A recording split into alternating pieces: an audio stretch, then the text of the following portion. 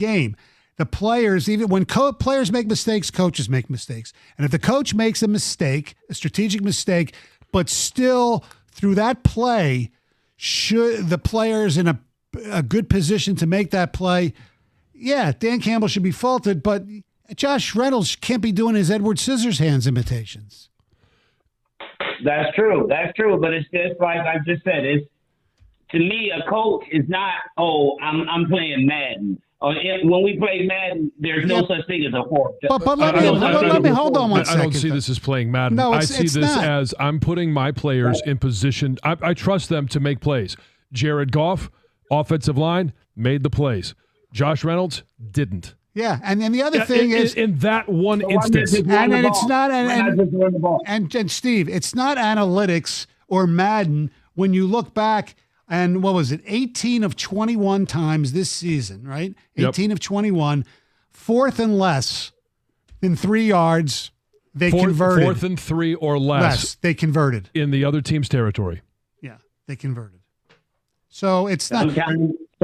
Sometimes success is not good in every venue. You shouldn't be relying on fourth downs that much. That shouldn't be a staple part of your game. Well, that's part of the reason they're fourth here. Fourth downs do happen. That doesn't. Yeah, exactly. That doesn't make it right or not. I mean, would you rather convert on third? Sure. Yes. Would you rather convert on first? Yeah, sure. Absolutely. There's no denying that this team's DNA is taking these risks and going forward on fourth down. Okay, I have no problem with that. I think the stat proves they're very successful at it. The argument here is philosophical. Is it worth it at 47 yards with your kicker, and he's 82% career from that range, to take the 3-score lead? So you're arguing 86 versus 82. Well, that's a wash, right? Right. So it just comes down to, philosophically, was it more right to try to take a 3-score lead than it was to kind of do what you did all year? That's an in-game difference where I think it's fair to say it tweak. You know, you could, yes, but you also have, looking at it, you put your player in position to be successful. Yeah, he should have caught the ball. I don't disagree with that, but I'm kicking the ball before that ever comes into play because I'm considering that there is a chance players can drop balls and all that stuff in those situations. You can also miss kicks. Exactly, John, and it's like I think. It's the fact that I could have gone up 3 and I could have had the same score I had at halftime 8 minutes deeper into the game. And I'm kicking to tie the game when it's 27-24. That's the one where I'm going to kick. Yeah. But if you truly go to who he is, he's going for the win then. They probably go for it every time, but that takes you back to halftime. I truly believe this is settling in for me this morning. You get him maybe off the record. He admitted a few things to us in camp this year that he wishes he would have done differently. I think he is going to regret actually not going for it at the end of the half. That's what this team did all year. That's what would have gave him a 3-touchdown lead. We would sit here and hindsight it if he didn't convert. But if they did, do you think they lose that game last night? Well, probably not, but you never know. That's 28-7 if you make the extra point. Dan in Detroit, what's going on? Dan? Danny. Hey, good morning, fellas. What's good up? Morning. Good, man. I'm going to take a different perspective from this. Okay. Because all year long we watched the Lions, right, in situational football in the second half. Like, they'll dominate the first half, and we'll be like, oh, they're all good. And then we'll get to the second half, and we'll be like, well, what happened? Like, I literally watched that all year long. So my blame goes to Brad Holmes. Because we watched Cam Sutton when Mosley went down. Mosley only played for like 2 games, I believe. Not even. Cam Sutton has 2 been plays. the guy. 2 plays, excuse me. Cam Sutton has been the guy all year long.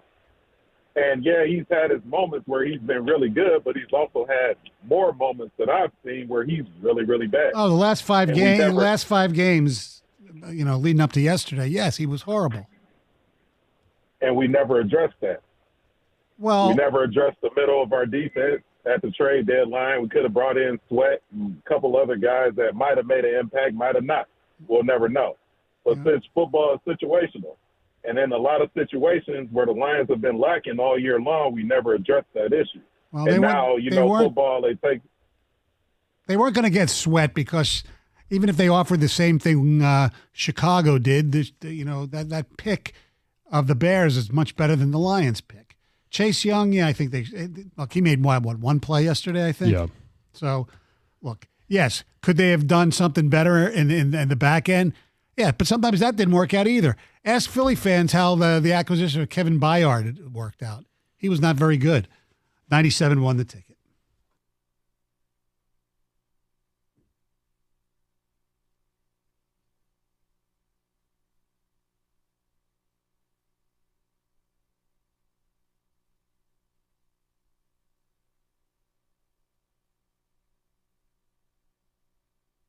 Brought to you by Twin Peaks. So, Tigers pitchers and catchers report on February the 14th. Unfortunately, we do have to move past Detroit football right now. The season ended with a thud in San Francisco, an extremely chippy game, which the Lions completely controlled in the first half, and then all Niners in the second half. The 17-point turnaround was the second biggest conference championship comeback ever, as San Francisco eventually won 34-31. Kyle Shanahan crediting Brock Purdy's multiple long open field scrambles as the difference between winning and losing. In the end, still one of the most successful seasons in franchise history, although Dan Campbell said it felt like they had their hearts ripped out of their chests. It was their 12th straight road playoff loss, a streak that's been plaguing them since 1957. So now on February 11th, it'll be the Niners versus Chiefs again. KC upsetting the Ravens in Baltimore 17-10 in the AFC title game. The Chiefs will try to go back-to-back. Before that, the Pro Bowl games will be next weekend.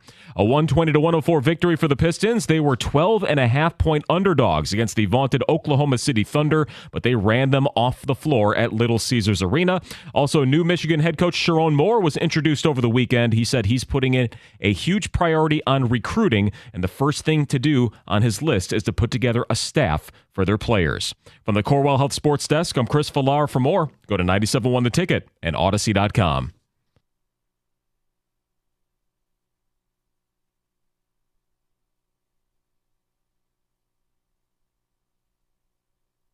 Thank you very much, Chris. 248-539-9797. You know, John, weird things always enter my mind. This isn't exactly weird, but if San Francisco wins the Super Bowl, you think the Lions start the season in San Francisco on Thursday night like they did this year? Because they got to play them. Yeah. My mind hasn't gone there yet. I know. That's something I thought of. Yeah. Well, I appreciate your mind. Thank you. 248-539-9797. By the way, happy birthday from yesterday. Oh, thank you. Thank you. Today's Grand Slam Ellie. I know. Happy birthday, Ellie. And it was Lucy yesterday as well, correct? Yep. Happy birthday to Lucy. It's very expensive December and January. Yes. Did you, because I tweeted out the picture yesterday wishing you happy birthday with me with the double bird. Yes. Did you see one of the comments from somebody? Glad to see you were hanging out with your grandfather, John. Let's see, 65 and 48. No. No, you could be my grandfather. You could be my dad. Yeah, I had a kid really early in life, though, right? Yes. You had some risky behaviors.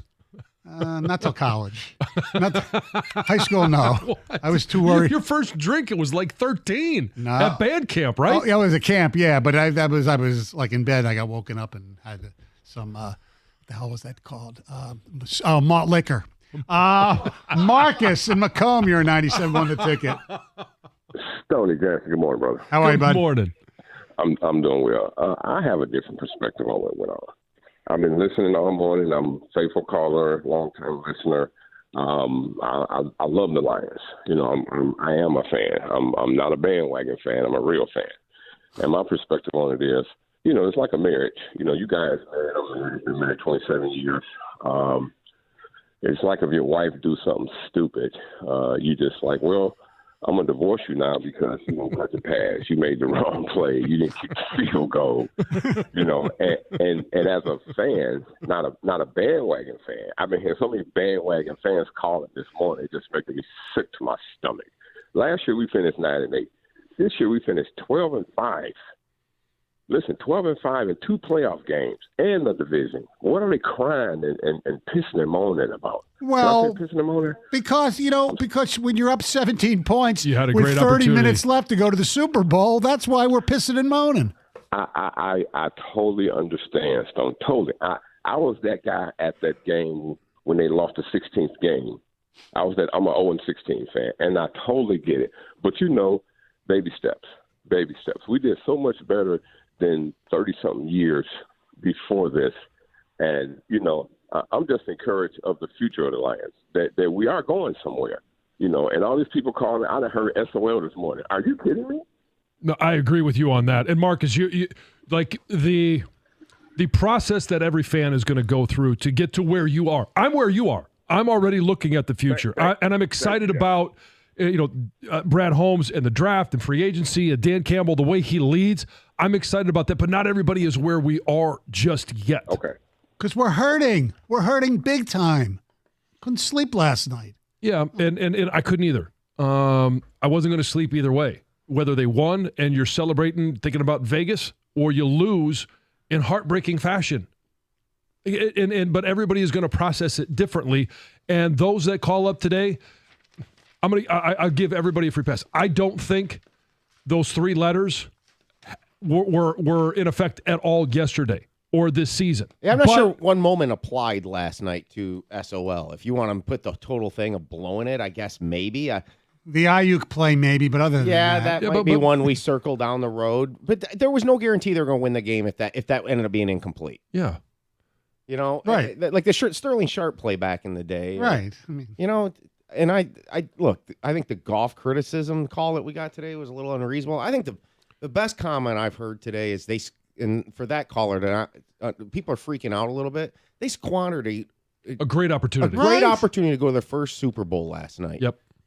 You can say they gagged it, choked it. I think that's a little heavy, but squandered it because a lot of players and the coaches were responsible. I think Ben Johnson deserves a little bit of blame last night. Again, apparently there's some problem with this team most third quarters in terms of the way they play offensively. Yeah, it's bizarre. I mean, somebody last night on the postgame show called it the turd quarter because Dan Campbell doesn't want any very turds. witty. I go back. No, to I think it's actually. I do think it is witty the way they play. They play like crap in the third quarter. So what's another name for crap? They were having the most success consistently by running Montgomery last night, and I'm most upset actually with that after the turning down the field goals is the fact that I thought that it was clear Montgomery was more successthere there shouldn't have been so much balance in the carry. Well, how about before the decision had to be made when it was 3rd and 4, he ran St. Brown instead. There's your play for Montgomery, right? There were examples last night, I think, in the second half where they got a little cute.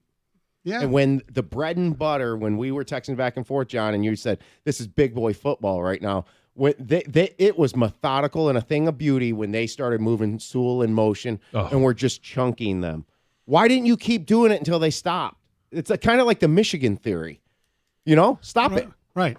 Stop it. Yeah, it's not our job to stop ourselves. Because I'll tell you what, the Niners were not. They had 8 in the box, but those linebackers were playing a little bit deeper than you typically play with 8 in the box. Well, they did change their defense pretty much from a zone to a man in the second half. John in Sterling Heights, what's up? How you doing? I just wanted to defend Cam Sutton a little bit. Okay. I got into an argument with some of the people I was watching the game last night because they said, Cam Sutton needs to go. For over half the season, correct me if I'm wrong, Cam Sutton was like lights out. I wouldn't say lights out, but he was good. Yeah, he was their best cover guy for half the season. I wouldn't say he needs to go, but like you said earlier, maybe not our number 1, maybe a number 2. I think he's a good number 2. I also think he's better when you find a way to pressure the quarterback. Yes. Yeah, absolutely.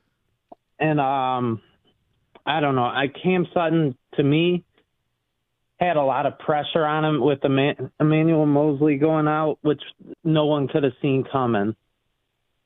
Yeah, you're right, because Mosley was probably going to be the number 1 guy. Right. No doubt about that. They've got to get him some help. And he's got to play better, too. He's got to play more consistent. No doubt. I didn't think he was horrible yesterday. It was probably his best game he's played in like 4 or 5 games. Jim in Belleville, although he dropped an interception. Jim, what's up? Good morning. Morning. I'm highly irritated. I don't even want to be around people. I'm so mad. If I were the Lions, I would put Cam Sutton in a taxi cab and send him home. I wouldn't even let him on the plane. And when he got there, he wouldn't have a locker or a paycheck. He needs to be gone. I think the whole team got their big boy pants taken off them, and that's what happened to them in that second half of the game. They just thought they were going to win that game because of where they were, and they sucked. Well, the second half, they sucked. You're right. We got a couple extremes here in the last 2.5 minutes. I got so many things I want to say and I can't say because I know you'll cut me off. But I'm just don't swear. I can't believe what they did to the fans. What, give you a great season to cheer for and many opportunities throughout the course of the year that we've never had? We were also high on them winning that game, just like they were, and they blew it. Yeah, they did blow it. They had that game. Yes. They had that game. Yes, you're right. Everybody from the coaches down. Yes. There's enough blame to go around for everybody. There's no question. Captain Obvious, you're correct. Yes. And it's just the fan base is so mad right now because they should have won that game. You are correct. Once again. I think that's what's sinking in this morning. Yes. Maybe a little bit is, and maybe we've been moving the blame around, and it's justifiable. I think the blame list is shorter than you guys, so be it. But they should have won the game. They should have won the game. That's why I didn't sleep last night. That's why I'm pissed. The Detroit Lions should be in the Super Bowl. And it sucks. Like the caller said, it's like, there's the Cam Sutton bashing, I think, is a little over the top. He wasn't meant to play the role he's playing. They changed their defense and basically put him on an island against the team's best receivers that he's playing against. He's probably not good enough to do that by himself. Correct. He wasn't signed for that reason. Abe in Canton, you're on 97, won the ticket. Hey, good morning, fellas. How are you? Good. Wow. Hey, I'm gonna piggyback on Jim from Belleville. I'm just upset. I couldn't sleep last night. Heat, sweat, and so I'm just gonna keep it short. I didn't see the invite for Max Crosby for halftime when the boys went into the locker room. Were we handing out cigars and popping champagne? I mean, they were a Super Bowl team the first half and came out in the second half and just gave it away. As a Lions supporter fan, everyone's accountable on this. We talk about Sutton, Dan Gamble. If he wants to gamble with his own money and his assets, but not the fans. This was Lions' year. Ownership is responsible for this one. It's insulting for ownership to go ahead and raise season ticket holders now. I mean, they might not ever have an opportunity to get back to where they were. I know how dare ownership raise the season tickets to like what the middle of the pack of the National Football League? How dare them? Well, here's the thing. I'm a season ticket holder on for Red Wings. If they raise the tickets on me, we're already paying almost six figures for 4 seats. If they raise the tickets, right, just based on the fact that they did a good run, looking back to last year, 9-8 and 12-5. Listen, fellas, I got kids. We're not handing out trophies to losers, right? The Super Bowl, that's the goal here. Regardless of how successful the year was, they lost. Well, of course they lost. Yes, that's why people are pissed off today. Well said. Yo, geez, wow, really? They lost? Oh, my God. I thought they won. 248-539-9797. You are always a winner when you go to Planet Fitness. That's right. You work out, you feel better. You feel better physically, and you feel better mentally. Now, right now, they have this big fitness energy sale that is back. That's right. It's back and better than ever. It's going on until the end of the month. 24 cents down, $10 a month. That's right. Just 24 cents down, $10 a month. I go to the one in West Bloomfield. Love the ellipticals. Love the treadmills, all that great stuff. They got the 30-minute circuit as well. And there's over 50 locations in the Detroit area. They got all new cardio at Utica, Oak Park, Southfield, new strength equipment in Woodhaven, Livonia. Also some other ones. The one in Heartland on Highland Road is now open. So for the best place to work out and feel good about yourself, it's Planet Fitness. It's a judgment-free zone.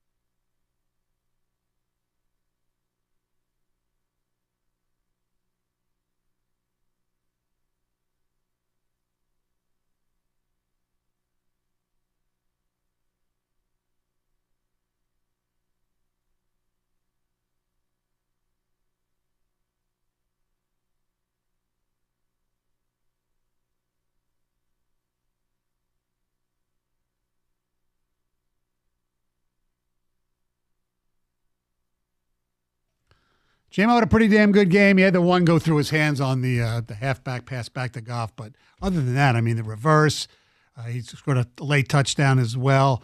And, we're sitting here, ripping, everybody for what's happening because we're pissed. We're hurt. We don't know if they're ever going to get back there again. We think they'll have the team that is capable, but doesn't mean you're going to go. And, the call that to me just is probably the worst of all of them was running the ball with Montgomery towards the end of the game because he got stopped. So you had to use a timeout there. And when you used your timeout, that means you couldn't. Because if you throw an incomplete pass and then score the touchdown like they did anyway, then you don't have to do the onside kick. You have 3 timeouts left. And you can kick it deep. You can try and get a stop, force them to punt, and then you're going to be faced with probably 25, 30 seconds, the ball at hopefully like the 60-yard line, and you've got an opportunity, a better chance that obviously they ended up with. 248-539-9797. James in Harrison Township. What's up, James? Good morning, gentlemen. Good morning. What a season, huh? What a season. I'd like to say, first of all, that there's not a thing in those guys' field that I could do myself. Or people on the sidelines, they do something way I can never, ever do. I really do appreciate them. I enjoyed the game this year. I just had to say one thing. Mistakes were made obviously on the field and on the sidelines. But on the field, anything from a blade of grass to a flash out in the crowd from a camera, the split second be made a mistake that could happen. As far as the thing I find unforgivable is Coach Dan Campbell. He has time to think before he makes mistakes and makes them a call. And those 2, they didn't try to get the field goal. He went for it. I just don't like that gambling. These kids worked their whole life to get this spot, and he just gambled away with nothing. Bagley has a 100% field goal percentage since we signed him. I just don't understand why he did not let him go for the field goal. And also, I'd really like to try to keep Ben Johnson, maybe take Dan Campbell's spot if possible. You want to fire Dan Campbell? Come on, man. Yep, and keep Ben Johnson. Oh, come on. Yeah, I think you're hallucinating. There's something wrong. Seriously. Everybody's entitled to their opinion. Yeah. But that makes no sense to me. None. Because you complain. Hold on. You complain about those decisions, which I agree with you. I didn't like those decisions either. Okay, but do you really think throughout this season, if he didn't gamble on 4th down situations throughout the season, that they would have even been in this playoff game? He's won 1 game and lost 3 because of that. And regular season for his gambling, only won 1 because of that. Which one are you saying that they won because of that? That was, I think, it was beginning of Tampa Bay, or the first Tampa Bay game. Or what about the fake punt in Kansas City on your own 20-yard line? Yeah. I think there's only 1 game that's actually gambled. Campbell's actually worked out for his favor. That's 2. We could come up with more. Yeah. Look, they're like 85-90% charges when at the it's end of the 4th and 3rd and less. Okay, I get. Look, so that's 100% kicking. No, not 100% kicking. It's not 100% kicking. Okay, guys miss field goals. Look, I would have kicked as well, but it's not, in my opinion, fireable considering what's happened. There are a lot of people that predicted this was going to happen, that his gambling was going to cost them. And you know what? It could have. But you have to at least acknowledge, A, the gambling paid off for some part of the season. Yeah. And 2, even with the gambling yesterday, especially on the first one, the play was there to be made, and Josh Reynolds dropped the ball. There were interceptions dropped. There were first downs dropped. There were mistakes made by players, by coaches, by everybody involved. Right. But this is a team that went 12-5. I think that's documented, right? Yeah. 12-5, and they won 2 playoff games. Is that still correct? Yeah, I think so. They haven't taken that away. Yeah, and should they have won last night? Yeah, I think they should have. Yeah. They didn't. They're not going to the Super Bowl. It's disappointing. It's heartbreaking. Right. And should he be criticized for those decisions? Absolutely. Yeah, but not fired. But not fired. We have no idea how Ben Johnson will be as a head coach. Some coordinators are great head coaches. Some are crap. Some are great coordinators. Yes. Morningwig, Patricia, we can go on and on and on. Let's go to Justin in East Point. You're on 97 on the ticket. Hi, you guys hear me? Yeah. Yeah. Hi. Okay, I have a different take than some of these fans. I think Detroit did great this season. I agree with you, Stoney, on I think where the game turned in the second half was that first possession when it was 3rd down and 4, Montgomery, and that first possession in the second half, after the defense did great and held them to a field goal, I told my girlfriend at the time, I said, we need to score on this possession. And we were moving the ball. 3rd down and 4, run Montgomery. He was getting 5, 6, 7 yards a pop. I think that's where the game changed, because if you run Montgomery, even through the 8-man box, he was still picking up chunk yardage. If he gets 3 yards, the 4th and 1, I don't think most of these fans, Detroit fans, would be upset if he went for it on 4th and 1, because the likelihood of him getting it is greater. To me, I think he thought in the back of his mind, maybe I could be wrong, but I'm thinking Dan thought, hey, we have a chance to go for a kill shot here. Okay, we're up 14 still. If we get this 4th down and keep the drive going, we go up 21. San Francisco was ready to quit. Or Justin, even, settling for 3 later on in that drive and burning some more clock too. Exactly. Right. But I think, like I said, if he, there's a couple plays, but I think the biggest one is instead of running St. Brown, on that play on 3rd down and 4, if you're going to run it, just run Montgomery or run Gibbs. All right, well, Gibbs, yeah, because they were picking up chunk yardage. You know what I'm saying? So I think you get it right then. You keep the drive going. Everybody feels good. Like you said, Stoney, even if you don't end up getting the touchdown at that point, you do kick a field goal, you go back up 17, the crowd's back out of it again. And Detroit, you're feeling good again because you put points on the board. But if you get that touchdown and you go up 21, San Francisco, they're ready to quit. Now, let's be real. Let's be honest. There were 2 fluke plays that changed the game for San Francisco. That Brock Purdy, when he's scrambling out and throws the ball over the middle, my man makes a lucky one-handed catch while getting hit. That changed the momentum. And then the pass interference, which wasn't a pass interference, that bounces off my man's face mask, and he gets the catch. That right there kind of changed the momentum of the game. How about Justin? How about the punt that should have been downed at the 1-yard line? And the punt that should have been down at the 1-yard line. Yes, that one. I mean, it was like in the second half, everything started going for San Francisco. They were getting all the breaks right then. But I mean, I swear, man, if we score in that first possession in that second half, either, like you said, either a field goal or make this, like I said, get that first down. And if you don't get that touchdown, but you make that field goal a more makeable field goal than a 48, 50-yard field goal attempt, or you get that touchdown, that game is over with. Or at the end of the first half, too. I think if we get that touchdown at the end of that first half and you go up 21 instead of 17, that's huge. You know, so there was 3 little plays, but I'm proud of this team. All these people calling in, crying, whatever. Okay, I get it. Yeah, we're all upset. But guess what? Everybody was all drinking the Kool-Aid the last 2 weeks. Everybody was fine. And maybe I have a different perspective on this because I had a cousin who played for the Houston Oilers when they got beat by the Buffalo Bills in the fourth quarter, gave up, 30 points or whatever? The biggest loss. We were going to the Super Bowl. I'm like, my family, my mom were like, I was in high school at the time. My mom and dad were like, we're going to the Super Bowl. Fourth quarter, we had to get out of that. Boom, boom, boom. They end up losing it. And if you watch it, my cousin's name was Michael Dumas. He was number 38 for the Houston Oilers. All the touchdowns got scored on the opposite side of where he was playing at. We're sitting here watching this game. They blew that whole fourth quarter. 30-point lead. It's historic. You know what else on that drive, John? Yeah. After Montgomery, rushed for 5 yards to get a first down. 1st and 10 at the 49ers 36. They went for a kill shot, incomplete deep pass to Sam Laporta. Maybe if they just kept running the ball, doing the short stuff, we never would have had that situation. Anyway, we can just go back and say, well, they should have done this, should have done this. They should have definitely called it.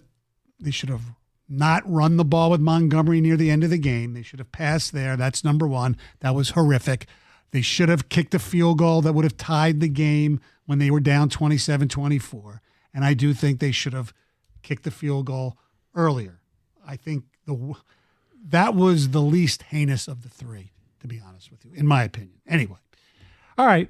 248-539-9797. We'll hear from TJ Lang coming up in a little bit. He was here earlier, and his thoughts on that fourth down play. That's coming up next. 97 on the ticket.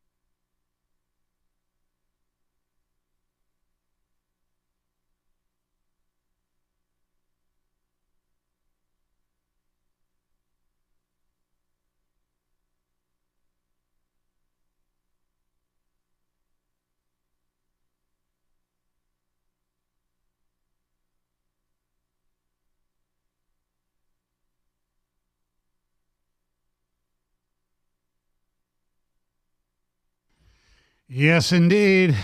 And they're on that play, they just showed it on one of the ESPN shows that we have in the studio, and it looked like there might have been a miscommunication because Cam Sutton was pointing to Gardner Johnson, so maybe he was supposed to be in a place he wasn't. I have no idea.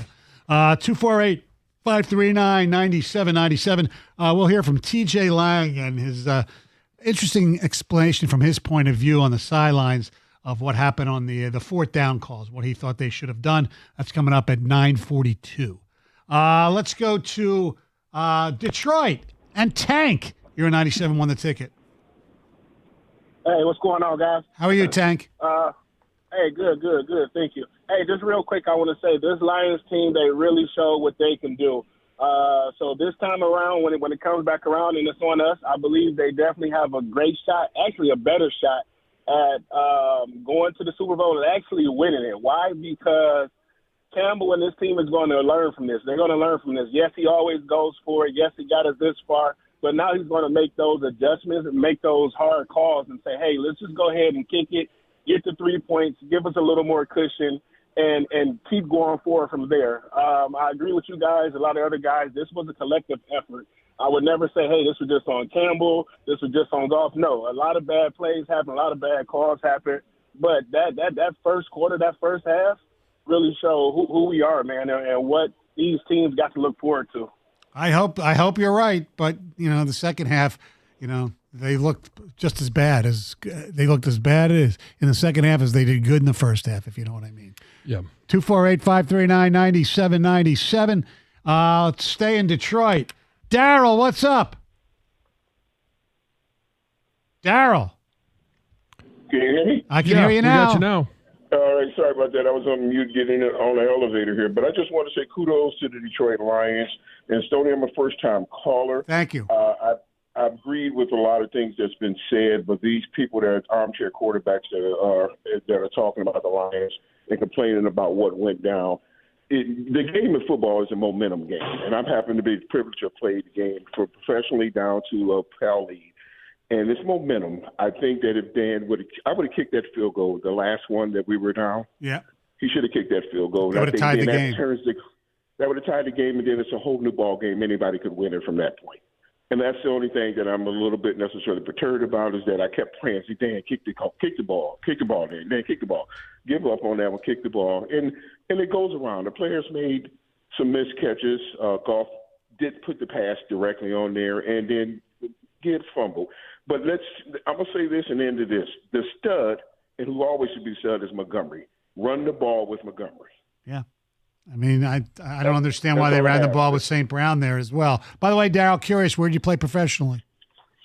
I played in Toronto. I played the Canadian Football League, and I was on the Gong Show and got kicked off with Ty Christensen for the Lions. So The Gong Show? Did you say? Yeah, I played in Canada for a year and a half. Necessarily didn't see a lot of action, but I came back to Detroit because I'm a native of Detroit, and got cut the last part. Didn't make the. All right, thanks for the call, Daryl. The Argos. Yes. 248-539-9797. Let's go to is this Yak? Is this Yak? Let's go, man. I've been a fan for a long time, 40 years. I'd say this year was a great season. J-Mo looked great in the last game. Also, Dan Campbell, all these fans, he lives by the sword, he dies by the sword. I think next year we will be fine. I hope you're right. I hope you're right. But when you were watching the game, Yak, did you want to yak at those decisions, or were you okay with it? Huh. I wanted to yak at the beginning of the year when he was making them decisions, and everybody was like, that's him, that's him. Like I said, you live by the sword, you die by the sword. And they did both, no doubt about it. Thanks for the call, Yak. Live by the pun, die by the pun. Exactly. Well, I was I'm mad at myself because I forgot when Tank called at the end to say thank you very much. Oh, come on. Let's go to Jeremy from Troy. You're a 97 won the ticket. Hey, what's going on, guys? How you doing? Good. Listen, man, I just want to inject a little bit of positivity into the conversation because I know there's a lot of salty callers coming in today because I know obviously today's loss or last night's loss, it hurts. Let's not mince words here.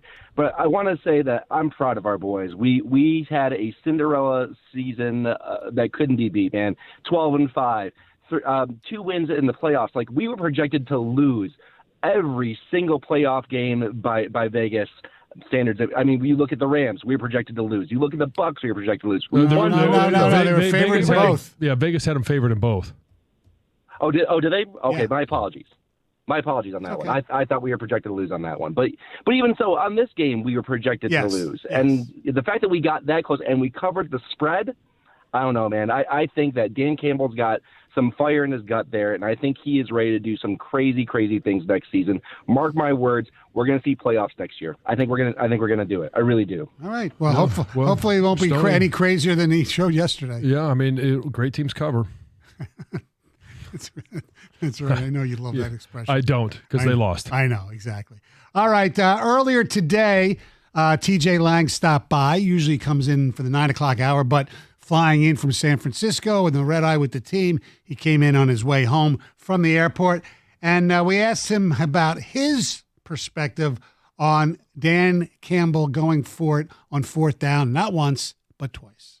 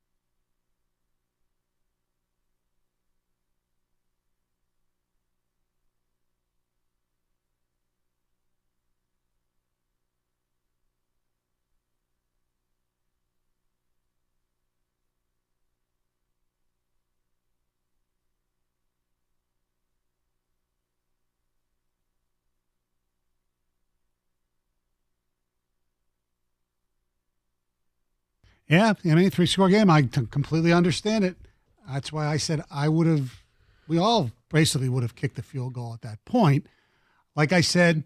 In the second one, not the first one. First one I would have too. But I was fine with going forward, especially since it was in the hands of Josh Reynolds. Right. I mean, yes, he turned into Edward Scissor's hands there. It's a drop ball. Yes. It's a very critical, crucial drop ball. Right. But I'm not gonna get on a player for not making a play. They were there to be made. They were there to be made many times in the second half. They were a series of plays that the players did not come through in the second half, and either did the coaches. So it was a collaboration, and it's just, you can sit there and rank what was worse, what was the bottom line of all this. It just sucks. it hurts. You're 30 minutes away from the Super Bowl. You're controlling the whole freaking game. You were proving to America that this was not just some Cinderella story. This was a really good football team. And I still think they're a really good football team, but they just blew a golden opportunity big time. We'll get you ready for Carson Anderson coming up next. 97.1 The Ticket.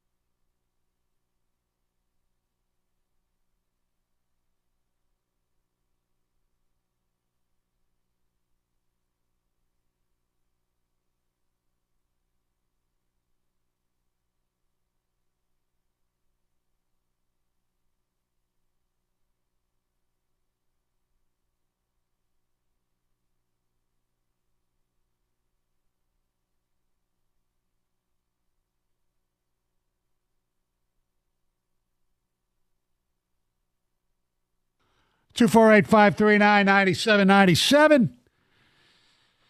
Carson Anderson will follow this program, and Mike and Rico. We got a Lions review tomorrow, I believe, at 6 o'clock. Yeah. Dan Miller, Wojo, the Birchie Kid, all that good stuff. By the way, Dan Campbell will address the media today around 4:15. 248-539-9797. Let's go to Damon. What's going on, Damon? How's it going, guys? Good. How are you? I could be better. Yeah, we all Listen, could. I want us to get rid of this whole notion of the same old Lions. SOL is officially dead. Can we be clear on that first and foremost? I agree with you, Damon. Some people can't let it go, but I agree with you. Some people here in the station last night were tweeting about it. Couldn't let it go. Yeah.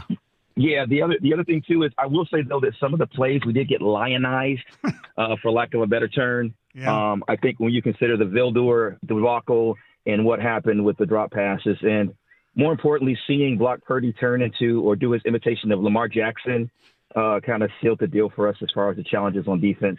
But all in all, man, I think we had a great season. We're a great team, and we're in the bracket now. We're on the map now, and that's all that matters. I'm very happy to be a Detroiter living in Canada, way up in Canada, in fact. Where you at? I'm 2.5 hours north of Toronto. I'm in Peterborough. It's home of Mickey Redmond, right? Of course, you would know something. Yeah, you got it, man. You got it. And growing up in Detroit and being up here, man, it's an amazing experience for me. I love it. Oh, good. Thanks for listening. We appreciate it. But I will say they're not a great team. They're a good team.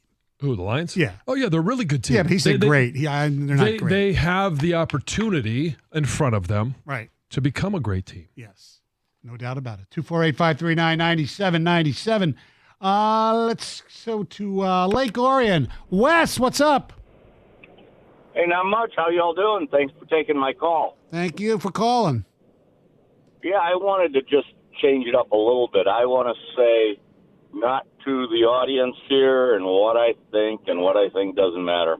I want to give a shout-out to the entire Detroit Lions team, coaching staff, and owners for making this an amazing season for us. That middle of last season, we could have never imagined getting where we got. That's true. So I'm totally happy. Yes, I'm disappointed they lost the game, but I'm totally happy. I love the team. I love what they did. I love the coaches and every single player. And Jared Goff's my quarterback of the year. Second is, there was a play, somebody mentioned it earlier, where it was a good possible interception. The Detroit defender, I can't even remember who it was. You have to excuse me. I'm 70 years old. My memory's not the greatest. He fell on his back, went through his hands, bounced off his face mask into the air. Kendall Vildor. Well, you know what? Shouldn't there be a face mask penalty there? No penalty there. No. I know, that's just tongue in cheek. Oh, okay. There should have been a face mask on McCaffrey when he was running and he put this. You know what? I knew at some point that would come up. There could have been a foul called on James Houston when he buried Brock Purdy. Ali McNeil too on one of them. Too. Yeah. So right. it all comes out in the wash. All kidding aside on that Vildor play, though, that's the one that the trolls or the Jeff Riegers of the world or the SOL people claiming are that was the black swan moment. Yes. That Jamie always said, the black swan moment. I'm not going to go there yet. I'm not completely against it, 5 years from now, us looking back on the blown opportunity here. And that's why they got to finish this deal next year. They put themselves in position, but there's no guarantee, like Campbell said. Right. But they got to finish it to take this away. No doubt. Let's go to Flushing. Eric, what's up? Hey, good morning, gentlemen. Thanks for taking my call. Thank you for calling. I don't know if it's been addressed, but on initial contact, we don't tackle. It was hard for the defense to wrap up. Yeah. I know that they was running hard, but we didn't match the same intensity as when they was running hard that we was tackling. And then that can be a backbreaker for us too, because it's for an example, it's just like McCaffrey last score. Chris Harris was dancing in the end zone. Hit the hole, man. Hit the hole and tackle him. Don't wait for him. But I think it was a lot of missed tackles that we had on third down, and they broke and got the first down. And if we just can just wrap up and tackle, we'll be better off. We'll be better off. That was very disappointing, but it's been a problem all season, really. And that was, I think, both of ours. It was my number one concern going into the game because you have a guy like Deebo Samuel that when he has the ball in his hands, he runs angry. You got a guy like Christian McCaffrey that's hard to bring down. Like the reason he's the best running back in the NFL right now, and maybe the best football player, is because he's really good, and you've got to find a way to wrap those guys up. It's not an easy task, but yeah, the Lions need to find a way to be better at that. Yeah, absolutely. And they couldn't tackle Purdy either. No. That to me was maybe the disgusting part of the defense. All right, Joni. You're in 97 The Ticket. What's up, Joni? How are you? It's my first calling, but I listen to you guys all the time. I love you guys. Appreciate it. But just curious. I mean, there's a lot of calls, a lot of Monday morning quarterbacking, but a lot on the field goal. And my question is it shouldn't even really came down to the field goal. I mean, we lost a 17-point lead. Yeah.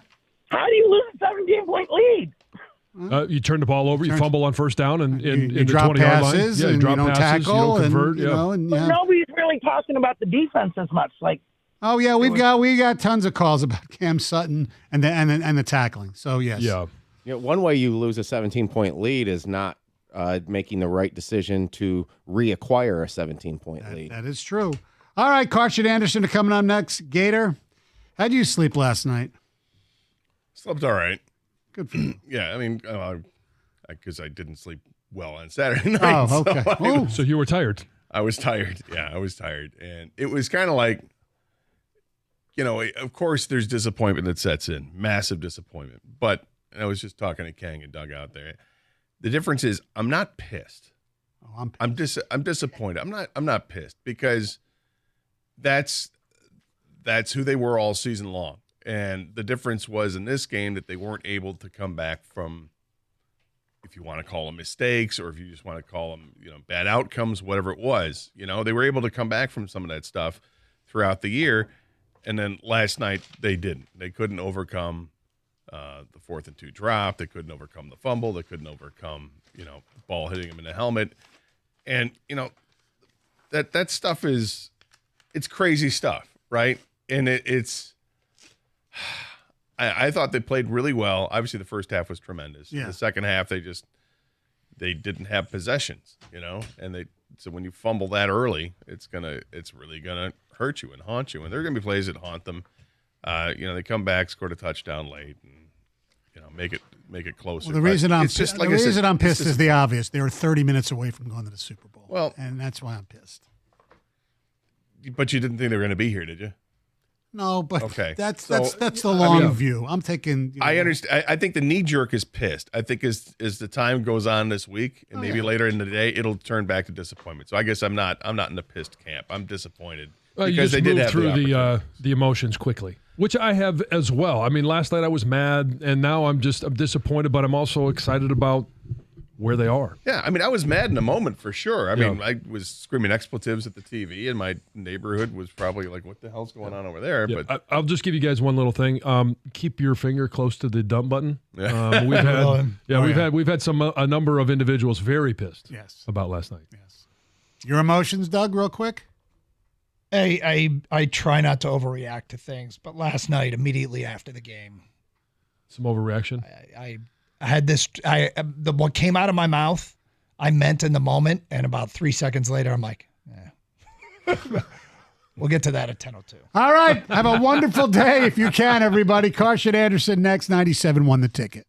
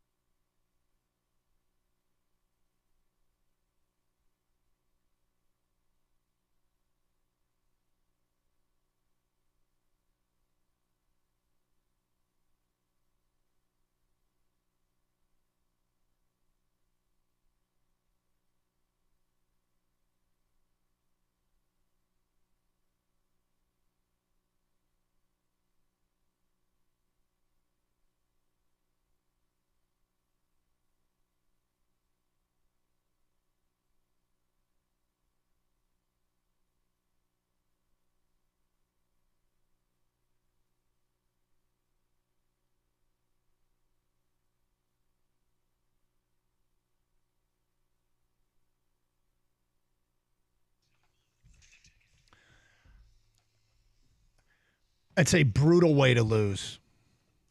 It is an absolutely brutal way to lose. It's a painful way to lose. It's such a tease to be that close, to be up that much. And I mean, look, I think people that are familiar with, that watch a lot of football, knew that the game wasn't over, but it was trending in such a good way. It is a very painful way to lose. 17-point leads are no fun when you lose, obviously. But it was a 17-point halftime lead. I've seen games that have had 17-point leads that disappear in the fourth quarter. Those are more brutal to me. This one obviously hurts because of the stage that it was on, what was at stake, how good you felt going into halftime, and how quickly things changed in the second half because of a couple of mishaps. And it's, like I said, I think in the moment I was furious. There were plenty of plays I was furious about. But when the game was over, I think about 15 minutes after the game, it just settled in. It was disappointment, and I'm hurt, but I'm not pissed because this team gave me a lot of joy this year. I expected them to, beginning of the season, I thought they'd go 12-5. I thought they'd win the division, thought they'd host a playoff game. I didn't think they'd be playing in the NFC Championship game.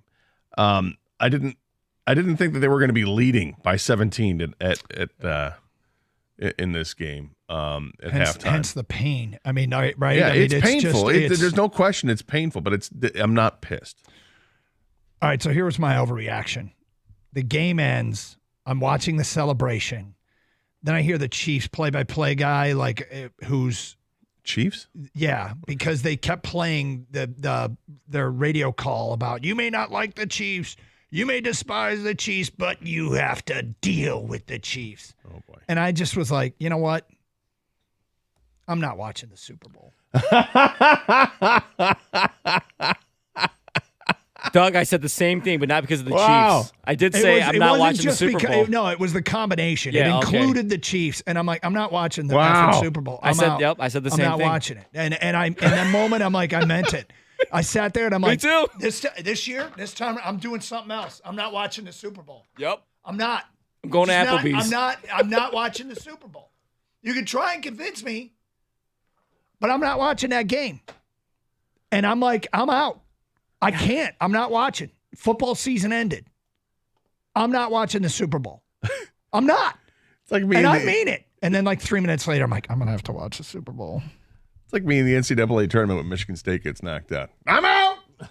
No, but I believe you on that. Yeah, that's true. That's true. different. Yeah, that's totally different, dude, actually. That's proven to be the case. I like how you both have said that because I'm thinking to myself, I have no desire to watch Kansas City and the Swifties against the team that just broke our hearts. I don't want to watch this. And my initial reaction was, I want Kansas City to pound the hell out of San Francisco. Right, I agree with you there. And now, but now that you say this, now I'm like, and I don't want to have to watch it. I don't even want to pay attention to it. But there was a bunch of stuff, right? It was watching their fans celebrate, okay? And I'm like, okay, that's painful because that really feels like it should be us watching the teams. And then I heard some TV post-game analysis. I can't remember if it was on ESPN or what, and where they were like, and to think of what their fans have been through. And I'm like, to think of what their fans I know. What their fans have been through? You mean the 11 NFC title games they played between the last time we played in one and this one?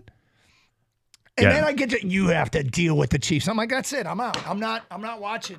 I'm not watching the Super. I'm starting to think I might not again. I think it was the same time they made that maybe in the same comment. It was something about San Francisco. They haven't been to the Super Bowl since back to 2013 or whatever it was, and they haven't won it since the mid 90s. Well, and I'm like, they were in the Super Bowl 3 years ago. I'm like, well, that one. And I'm like, but they've been to every NFC Championship game.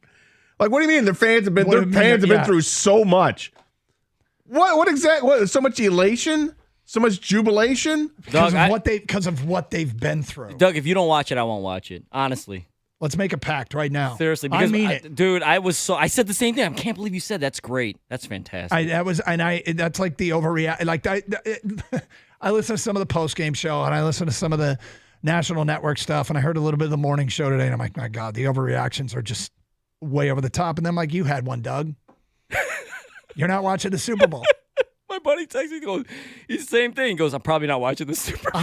I'm like, right? dude, I might be with you. F that game. Yeah, right? Stupid game. I said that same comment after it was the 1988 Super Bowl. I think it was Washington and Denver. And I said, I'm not watching this game. I don't care about either team. I'm After not. the Super Bowl, No, you it said was that? it was before. No, once we found out who was going to be in it, I'm like, okay. I'm not watching. I'm going to do anything I can other than watch this game. And I had a date set up. Swear to God. And then it fell through at the last minute. I'm like, all right, whatever. Then I went to my friend's house and watched the game miserably. That was the Doug Williams game. But I've had that feeling, man. I've had that, but not because of what happened here. I mean, this is where I get it, right? Then I just didn't like those two teams. This is like, no, screw you. My team should be here, and they're not. And I don't even care about life. Right. I'm not. And of course we do. Of course we do. That's a huge. That was the second thing I said. Was I don't care about life. No, I care very much about life. That trumps my Super Bowl reaction. All right, you win. You always do.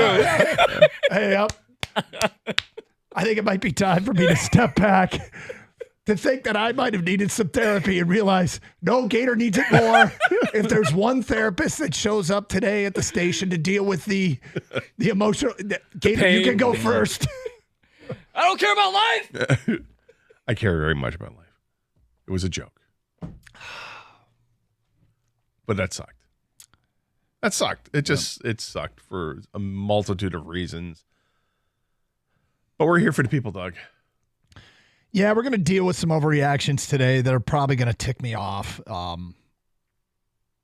And yet, yeah, I always try and zoom out and take a 30,000 foot view. There's a whole bunch of stuff that scares me, and it was such an incredible run. It was such a great ride. I would argue that we enjoyed these 2 playoff wins more than any city has ever enjoyed 2 playoff wins in the NFL. I think that's true. I agree with you. And I don't know that this season, the emotion, the elation, the relief, the hungry man walking barefoot across a desert for 32 years finally gets a meal. I don't want to wait another 32 years. I don't know that the authentic emotional high can be replicated. And it'll still be fun. And I guess we still have something out there that's massively looming over us that we're 2 steps shy from doing. But I mean it. I'm not watching the Super Bowl. Your call's next. It's Champ and Chump on a Monday, 97.1 The Ticket.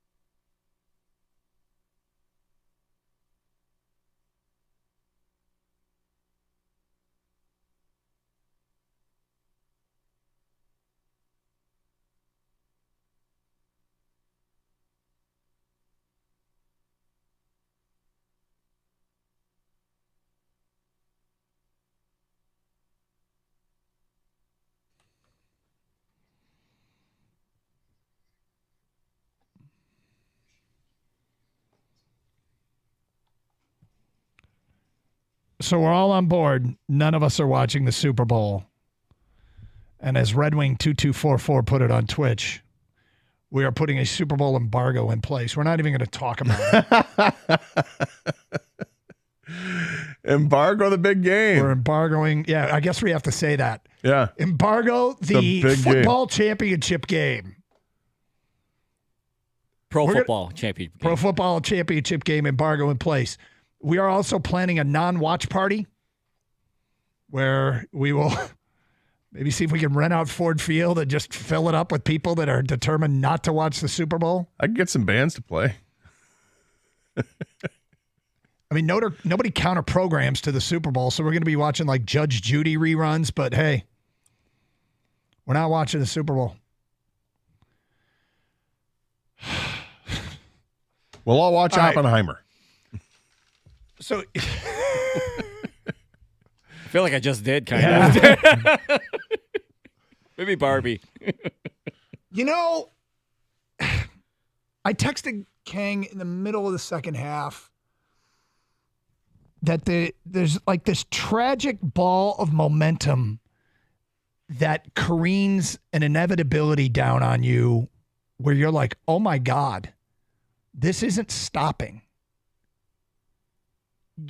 You can feel it coming. And it was a feeling of inevitability that sunk in where the Lions were still leading in the game, but you knew they weren't going to be. You knew at some point, and I kept going back to, okay, this team has cited a superpower. They've talked about their ability to not let stuff bother them, to bounce back. And you kept waiting for that. And I think that's where you really get into the grit. You kept waiting for the grit and their toughness, their mental toughness to stop that tragic ball of momentum that was barreling down on them. And they couldn't. They couldn't. And credit San Francisco, right? I mean, San Francisco was the 1 seed for a reason. San Francisco was the favorite to get out of the NFC for a reason. And it's hard to imagine that little twerp Purdy kept getting out of jail and running for first downs and making key throws. It is, but it isn't. It is exactly, because he is proven to be very good. Yeah, and he is good, and he does have escapability, and the quarterback escaping the pocket is something that has plagued the Lions forever. It plagues everybody. I mean, running quarterbacks that can do things. And this team, but it happened in epidemic proportions. An epic proportion, I should say, in the second half. I mean, it was like 5 plays where they had him, and he squeaks through, runs for the first down, or throws some weird ass across the body pass to Juwan Jennings. He hit Juszczyk, for crying out loud. God, I hate Juszczyk. Why do you hate Juszczyk? He's a fullback, and I'm tired of the fullback getting all this. Is this another thing you think he gets too much hype? Yeah. All right. I mean, and the fact that you being the Lions held George Kittle to 2 receptions for 27 yards. Second one was pretty big. Yeah, of course it was. But I mean, it was 2. He only targeted him 3 times. But you held him in check. Brock Purdy didn't do what other quarterbacks did. He didn't throw for 400 yards or 300 plus yards. He threw for 267 yards. He had an interception. You know, all these like. Remember last week or so, I said like, hey, anyone's welcome on to support the Lions, bandwagon fans, SOL fans, whatever, Lions free guys, people that picked up their teams, whatever, you know. But your journey isn't the same as ours. Your happiness can't be matched as what we're feeling. Well, the exact opposite emotion can happen too, and because my pain, my heart getting ripped out is probably worse than those fans right now. I mean, it was a hell of a ride. But because you're more invested in it. That's why. Hurts, man. This hurts. And bad. this is why those people that are skeptical and this is why they feel that way, because they don't want to feel the pain that we're feeling right now. That's why they do it.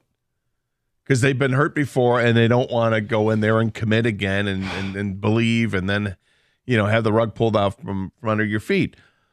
But to them, I say this. I enjoyed the hell out of this ride.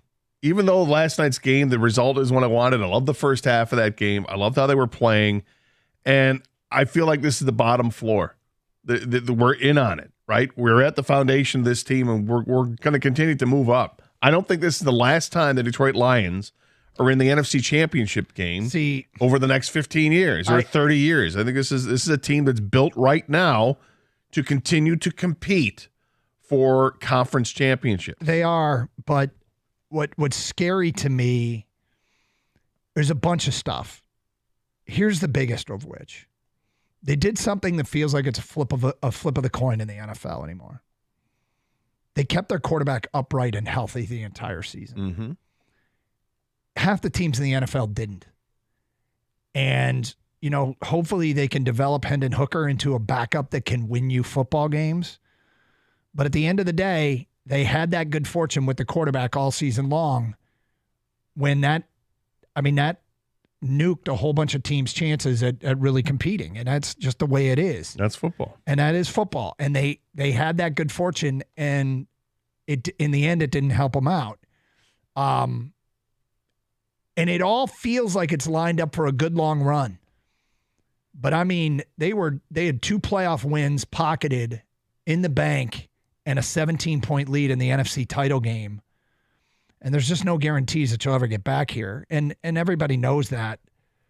But I'm not counting, I'm not thinking that it's a fait accompli that they'll be back here. And God, I hope they are. It feels like it's all there for the taking. And maybe the most important thing is that they've got a general manager that knows what he's doing in the draft. And so they've got this incredible resource in the NFL draft that we might be able to take advantage of more than any other team in this league. And so you hope that the GM can address all that they need to do, but they're just no guarantees. And it's why it hurts so much. But you're right. It feels like they're set up to make another run at this thing for a while. It feels like it, but there's no guarantee you'll be up 17 at halftime of the NFC title game. I bet you won't be, actually. Even if they were to move on from that game, to be up 17 on a team. Will it ever be more promising than that split, that moment in time? But are we going to see a team drop a 4th and 2 pass? Are we going to see them drop a 3rd and 10 pass? We're going to see be all in the same sequence of plays like we just saw last night too. It goes both ways. That's more likely than being up 17 at halftime in the NFC title game. It is, because who you're playing is probably the next best team, if not better than you, right in that moment. Listen, I think everything's set up to be great, like you guys do. I have a very promising future ahead of us, but nothing's guaranteed. And I wondered if fans said the same thing in 1992. They of course did. And what happened? And yes, we have as much a stark reminder of how it doesn't work out more than any other community. But that team didn't have the quarterback that you were bragging about. Right, that team had several quarterbacks, and that team didn't have. Obviously, there was other things that happened with, tragedies during the season and in the offseason. That team suffered massive injuries to guys on the defense. Benny Blades was never the same, and obviously, it's just a totally different team. The circumstances of, hey, we feel like they're on the ground floor of the foundation, and we'll be back here. That feeling is the same, but the circumstances around that team, comparing it to this team, where this team does have the foundation of this great offensive line. They do have, a 2-headed attack in the running game. They do have the quarterback who is your unquestioned quarterback. You're not thinking about, should I play the guy that I just drafted in the first round a couple years ago? They're not doing that. All right, we'll get to your phone calls. Mondays mean Champ and Chump. We'll have our nominations coming up. It's Carson Anderson, 97.1 The Ticket.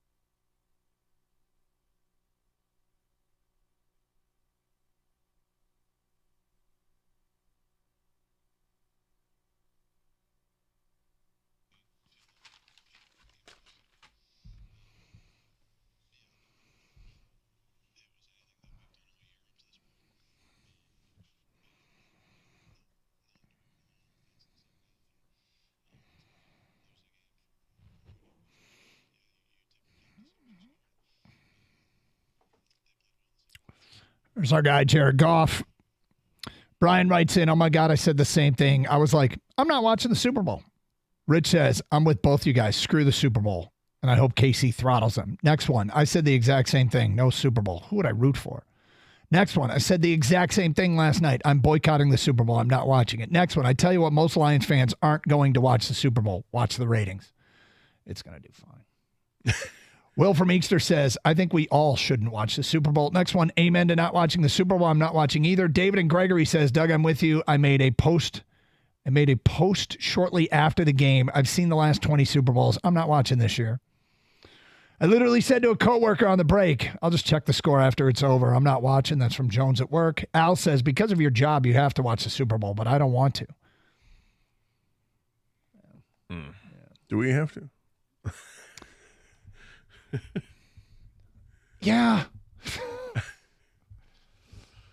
All right, champ and chump Gator. Look, my champ of the weekend is Brad Holmes. I still absolutely have faith in this guy. Love this guy. He's built the team to be this good and come within a hair of going to a Super Bowl. Yep, that's me on his leg.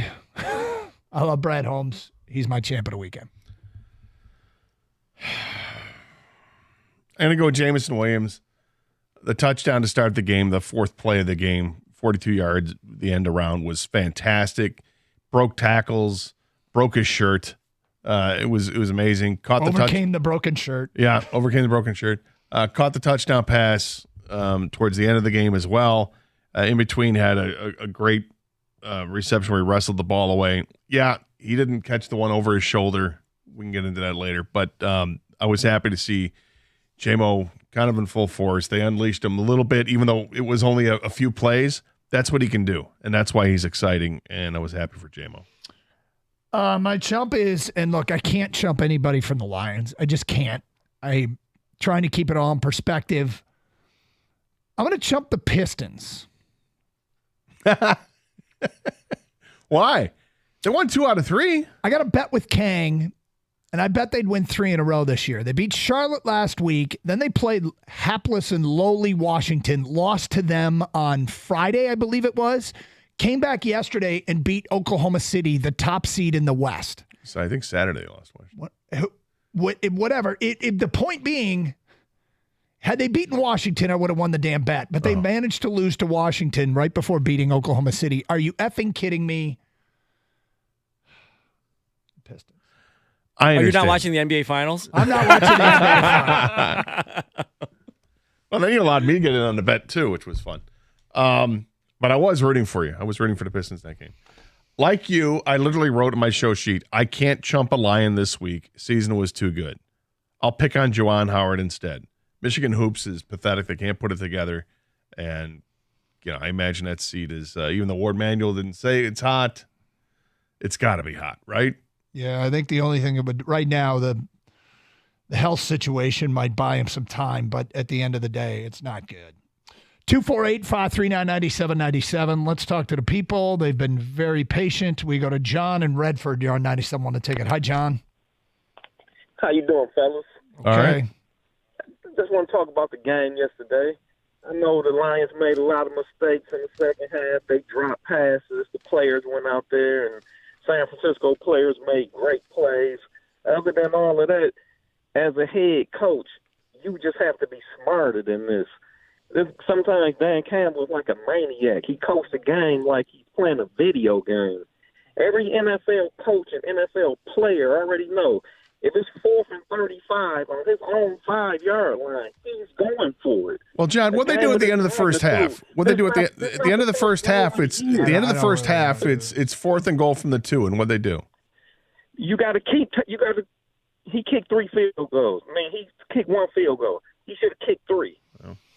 I'll say this. Glad to recognize he kicked the 1. I've said it a couple months ago.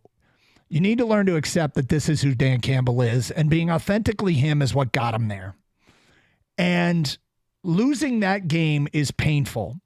Losing that game being yourself is painful. Losing that game not being yourself is worse. You have to, you really have to say and accept that this is who Dan Campbell is.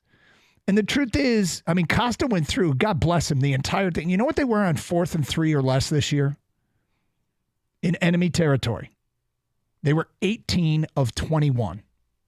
That's pretty sweet. And so this is who he is, and that's what got him here. And I could say in the moment, I said, look, I'd kick the field goal, but I also don't want Dan Campbell to deviate from who Dan Campbell is, because I think that's as much a part of why they're here as anything.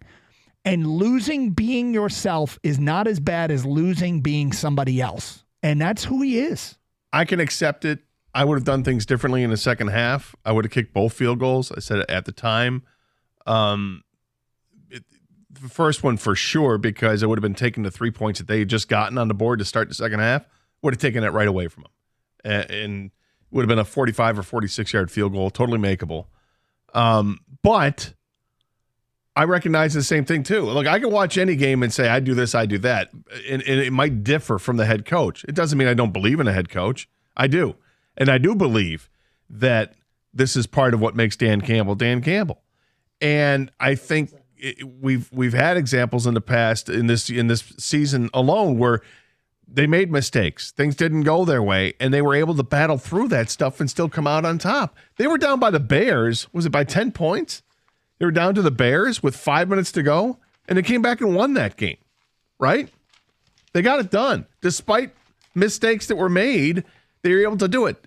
Last night, they couldn't get past the mistakes. They couldn't get past either one of the Josh Reynolds drops. They couldn't get past the Jahmyr Gibbs fumble. They couldn't get past the ball that bounced off of Vildor's helmet and hands, and they couldn't get past the ball that slipped through J-Mo's hands. So I personally would have kicked the field goal that you guys were talking about right after halftime, after the Niners, scored 3 points. But whatever he decided in that moment, I was cool with, because this is who Dan Campbell is. You just got to accept it. Yeah. This is who the team is. And if you praise Dan Campbell for being a great leader, and you praise him throughout this entire journey of getting this team here, you can't turn your back on him now, because that's who he is, and that's part of him being a leader of this team. You're asking him to do something. It's not him. That's not him, Nope. but that's part of how he led this team, so you have to accept that. And by the way, you just read off the stats. It's worked out more times than not, and he's not going to be perfect. And by the way, that play worked. Everything but the final spot. Everything but the final catch. execution, yeah. I mean, was it the best throw that Goff could have made? No, but it was But I a think he threw catchable it throw. in a spot where he had to as well. It was a catchable pass, ball, and he didn't catch it. Not as catchable as the next one that was dropped. The 3rd and 10? Yeah. I mean, ultimately, they had great success in enemy territory under those same circumstances all season long. And I have learned to accept that. And I think a huge part of Dan Campbell's success is being authentically Dan Campbell. And that includes, I'll accept it. Others won't, but that's why I'm willing to accept it. It's also not, it's not like a crazy 4th and 6 play. It's 4th and 2, right? And at the end, later in the second half, it was 4th and 3. I didn't like that one either, but these aren't these crazy stretches that people want to make it seem like the previous caller says, if it's 4th and 35 from their own 5-yard line, he's going to go for it. No. He doesn't do absolutely bat crazy things. All right. He takes calculated risks that straddle the line of do you or don't you. I'm accepting that's who he is. None of these were. I mean, my man created 4th and 35 from his own 5, and it wasn't that. No. 248-539-9797. Let's go to Roger in Plymouth. Hi, Roger. Hey, good morning, guys. What's up? My thoughts are this. It's very easy to look back, but right now I'm looking forward. And next year they're going to play. A couple things concern me. Next year they're going to play a first-place schedule. They're going to play with the big boys, and they're going to probably lose 2 coordinators. No, they might not lose any coordinators. I expect them to lose. They're not going to lose Johnson or Glenn? There's 2 jobs left, and I don't think they're going to lose Aaron Glenn. And, Ben Johnson's competing with some pretty big names. But, I mean, Ben Johnson could go. I'm sorry. I don't mean to jump on you, Roger. I just don't think they're going to lose both. They might lose one. Well, I hope they don't lose Johnson because we all know that, Campbell doesn't call the offense or the defense. Oh, he did. I mean, he makes the big decisions to go for it. Well, if you go back to the first season, once they fired Anthony Lynn from his offensive coordinator duties, Dan Campbell took over calling the plays that year, and then offense started to click. So I'm not terribly concerned. Look, I'd rather hang on to Ben Johnson, of course, but I feel as though they'll be able to fill his shoes. I'm not going to say not miss a beat, but they have the chance to not miss a beat because what's been consistent is Dan Campbell. And that's true. He's a great motivator. I just, I guess I hope that Holmes and the general manager, and I do have this faith, that if he's as good as replacing coordinators or that kind of coaching personnel as he is with drafting, I think we'll be all right. But I'm just a little concerned. Understandable. I mean, there is reason to be concerned. There are challenges ahead. These are rich people problems. You're really good. People raid your staff. Harder to sign players. I mean, getting to the top, getting to this point, I should say, is one thing. Staying here and going to the next level isn't easy. They have to have a good offseason. And they'll have enough resources to have a good offseason, especially with the way they handle their draft picks. And, I mean, I'm hopeful that a whole bunch of their young players continue to get better. I mean, there's no doubt that they are left with a hunger. There's no doubt that all of their young players are left wanting more. Does that motivate them through the offseason? Yeah, basically. They're one of the youngest teams in the NFL. I mean, you had 3 guys in a team that had championship game experience. 3. Anzalone, Jared Goff, and CD Deuce. And you see how many championship games? 7 games total between the 3 against San Francisco's, 71 or 73, I think it was. It's Carson Anderson, 97.1 The Ticket. Happy Super Bowl for those who celebrate. From FanDuel, America's #1 sportsbook. Super Bowl Sunday. It's a great American tradition. And you can bet on it through FanDuel. Pick up a win or 2 or 3. You can bet on who wins the Super Bowl. FanDuel has bets which player will score a touchdown, how many points will be scored, and much more. Player props, check them out. You can bet on the anthem. Maybe bet on the length of the anthem and watch Judge Judy. Hey, new customers, join today and get $200 in bonus bets if your first $5 bet or more wins. $200 in bonus bets if your first $5 bet wins.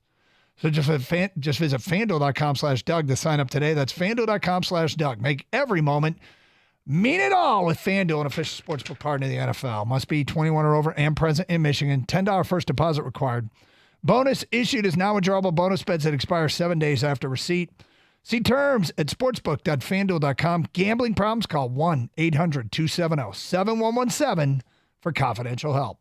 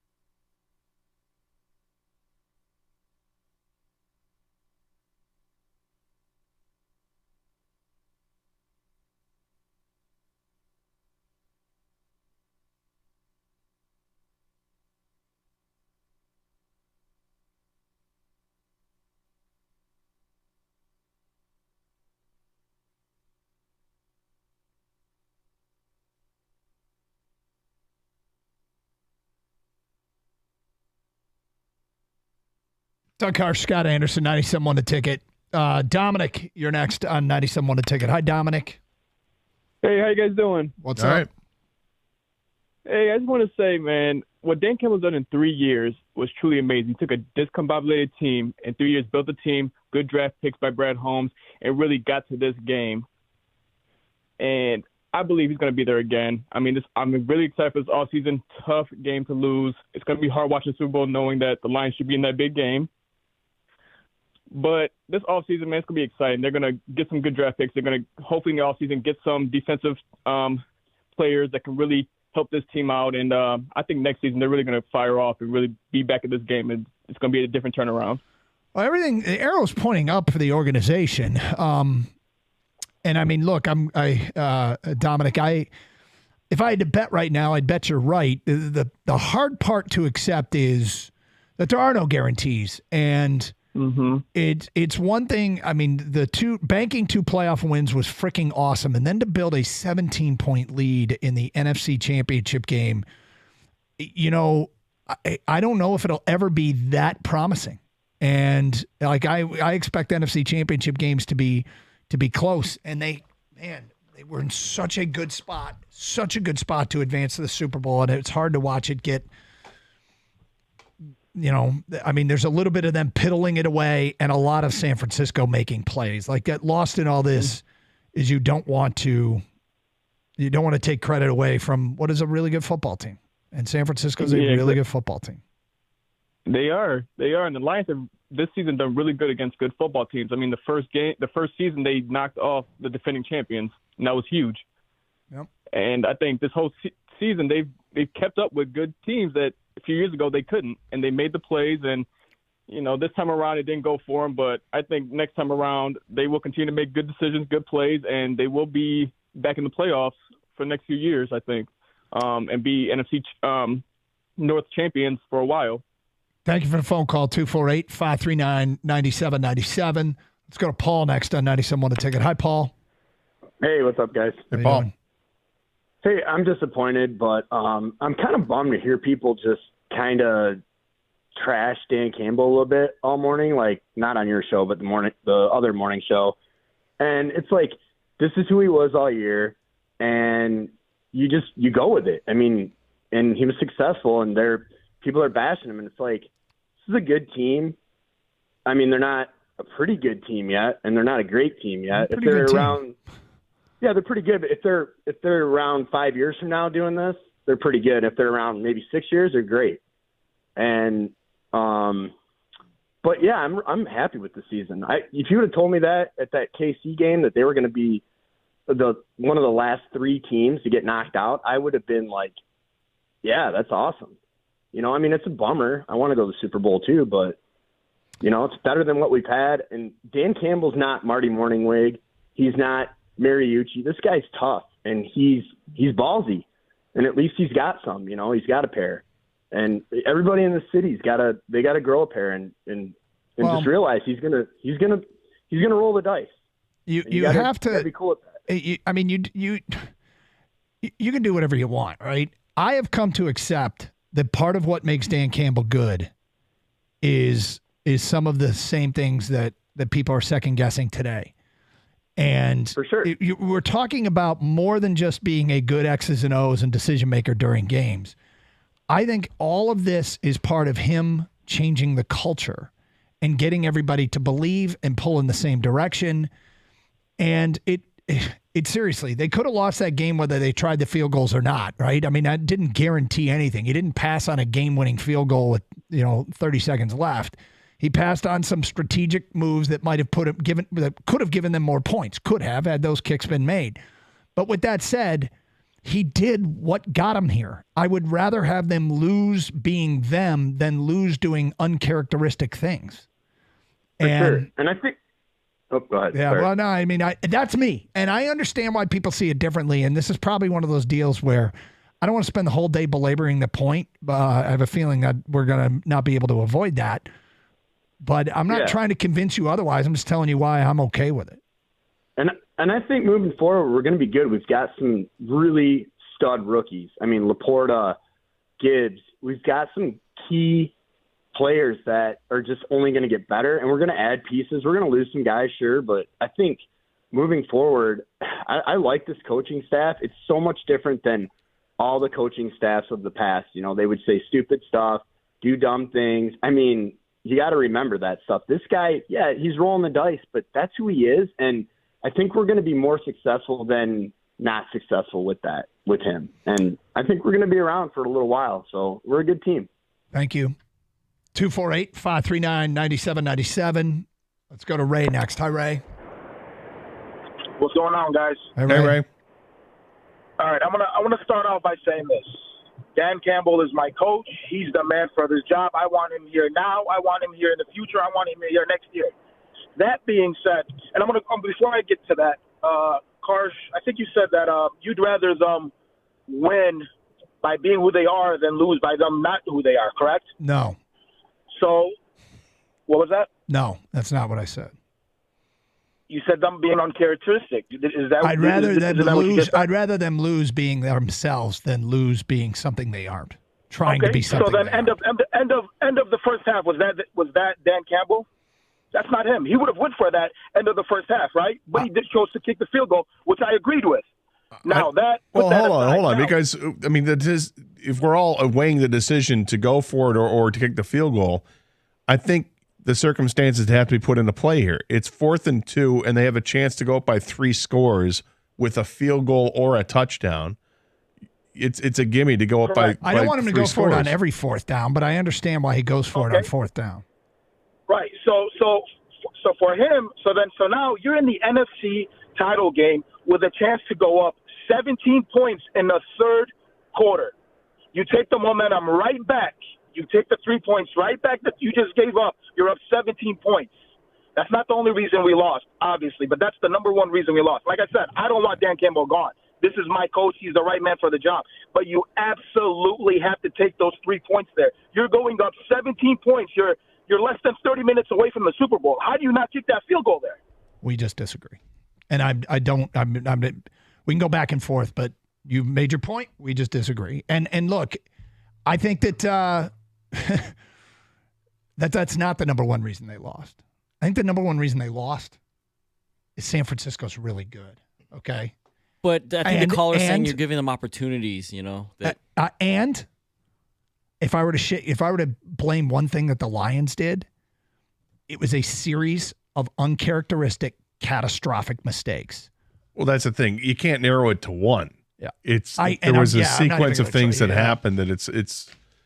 I mean, which was more damning than the other? I mean, they all snowballed together. It was a crazy series of unfortunate events, and that's what started it. And those unfortunate events included a drop 4th down pass, a face mask bank shot, dropped interception turned into a 50-yard gain, a fumble on an exchange, a drop conversion on 3rd and 10 forcing a punt, a letting Purdy out of jail scramble throw a 10-yard completion that gets a drive that led to a field goal, not downing a punt inside the 5. Oh, that was a big one. J-Mo not catching the ball on the flea flicker. These were all decisions that are plays in the game that were way easy, like borderline easy to make, that they didn't make. I mean, not easy, but very makeable plays.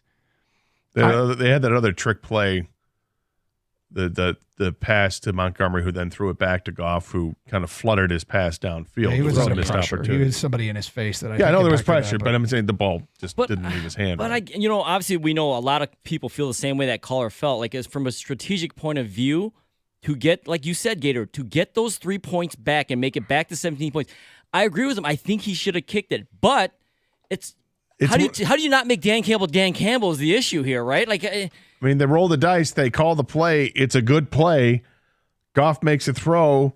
Reynolds catches it probably 20 out of 21 times, and there's the one time he doesn't. And instead of going, yeah, and pounding your chest and going, that's why I love Dan Campbell, they drop the pass, and now people are like, after the fact, well, he's too aggressive. I think he wanted him to be like, listen, for this moment, I know you want to go for it, but strategically, it just makes more sense to get get an extra possession back, be up three possessions. That's where I'm at. I love Dan Campbell. I appreciate his aggressiveness in that situation. It's not what I would have done, but They've been able to come back from that in the past. 97 won the ticket.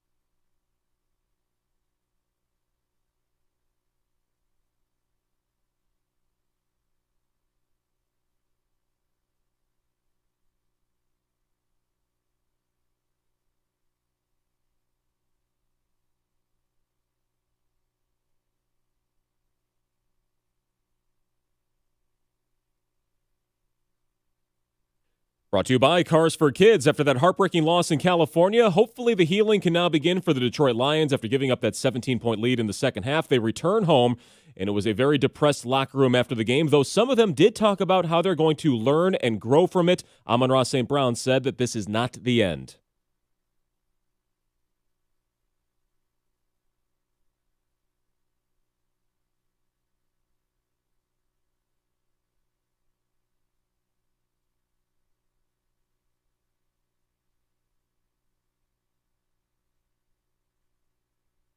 Well, Amon-Ra did reiterate that SOL is no more. Also, Aiden Hutchinson believes that a loss like this will help them in the future after gaining valuable experience in the postseason, and Coach Campbell wants his guys to remember the feeling and have it fuel them next year.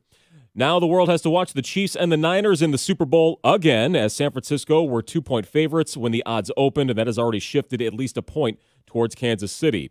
And maybe a bit lost in the craziness of yesterday, the Tigers made a rare big commitment to one of their very young players, giving minor league prospect Colt Keith a 6-year, $28 million+ deal guaranteed before even taking an at-bat in the majors. The left-handed slugger is their number 2 overall prospect, only behind outfielder Max Clark. And by the way, pitchers and catchers do report in a little over 2 weeks. From the Corewell Health Sports Desk, I'm Chris Villar. For more, go to 97.1 The Ticket and Odyssey.com.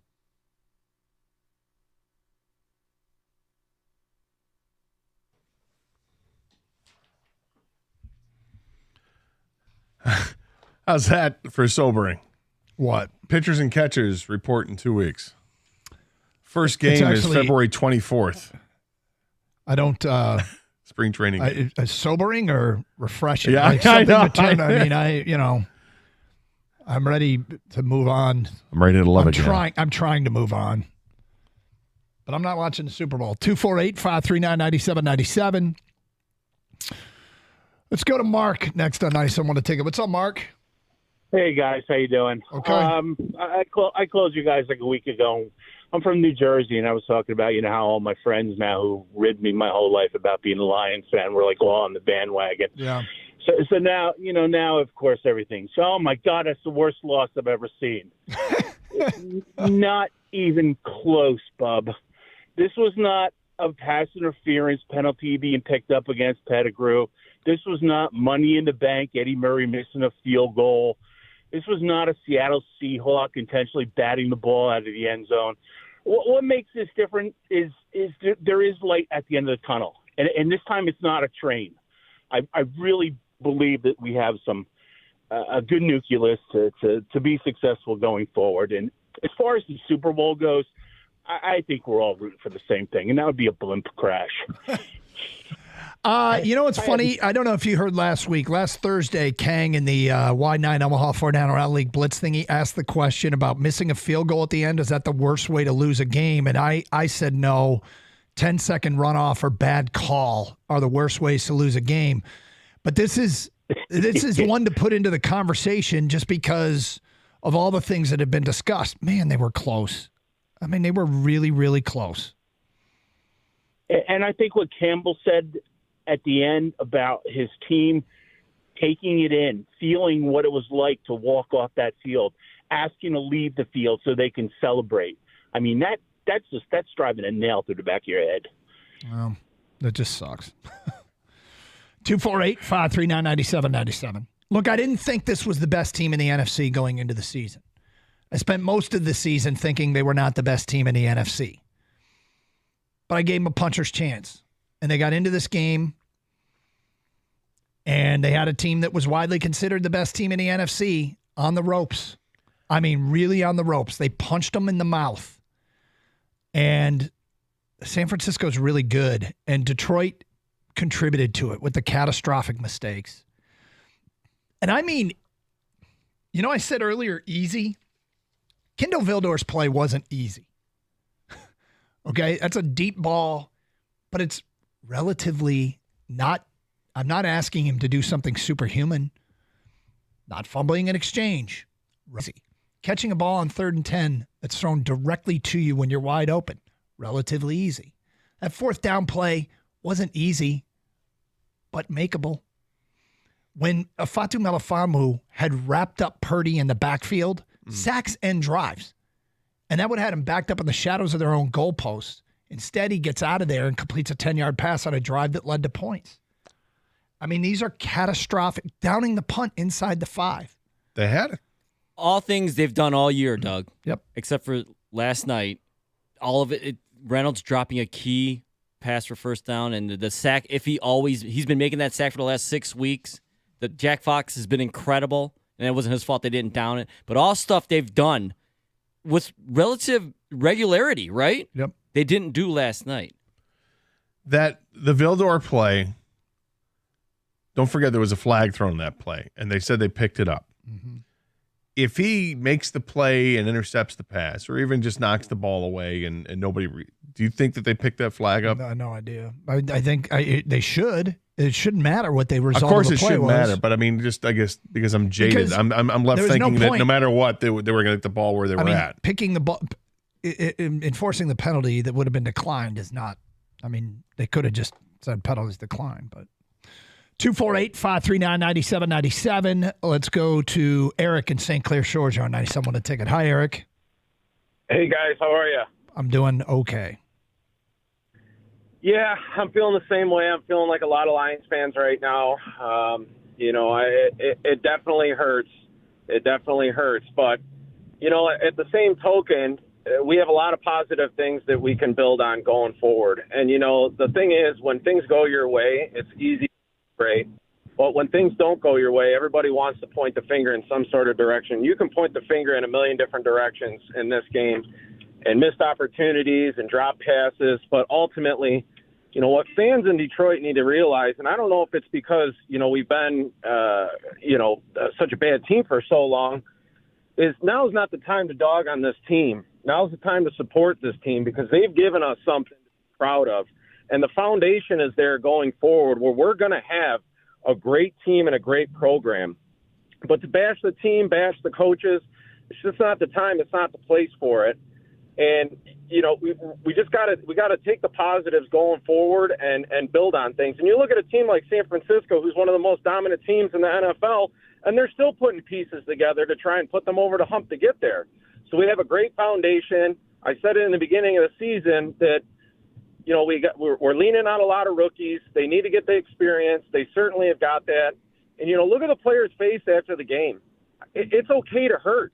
It's a good thing to hurt and to feel this way right now because you have a leader who's going to turn this into motivation, and you have a core foundation of players who this is going to bother them. And I know Campbell said it in the postgame that next year is going to be tough, and it is going to be tough. He wasn't saying that in a bad way, but he's telling his guys, it took a lot to get here. It's going to take more to get back, and we have the right players to take it to the next level, and that are going to embrace this. And it's going to hurt, and they're going to come out better than they ever have. Hey, thank you for the phone call, Eric. 248-539-9797. Let's go to, who do we got next here? Kyle in Dearborn. You're on 97. Want to take it. Hi, Kyle. Hey, fellas. Sad Monday morning, eh? Yep. Yeah. Just want to comment real quick, you know, in sports and in life in general, like multiple things can be true. Obviously, I know you guys probably pull your hair out listening to callers and not feel that way. But with Dan Campbell, you know, he's a great coach, obviously. You know, people can still criticize his decisions, of course. And I just want to give my view on the fourth down calls. You know, the one in the 4th and 2 and early in the third quarter, that one I was more okay with going for because – you know, the analytics crowd, they don't ever tell you what the analytics are, right? It's like when people say science or studies, it's like who's mine, yours, the analytic. Like it doesn't really make sense. Right. They say it as if it's fact, and analytics tell you, but you don't know what exactly do they tell you? What percentage exactly do they tell you? Right. And there's game flow, there's weather, there's all those factors. Yeah. The reason I was okay with the 4th and 2 was because, you know, you look at all the drives before that, the Lions were killing San Francisco. I mean, we're rolling down the field. I didn't have a problem going with it. Put your foot on the gas. That's okay. The one later in the game, the reason I wasn't okay with it is because, I mean, whatever you want to chalk it up to, the Lions froze under the lights. Like, that's, to me, what happened. We folded in the second half. And in my opinion, my analytics also say Badgley's 7 for 7 on the year. I know that's not a big sample size in field goals, but we had no rhythm really in the second half. And in my opinion, you don't have to, but I really would have taken the field goal attempt there just to salvage some points to give the guys some momentum. Because my God, that second half was so ugly. Apparently he is from 40, I think it's 48 and beyond. He's like 9 of 20. Which is one of the worst percentages in NFL history. Somebody had that out there on Twitter, and I'm gonna see if I saw it too. But let's keep in mind that 5 of 13 of that is from beyond 50. So these were kicks that would be 4 of 7. I mean, it's what are you from? I guess specifically that distance. It's not a sure thing for that kicker, but at the end of the day, look. Again, I go back to what we say. It's fine to feel differently. To me, it's Campbell has to authentically be Dan Campbell, and that includes this. And it's what got him there, and it's why this team's behind him. Well, does this go back to? I mean, we've discussed this at some point in the season. Are you concerned about the kicker? And is this just Would he have the kicked it if he had concrete Prater, evidence. if he had peak Prater? Yeah, I mean, is this the concrete evidence that you need that says that they absolutely don't believe in the kicker? It might be. I think he would have gone for it if Justin Tucker were his kicker. I honestly think this is just in his DNA, and he can't help himself but be aggressive and take what, he leads with confidence, and his team feels it. And that's how they've been. By the way, that's how they got here, people, because they've been so confident that their coach believes in them. I think whether you wanted them to kick it or not, can we all agree then that was a huge play when Reynolds didn't complete the pass? Yep. Because if he completes the pass, at worst you're at a catches, closer catches the pass. Now you're at 1st and 10 at the 25-yard line. And if you don't gain any more yardage, the field goal is a it lot easier because you can't assume a 48-yard field goal, but maybe you can assume more close to like a 38-yard You know what I would? field goal. The funny thing is, if you think about it, I would assume that Reynolds would catch that pass more than I assume that Badsy makes the field goal. Well, that's what I think Dan Campbell was banking on. Oh, we got some predictions from last week. Somebody came really close. We'll get to that today at 11:20. 97.1 the ticket.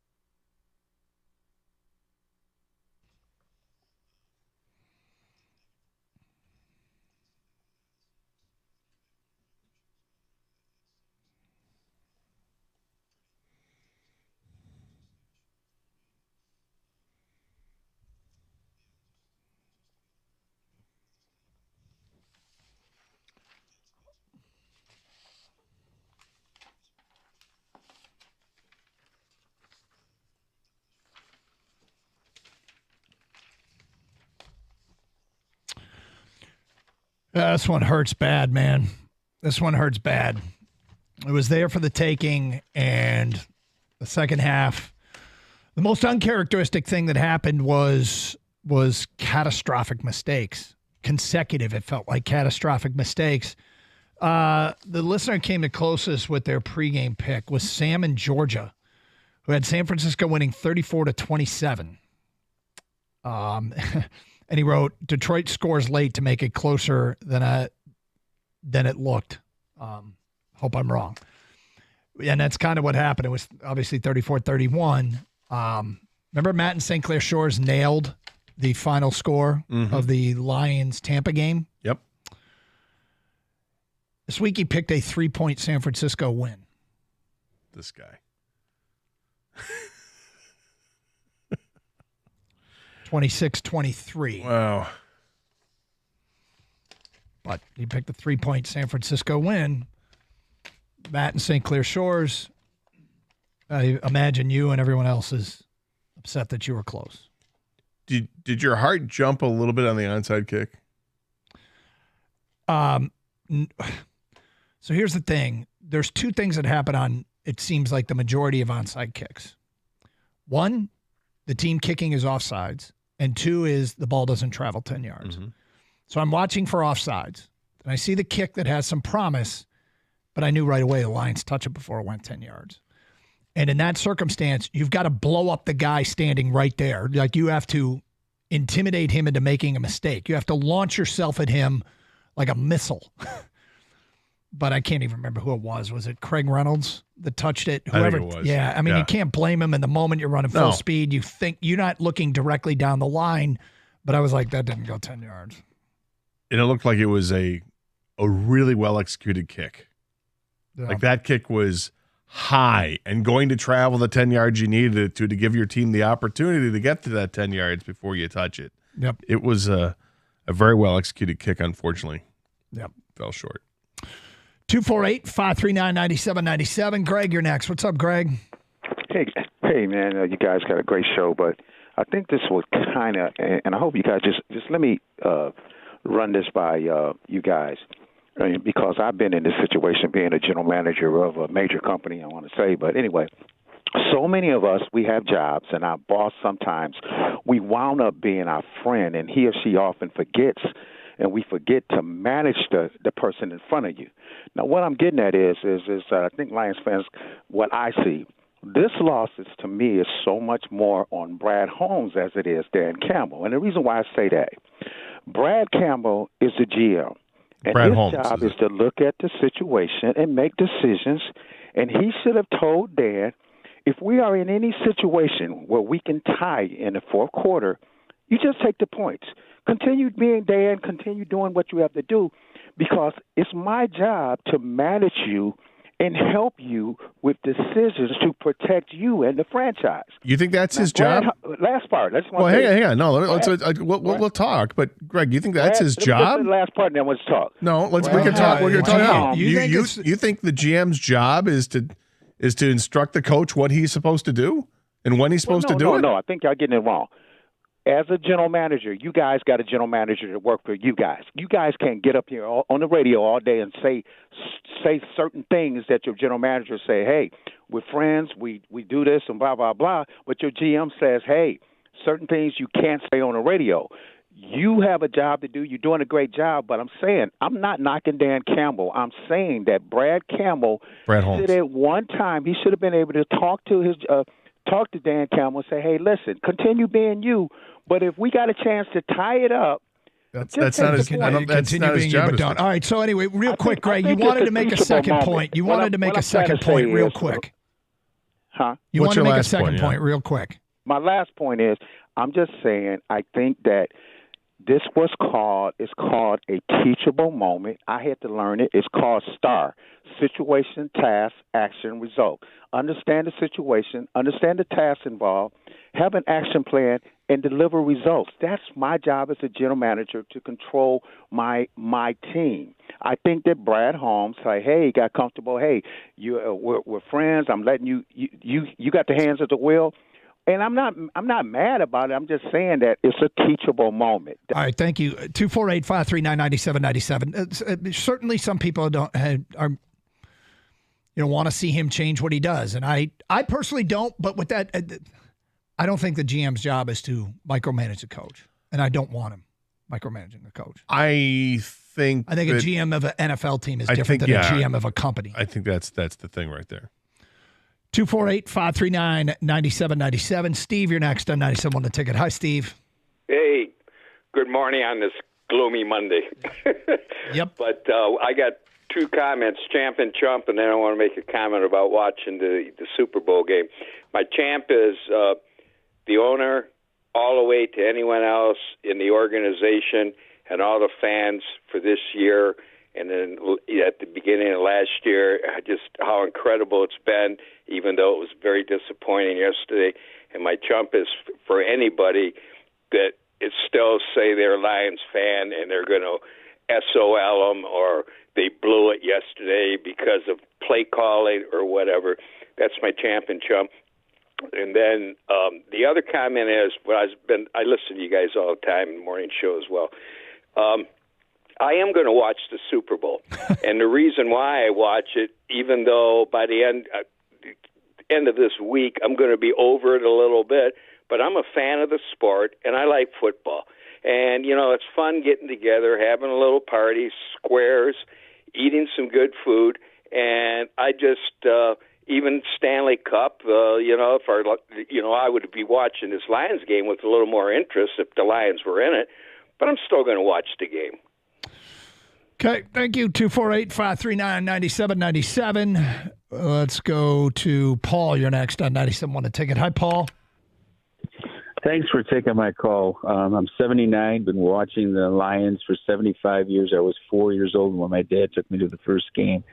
I'm not going to give up. I want to ask you guys, what will it take? What positions do they need on defense and offense to move this team into a Super Bowl? They're there. They're a Super Bowl team, and they can play with anybody, but get us over the hump. What do you think that the improvements need to be made? Corner, rush end, defensive tackle. And the offense needs maintenance. Defense needs some expansion. I would say I think the number one player I would go after in free agency, and I don't know if he's going to get franchise tagged or what, but it's Derek Brown, the defensive tackle from Carolina.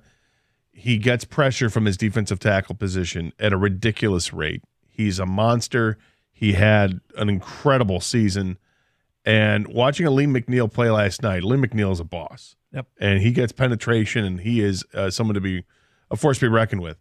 But when you're trying to corral quarterbacks, you have to get pressure from the middle as well as the outside. And I think if you had someone like a Derek Brown, you would be really adding to the team. And I think that you wouldn't have seen a bunch of the plays that you saw last night.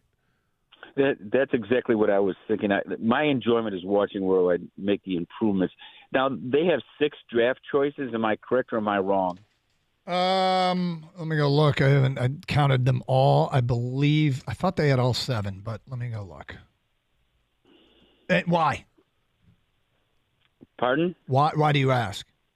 Because I would like to see where those improvements would be made in that draft choice. If they've got 7 draft choices, they definitely can get themselves over the hump and be a Super Bowl winner. That's how I feel. I don't know that it's 6 or 7. I'm not sure 7 is that much more important than 6, but I do think that I do like that ammunition for our GM. I really like that ammunition for our GM. I think people shouldn't forget either that player development with players you already have.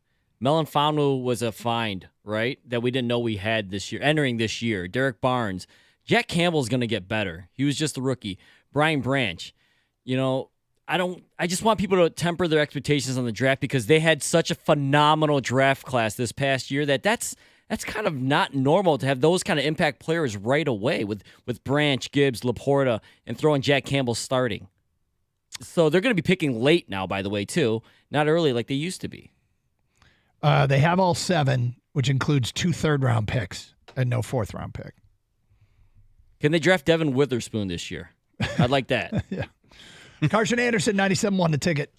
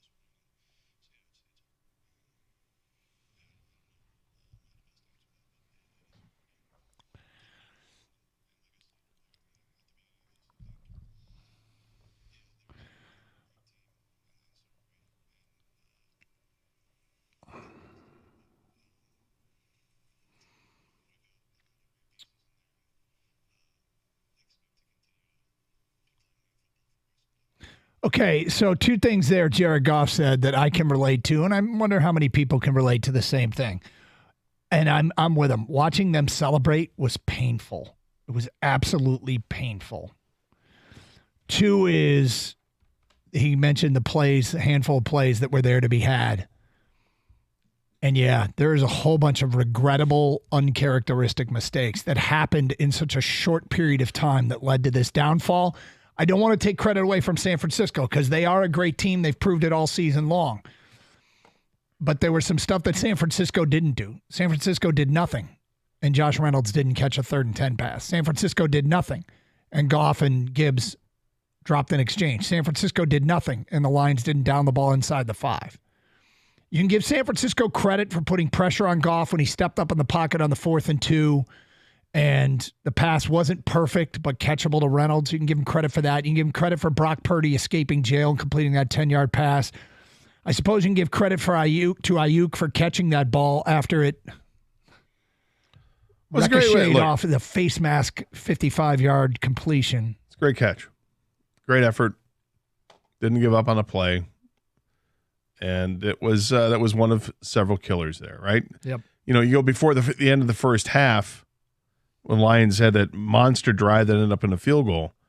And there's a play there. Jared Goff fires a pass to Jahmyr Gibbs in the end zone, and he just missed him. And he was wide open. Ended up being wide open. And you know, it's a 4-point difference. It hurts, but you still had the lead by 17 points. It's amazing how that second half unfolded. Mm-hmm. How, I mean, you want to look up the definition of the term snowball. There you go. Yep. The tragic momentum. And they could not stop it, which has been their superpower all year long. They've done a great job at stopping teams that were building momentum. And I kept earmarking points in the game, like a little flag next to this moment, that moment. Is this where they bow their neck, show their grit, and turn it around? And they just never really did. Well, I mean, they had the opportunity to, but they failed, right? Yep. I mean, okay, bow or neck, it's 4th and 2. Here's the play. We called it. He's open. Reynolds drops it. Okay, we're stuck in a 3rd and long situation. Let me find the guy. There he is, wide open. Got him in stride. He drops it. Okay, here we go. We need to score quickly. I'm going to throw a deep pass down the sideline, and Jameson Williams, perfectly thrown over the shoulder. He can't come up with it. They had the opportunities to overcome the mistakes, and it was just unfortunate that they all happened in the same game in the same half. 248-539-9797. Phone calls and feedback. Carson Anderson and 97.1 The Ticket. Let's get back to your phone calls. We go to Fred next on 97.1. Hi, Fred. Hey, how are you guys today? I think it was a great game. I'm sorry the Lions lost, but considering what the Lions have been for years and years, I think we got a good owner. I think we got a great coach. And just let's give the guys credit for what they did. And I don't want to spend the whole rest of the, off season here complaining about a drop pass, a dropped, bad kick or whatever. They did one heck of a job.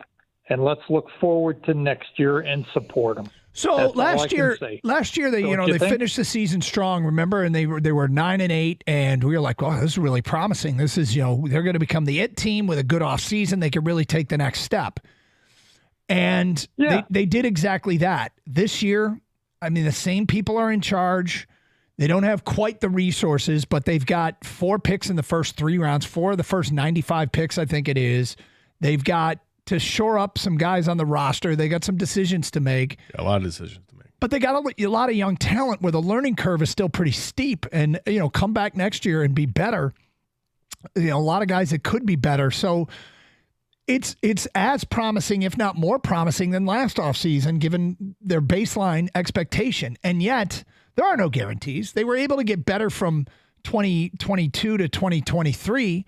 And now can they get better into 2024? And they're going to be favored in the division. But you know what? The one thing that comes out of yesterday is how important it is to be the 1 seed. Yeah, Detroit fans showed up, but I'd rather they have played San Francisco here. Would have been nice, but nonetheless, look, they they had an amazing season. Yep. And it fell short. I don't want to lose sight of that. It doesn't, It's hard to do today because yeah, it of is, because it hurts really last night because they they had the big lead, had the opportunities, and they let them slip through their fingers. And look, it's going to be haunting them all off season. And we know Dan Campbell well enough as a fan base that he'll use this as motivation for his team. We know that the team responds and that they'll use it for motivation. I think you touched on it earlier. This team is so young that this is going to leave an impression. This isn't something that just, it's fleeting, it'll go. I think because this team is so young, the youth is going to play in their favor. They're pissed, they're hungry, they want to get back and start the season again so they have another chance. Jeff is next. What's up, Jeff? Hey, how you doing? More than 60-year fan, and I love the coach, I love the owner, and I don't take anything away from the season except the pain that I'm feeling because of the game yesterday. But what I really called about, you were touching on this a little bit earlier about Dan Campbell making the decision on kick or go for it. And, you got to factor in who are the players. And you did touch on the fact that the kicker we had in there, he certainly was no Jason Hansen. And had we had Jason Hansen, maybe we'd have kicked 3 times yesterday. So the decision is only as good as the players that you got. Well, they may have, they may not have. I mean, it's hard to think that that Dan Campbell wouldn't have made the same decisions because that's who he was all season long. Now, does he make those decisions all season long because there's not a whole lot of confidence in the kicking? Maybe that's the subtle undertone of this whole thing. But I mean, I still think they need to find a kicker. Yeah. Yes, and that's at least an option he didn't have. So the weird thing, because I have to kind of do the same thing, and I accept Brad Holmes. I'm not sure that Brad Holmes goes into the draft and targets positions. Everything he's ever said and the way he's always operated is he's just taking the best football player. So we're going to get there to 29, and we're going to be looking at the best corner or the best defensive tackle or the best defensive end. And he's just going to, if he follows what he's always done, he's just going to take the best player. Now, that doesn't mean they're not going to address their needs, but it might be through free agency. But I was thinking about it today. Based on Brad Holmes' previous behavior, I'm not thinking, well, they're surely taking a defender, either somebody on the D-line or somebody in the secondary at that pick at 29, because that's not how he's operated. Well, the first 2 years were easy. Well, you needed everything. Well, they were not only need everything, but it was easy enough to say, okay, Penei Sewell just fell in our lap. We're going to take Penei Sewell. Oh, Aiden Hutchinson's there too. We'll take him. This past draft was one where, okay, now we see where the real mad genius is and what he wants to do when he goes out and just finds players. Are they positions of need? Of course they were, because they still had a bunch of positions of need. But to your point, I think that's how it's probably a smart way to address the draft, particularly when you're drafting way at the end of the first round and then at the end of every round because the team was so good this year. Free agency, I think, is a different animal. Free agency is where you can target the specific areas. And last year in free agency, he targeted the secondary and went out and got 3 guys for the secondary. Unfortunately, only one of them really played the whole season. The other 2 guys hardly played at all. C.J. Gardner-Johnson played the playoffs and played the last couple games of the regular season, but we didn't even see Mosley. That's unfortunate because he's your second corner. Real quick, I'm getting better at kicking the kicker position because I know everyone's thinking about that, of course, today. It's not that easy, man. It kind of takes a lot of luck, to be honest with you. The best kicker in the league right now is probably the Cowboys kicker, and they grabbed him from like the USFL, and he was a soccer player in college. Jake Moody was a 3rd-round pick. He missed one yesterday, and he kicks at that stadium half the year. It ain't easy, and so just to be like, hey, we need a better kicker, it kind of has to fall in your lap sometimes. Just get a soccer player. Ed, you're next. What's up, Ed? Oh, hold on. Hey, Ed, there you go. What a great year. Yeah. Look, my champ is the Lions players. They did their best. They really, truly did. My chump, I got to chump Dan a little bit. I love Dan Campbell. You guys know that.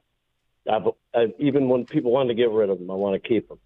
But I wish he would learn that you cannot mistake bold for smart. You can't replace smart with bold. You can't do that. The other thing is this. Gator, have you seen the movie The Replacements? Yeah, we're doing the replacements thing again. Okay. Quicksand, baby. Everything that happened after that, totally unexplainable, totally out of the norm. Quicksand. You love that movie, Ed. What is he talking about? Well, there's a term called quicksand, and he asked Shane Falco to explain what quicksand is, and it's when you can't get out of a situation. You think no matter what you do, it just things snowball. It's like a momentum type thing. That's kind of what happened. But he learned a lot from watching the replacements. Has he cited it before? Well, he cited a different thing last week. Did he? Yeah, about how they were able to galvanize themselves as a team. 97 won the ticket.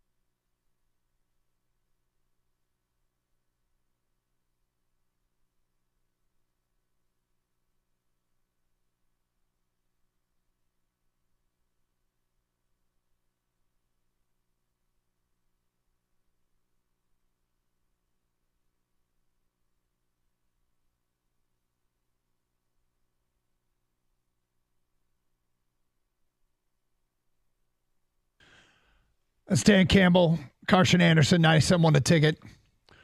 Open lines, 248-539-9797. I've seen some stuff on social media. This is the worst loss in the history of sports, the worst loss in the NFL. Come on. Off the top of my head, I can rattle off Atlanta blowing a 28-3 lead in the Super Bowl, or the Houston Oilers blowing a 35-3 lead in the postseason to Buffalo. This one hurts and it stinks and it's our game and we don't like it. But I think we've seen, look, it's the stage. It's because they had a 17-point lead at halftime in the NFC Championship game. It's not automatic. You got to keep playing. And, the 27 straight points they gave up is brutal. It's brutal. But it wasn't because they completely hid or went into a shell. They made mistakes. And they were colossal mistakes. Yep.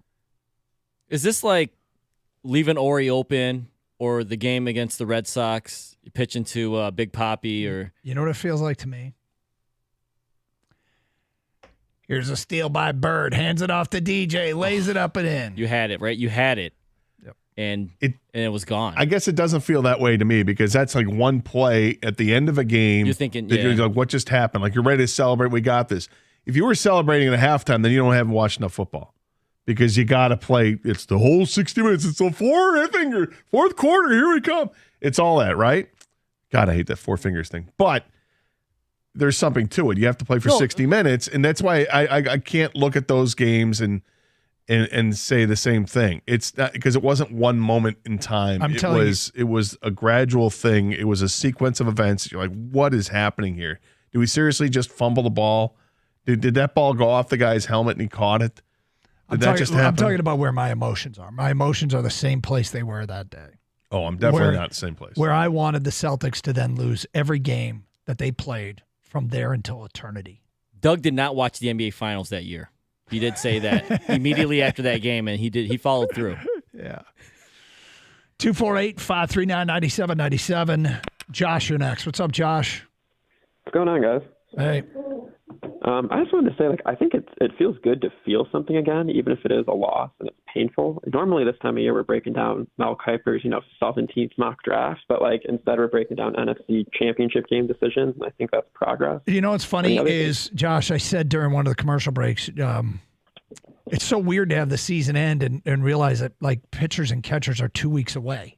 That's not much of a wait before the Tigers are taking over. Exactly. And the other thing I'll say to defend Dan Campbell is, this is how he got us here and everything. But, he should have taken the points. Sean McVay took the points 3 times. And what game did he play this weekend? Right? I don't know. It's just Dan put his best players in the position to make a play, and they didn't. And sometimes that's what happens. And it's the same guys, Reynolds and Gibbs, who, we're not in this game without Reynolds and Gibbs' performance this season or even in the playoffs. And so, I don't know, man.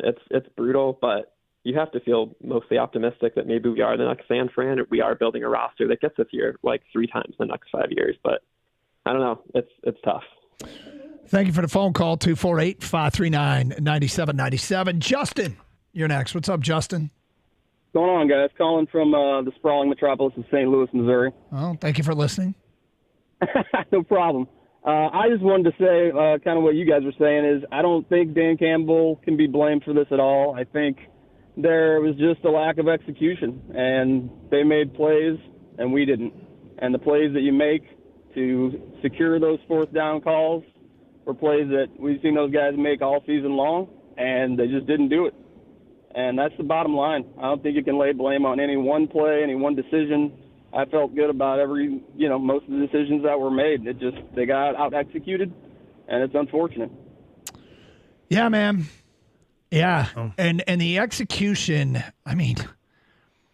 that's what sticks with me is the routine plays that we've grown accustomed to these guys making, suddenly not making them. From Melifonwu letting Purdy escape from that sack, to the Josh Reynolds drops, to the bungled handoff, to the not downing the punt. Special teams have been good all year on that regard. But the pie of blame has a slice reserved for Dan Campbell too. I can't ignore that.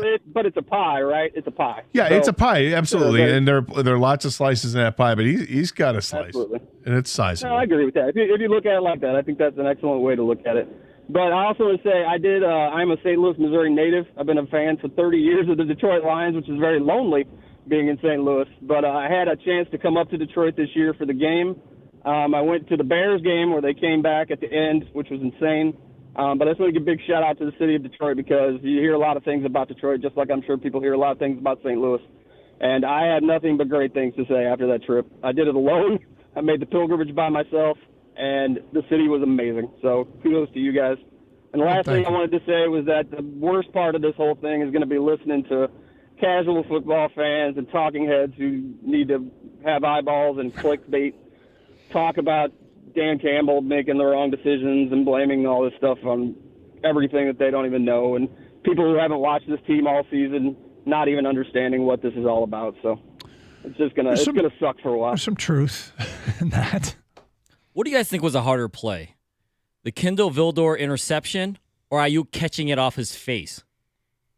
Vildor's interception. Yeah. We have to, like, as crazy it is, you have to give the Niners credit for he made that play. He made the play. He dove over him and, like, right? And you just couldn't believe it was happening in front of your eyes. Did he just catch that off his face? It went from our ball to their ball in goal. Like that. And that's how you talk about routine plays, Doug. That's why I just bring that up. I mean, look, I don't want to. That's one guy in Vildor who probably hadn't done a lot that we could expect him to make that play. With all respect due, he's filled in admirably for a guy that they brought in off the street. Right. But it's not like as easy as the Gibbs-Goff exchange fumble, the Josh Reynolds drops, the Fatu Melifamu tackles.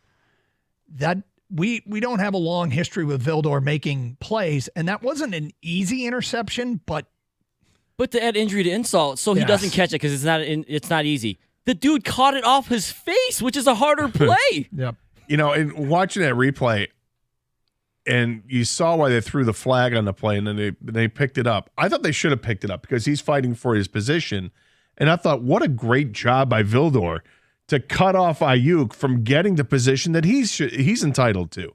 So now he's got the opportunity to make the play with the interception. And then he doesn't, and it's Ayuk that makes the play. It's amazing. A heck of a play in coverage to even be there.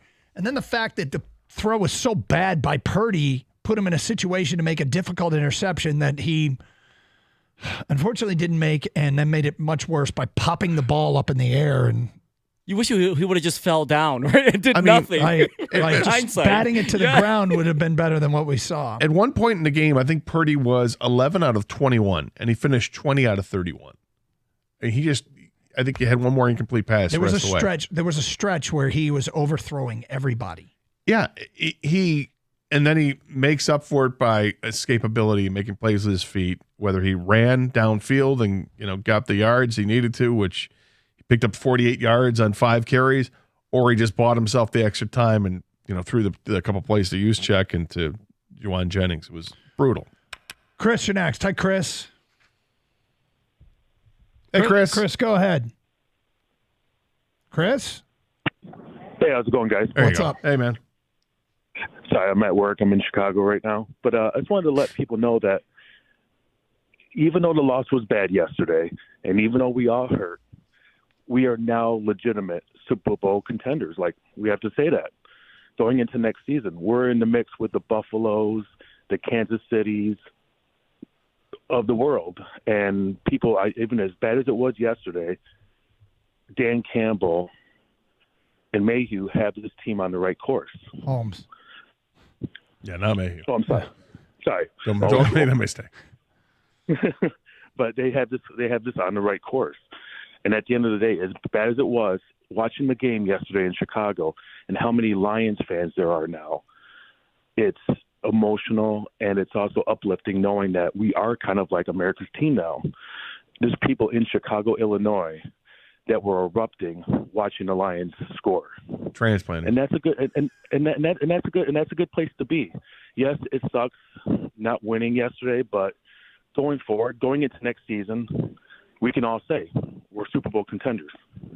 Well, I think the odds are. I think the odds are in the Lions' favor. I think that they've got a really good foundation of a team. I think they've got the right coach in place. I think they've got the right general manager to keep adding to the mix of this team.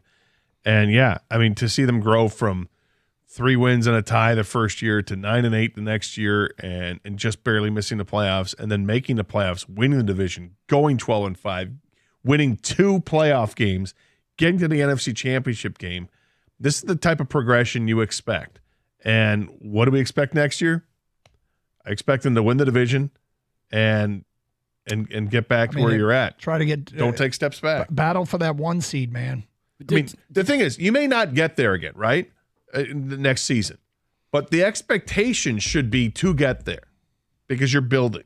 That's the expectation. Do you think though the whole America's team thing is a 1-year deal? Yes. I feel It's like one and done. yeah. I don't think they're rooting for us next year. It was this year. Well, there might still be some sympathy given how they lost. Having a 17-point lead But on the road. now we're respected. I don't think we were really respected before. That's why people were rooting for the Lions. I think that's a big part of it. But I think there could be a sympathy that has a little bit of a delay on it. But I'm with you. That has a shelf life. Yeah. 97 won the ticket.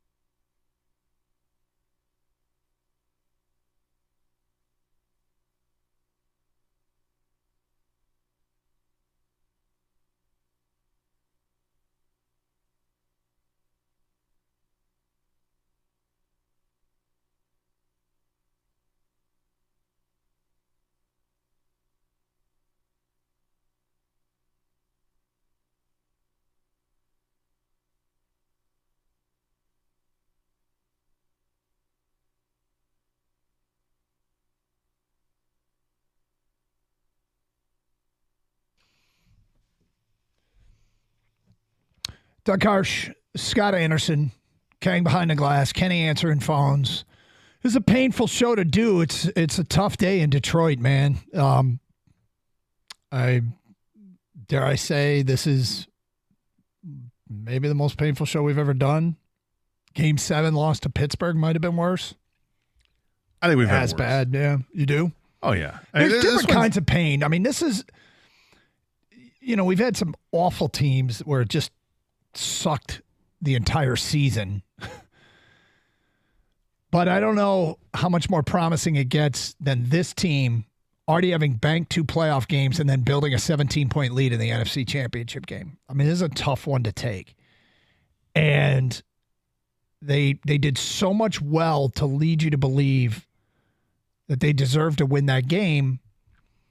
And then the 27-0 run that San Francisco went on, where the Lions made so many uncharacteristic mistakes, and a lot of attention is paid to the 2 fourth downs. And I understand people's frustration, because if you haven't gotten to a place where I have gotten, it probably bothers you more. The place I've gotten is the Lions won more games this year because of Dan Campbell. They won more games because Dan Campbell operated the way he did. And that doesn't mean he made every 4th down. Like, these are considered risky plays for a reason. If they were easy, everybody would do them. There is always going to be a percent chance that you fail. However, their 4th and short percentage was well above 50%. 4th and 3 or less, well above 50%. By the way, San Francisco's 4th down and short percentage allowed was one of the worst in the league. Their kicker still has some questions about him. And I guess the reason why I'm not as upset, and we'll state it again, and we could probably take calls on this till next Tuesday if we wanted, and we'll try not to, because I think it'll bore people, but I would rather lose doing all the things that made you good in the first place, you being you, than you being uncharacteristically not you, and venturing outside of your strengths to try and either prove something, or in this case, just be a little bit more conservative. And yeah, it sucks when they don't work out, but the game, if they make half the rudimentary plays that they could have made, they probably still win the damn game. That includes the first 4th down conversion that they didn't complete. Oh, sure, because you're taking time off the clock. It includes a sack of Purdy that puts him in jail. It includes downing a ball inside the 5. It includes not dropping a pass on 3rd and 10, which is essentially a turnover. It probably includes Jamison Williams catching a ball in the end zone on a flea flicker. It probably includes not fumbling a handoff. Yeah, there's a whole host of plays, but this is why I'm not as affected by this game as I was by Nikolai Borshevsky scoring the overtime goal against the Wings with Toronto, or the Jamie Baker goal with San Jose, or, one of those, because it's a single play. This was, we've watched tons of football. A 17-point lead at halftime that's not safe. You have to add to that. When the other team comes down the field in the opening kickoff and you hold them to a field goal, that's great. Now it's a 14-point lead. And then you start looking at, okay, well, that's 2 scores, that's 2 touchdowns. And then the Lions have a chance to put it back to 17, and they don't. They go for the 4th down, and I get it. That's Dan Campbell. That's what he's done. I can appreciate that. But that's a situation, if it's me and I first guessed it, I'm going to kick the field goal, because it's a 45-yard field goal, and that should be makeable. Well, and you're taking the points that they just got, you're taking them back, and then it goes back to a 3-score game. Let me be clear on this too. Just because I say that doesn't mean in the moment I agreed with everything he did, but I don't think it's nonsensical what he did, because he's being authentically Correct. him, which led them to this place. So I'm not dwelling on those today. I'm dwelling on the stuff. The part that's crushing to me is that players who've come through for them all season long suddenly didn't make relatively simple football plays. Yeah. And I understand that happens, by the way. It happens. San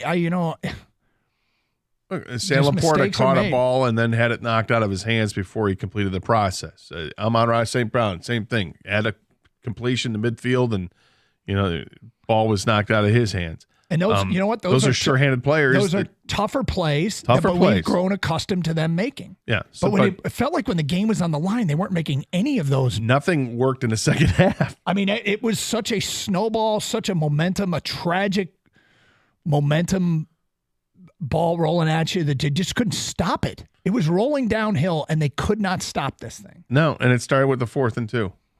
If Reynolds hangs on to that football, you're taking more time off the clock. You're more than likely moving downfield, getting some positive yards, and then you're looking at, let's say, a field goal of 40 yards, maybe at worst. And that feels a lot better. Or perhaps you're getting a touchdown because you're taking it all the way down and eating up even more clock. But you have that, then you have the off the helmet play to get them down to the 1st and goal situation. You have the fumble on the ensuing drive. It's just awful. Something out there. And then you had a 3 and out, by the way. You know what? There's something out there that I'm just scared to death about that hasn't come up yet. Did J-Mo re-injure his knee on that last touchdown catch? I saw. I know what you mean. It looked like he hurt something. He came up a little gimpy. Yep. We don't know the extent of the injury because it was at the end of the game. Did he tweak his ankle? Was it his knee? Yep. He looked like he was okay after, like he was kind of, working through it. I just want to hear that confirmed because I think you're right, but I'm like, uh-oh. And I don't know. I don't. And Derek Barnes played 3 snaps and left the game with a knee injury, but he insists it's not an ACL. They told him it's not. So that was good news, but he missed the rest of the game. So it's to me, the painful loss question, Doug, it's personal for everybody. For Gator, it wasn't. For me, it was. And it's just because it's football. And I've been told my whole life the Lions will never make the Super Bowl. And they were 30 minutes away with a 17-point lead of making the Super Bowl. We've seen championships in all the other sports here, the majors, the college. We've never even seen the Lions make the Super Bowl. And that's why it hurts so bad. And is there recency bias? Absolutely. This just happened last night. I'm still scarred, okay? It's fresh. It's still bloody. My heart is still beating next to my bed, right? On my nightstand. It's been ripped out. But it's because it's football. And look at what it did to this town. Look what it meant to this people. Look what it meant to people across the country that have been transplanted elsewhere. I don't know if the Pistons, Wings, or Tigers could ever do that. And it's difficult to say because they've won championships before. But what the Lions did this past year, I'm grateful. I'm very grateful for Campbell, Goff, Holmes. Up 17, 30 minutes to go, and they never got the momentum back here. That 4th and 2 was the beginning of the end. We didn't know it, but it was. It led to, it wasn't, they didn't make a series of states. That was just the first of this That's series what I mean. of catastrophic and painful mistakes. And the Niners, when we kicked them in the teeth and curb stomped them in the first half, they had halftime to stop it. Once the Niners started their roll, there's no halftime. Right. This thing just kept going. I mean, it's unbelievable when you see that they kick that field goal, Lions don't convert 4th and 2, and 5 plays later, it's 24-17. It's a 1-score game. All right, we got this. Get the ball back. First play, fumble. Yep. From a guy you don't expect to fumble, and would look like it was just like he wasn't running the right spot, and it's a bad exchange. Fumble. 4 plays later, touchdown, and we're tied. And then like, okay, all right, we need to breathe. Let's get this. It's 3rd and 9 at their 26-yard line, and Jared Goff throws a perfect pass to Josh Reynolds, and he drops it. And it's 3 and out, and then San Francisco kicks the field goal to take the lead. We're all prone to overreactions in the moment and the emotions that follow losses. And it's a terrible time to do big picture analysis and things like that. You should always wait some time before you make grand statements. But when the game ended, I was watching the post-game coverage. I saw San Francisco fans celebrating, and I heard somebody on actually both TV and radio say, happy for the fans, what they've been through. And I'm like, you're happy for their fans, what they have been through? And then I heard the replay of the final radio call, the Kansas City game, where their play-by-play guy says, you may not like the Chiefs. You may hate the Chiefs, but you have to deal with the Chiefs. And I'm like, you know what? F this. I'm not watching the Super Bowl. And I know it's not true, but I believed it in the moment when I said it. I'm like, I'm not watching. I refuse to watch the Super Bowl. I'm out. But I'm probably going to watch it. Love to do a Super Bowl embargo. It's Carson Anderson. Open lines. We'll get to your reactions. Monday Mean Champ and Chump. Get your calls in. 97.1 The Ticket.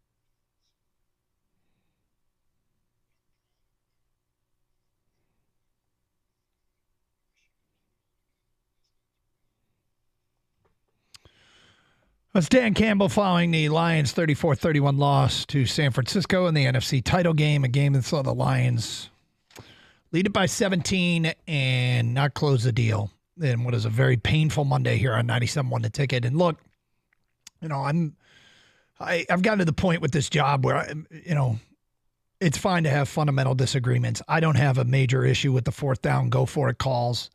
I think in a bigger picture, it's what makes Dan Campbell who he is. They've won more games because that's the way he is. And you don't, if they weren't risky, everybody would do them. They are, I think they have a greater effect than just on the moving the chains part of it. I think the team plays better for this man. I think he's changed the culture in part because of what he's done. And so that sometimes means you don't pick up fourth downs. There's all kinds of data out there, how good they were in fourth and short situations, 4th and 3, 4th and 2 inside opponent's territory, how they'd paid dividends for them.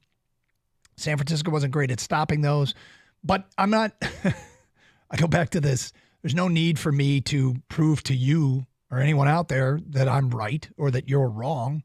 It's just the way I feel about it, the way I see it. And I hope, people feel the same. And if you see it differently, that's okay too. We all see things through a different prism. Now, with that said, I think we could all agree that there were just uncharacteristic mistakes. That's the easy part to agree on. Things that weren't. The Lions spent the bulk of the previous 19 games not doing. For some reason, they did them on that day. And credit San Francisco for some of it, but I can't credit San Francisco for Josh Reynolds not catching a 3rd and 9 conversion over the middle. I can't credit San Francisco for Gibbs and Goff fumbling an exchange, This one's tough because, the previous games that they won, you saw a pass where, they could lose. I mean, Justin Jefferson's killing them. CeeDee Lamb's killing them. Puka Nakua's killing them. Yeah. They're getting killed out there. Look, Mike Evans is killing them. And then you're watching last night, and there wasn't one player that killed him. Ayuk made a play, but he wasn't killing him. Kittle didn't kill him. McCaffrey's solid, but I wouldn't say he killed them. They killed themselves. There was self-inflicted wounds is why they lost the game. Now, it doesn't mean I don't second-guess stuff or don't always agree, but I've come to accept that with Dan Campbell, big picture, I'll take it. And that means sometimes he'll do things I don't expect. Now, with that, or I wouldn't do. With that said, Gator, there was one thing in the game I second-guessed. I first guessed it. I didn't second-guess. I first guessed. I was like, ooh. We'll get to that a little bit later on. 248-539-9797. Let's get back to your phone calls. Sharon, you're on 97.1 The Ticket. Hi, Sharon. Hey, guys. Hey. Yeah, this is tough. Lifelong Lions fan, 65 years old. Saw them everywhere they played. Used to go to training camp in Saginaw. Even saw them in Cranbrook when they used to do stuff out there. The people that are bothering me are the fair weather friends that keep saying, just take the points. The points aren't guaranteed. I don't know how many times we have to say that. San Francisco missed a field goal earlier in the game. That's why they only had 7 points at halftime. So it's not a guarantee. And honestly, if I'm not mistaken, before halftime, Dan Campbell said, no, we'll just take the points. And maybe if he had gone for it there and we got a touchdown, you can second guess yourself all over the place. I think what happened in the second half is that they saw the San Francisco team that they thought they were going to see. I was shocked out of my mind that we built that lead.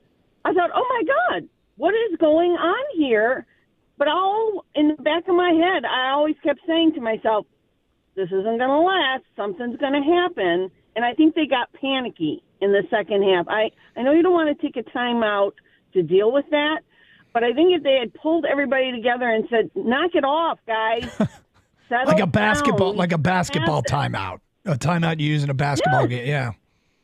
Yeah, just to say, listen, we've got this. Look at what we did in the first half. Stop going so fast. I think that's what it looked like to me. And I also feel like if this had been a back and forth game, they scored a touchdown, we scored a touchdown. They scored, and then it ended up 31-34 on a freak kind of a thing. We would have all been, man, we were in there for the whole thing. We got, look how hard we played, but because we had that lead and then it totally disappeared, it just was so, and it just, I don't think there's any question that the way you're right, Sharon. The way that game went makes this harder. The way that game went makes this much harder.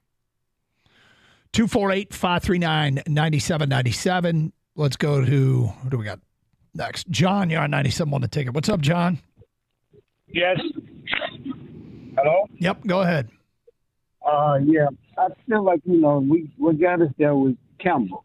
Now everybody want to criticize the same calls, but they was great fourth downs. This guy they got to catch the ball. No reason to come this far and drop the ball on fourth down when you need it. Everyone Reynolds' head was in his hand, and he dropped it crucial. Would have won the game. And the fumble hurt us.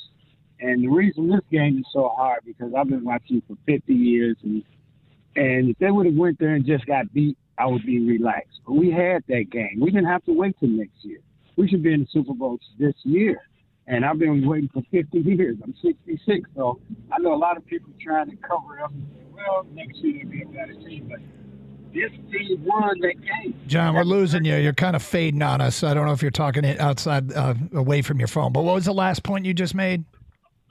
I've been watching this team for 50 years. All right. No, thank you. We're not going back that far. But long way to go. 248-539-9797. Let's go to Bob and Shelby. Hi, Bob. Hi, guys. Thanks for taking my call. I just want everybody to step back a little bit and think about something. When if the Spartans make the Final Four and they lose, we still hang a banner at Breslin and make like the season was amazingly successful. And yet, everybody, I know it was hard the way the Lions lost this game, but the bottom line is this. This team is not complete yet. It's still under construction. It's, we're way ahead of schedule. We found out that we got a reliable quarter. One thing I loved about this game, it wasn't Goff that threw a pick that cost us this game. We found out we've got a quarterback.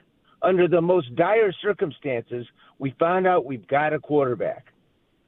And I'm sorry that they lost the game, but the bottom line is I'm thrilled about the final overall result of what the Lions were this year. And I don't think anybody can deny that if you want to win the NFC North next year, it's got to come through Detroit. No question about it. Thank you. Appreciate the phone call. 248-539-9797. Sean, you're on 97 on the ticket. Hi, Sean. Hey, Doug. I'm in complete agreement with you. Let me start here with Dan Campbell. He is the reason why we are where we're at. His aggressiveness is great for this team. However, these fourth down decisions, they're not all the same. They exist on a spectrum, and we don't want them going so far off one side that it becomes irrational. I don't want that, right? Can we agree on that? Yeah, I don't want to making irrational decisions. Okay, but if you're up 2 scores deep in the third quarter on the road against the number 1 seed, what's the difference in the 4 points there? 21-point lead or 17-point lead? I get, obviously, it's 4 more points, but either scenario is a 3-score lead. That puts all the pressure on them. The clock becomes their enemy. They become one-dimensional. One more score by us, and we really lock this down. All of these catastrophic mistakes you keep talking about, they all happened after that decision was made. Every one of them. So I think it's a huge mistake you made. The fact that I think that I have more faith personally, and I suspect he does too, in Josh Reynolds making that catch than Badgley making that kick. What does the 4 points do for you, Doug? Actually, it's why have pretty a 21-point lead instead of 17? It's still 3 scores, though. It puts them It puts them in a situation where they have to score touchdowns. It's also time. They can't kick field goals then.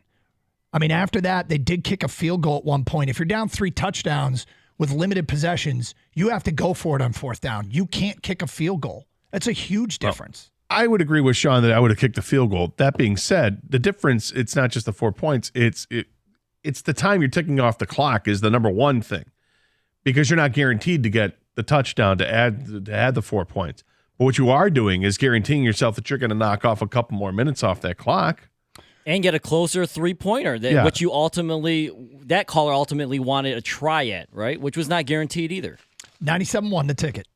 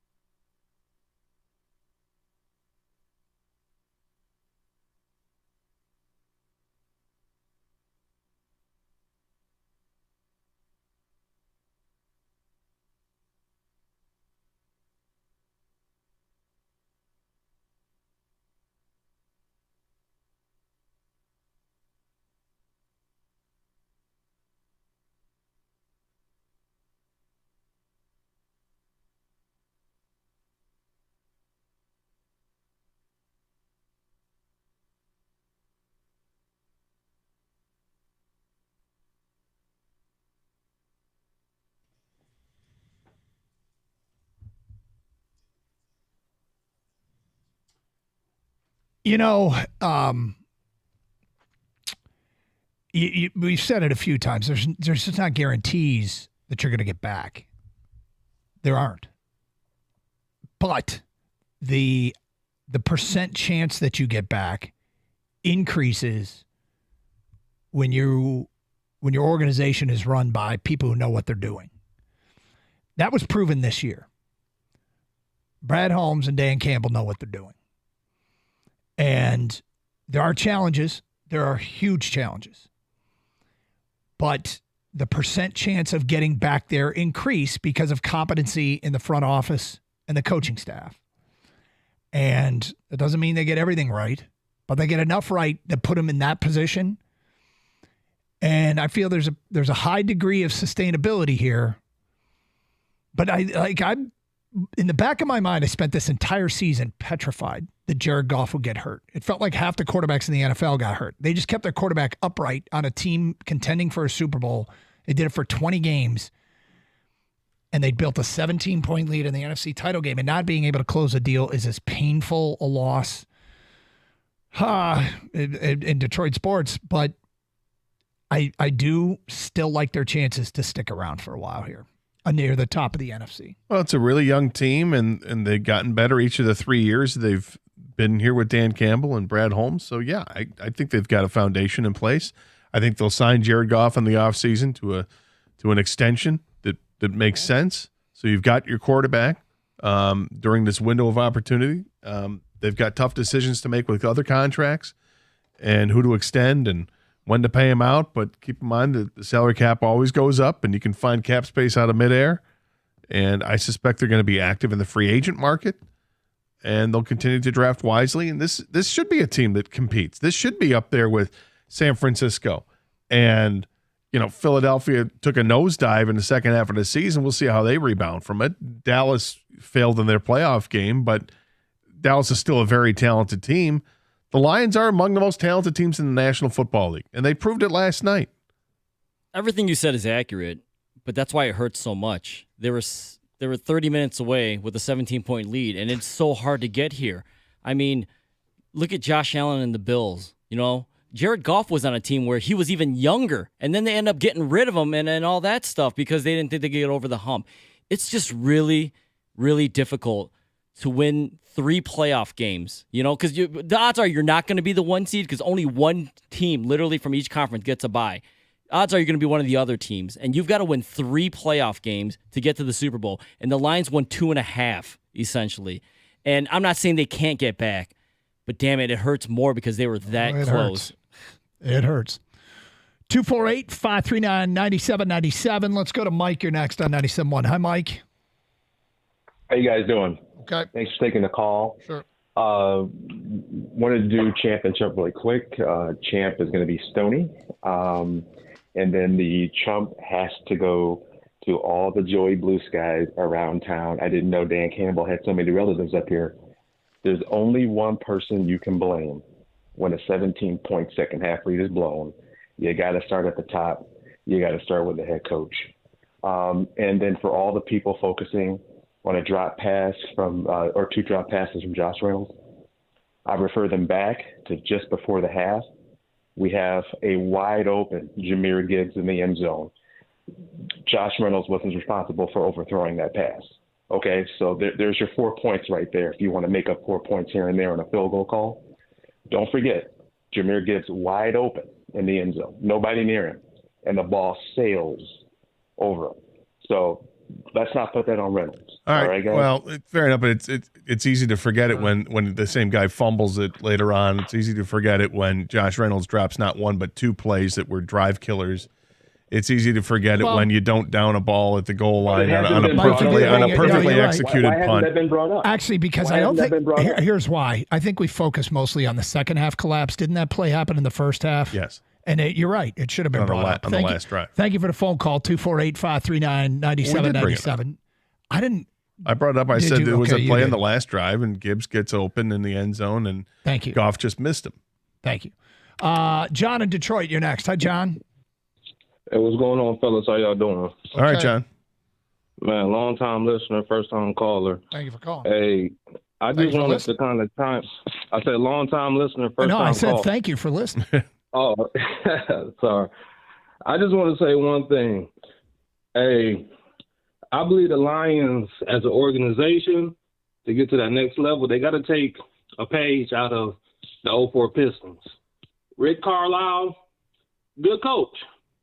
But to be the best, you need a great coach to get you to the next level. Shanahan, Reed, all these guys are Super Bowl coaches. And Dan Campbell, don't get me wrong, he's a good coach. But the Pistons did the same thing. Rick Carlisle was the coach of the year. But to get to the next level, they had to go get LB.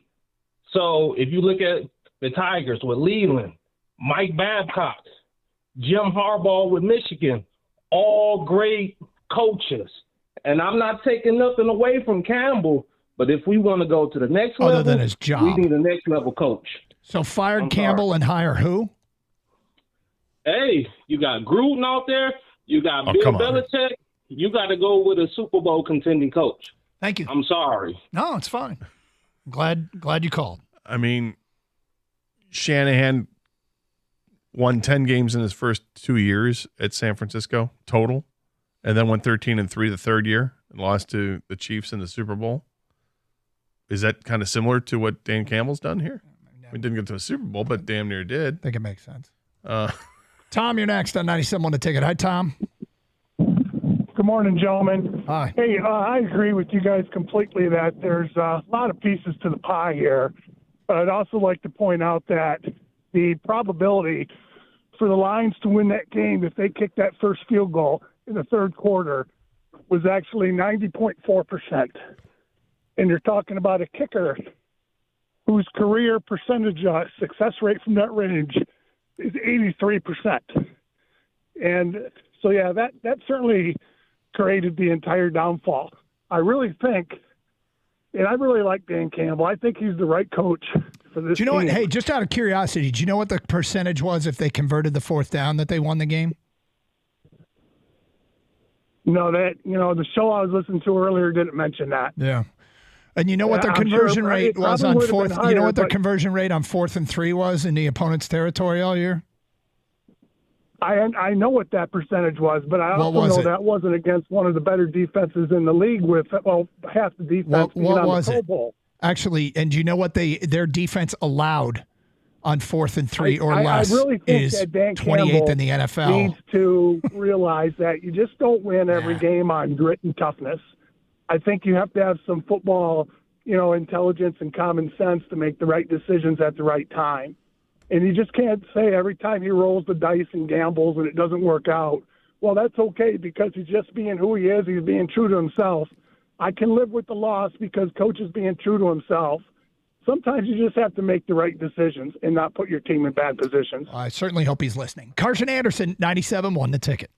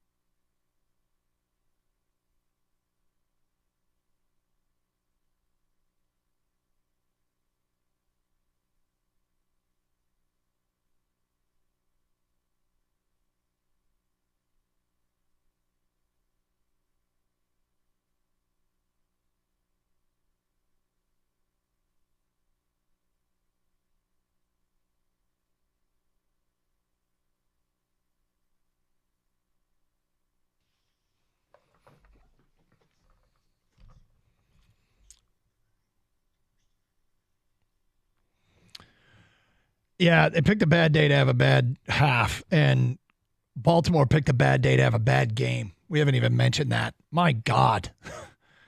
Talk about catastrophic mistakes. Baltimore made them with penalties and turnovers in the end zone.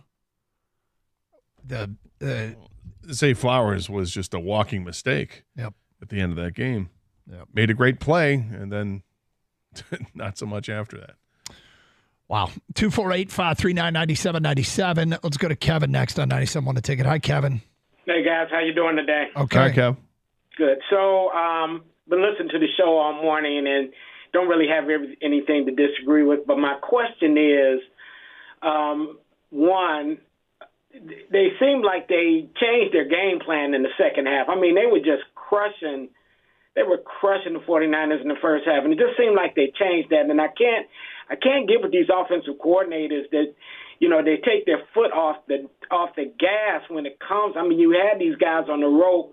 I mean, I'm looking at the game. San Francisco looked like all of the air was out of their bag. I mean, they were done.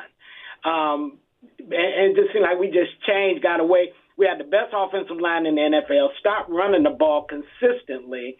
I just don't get that, which leads me to my second question. Well, hang on. Let me stop right there. Here's what happened in the second half.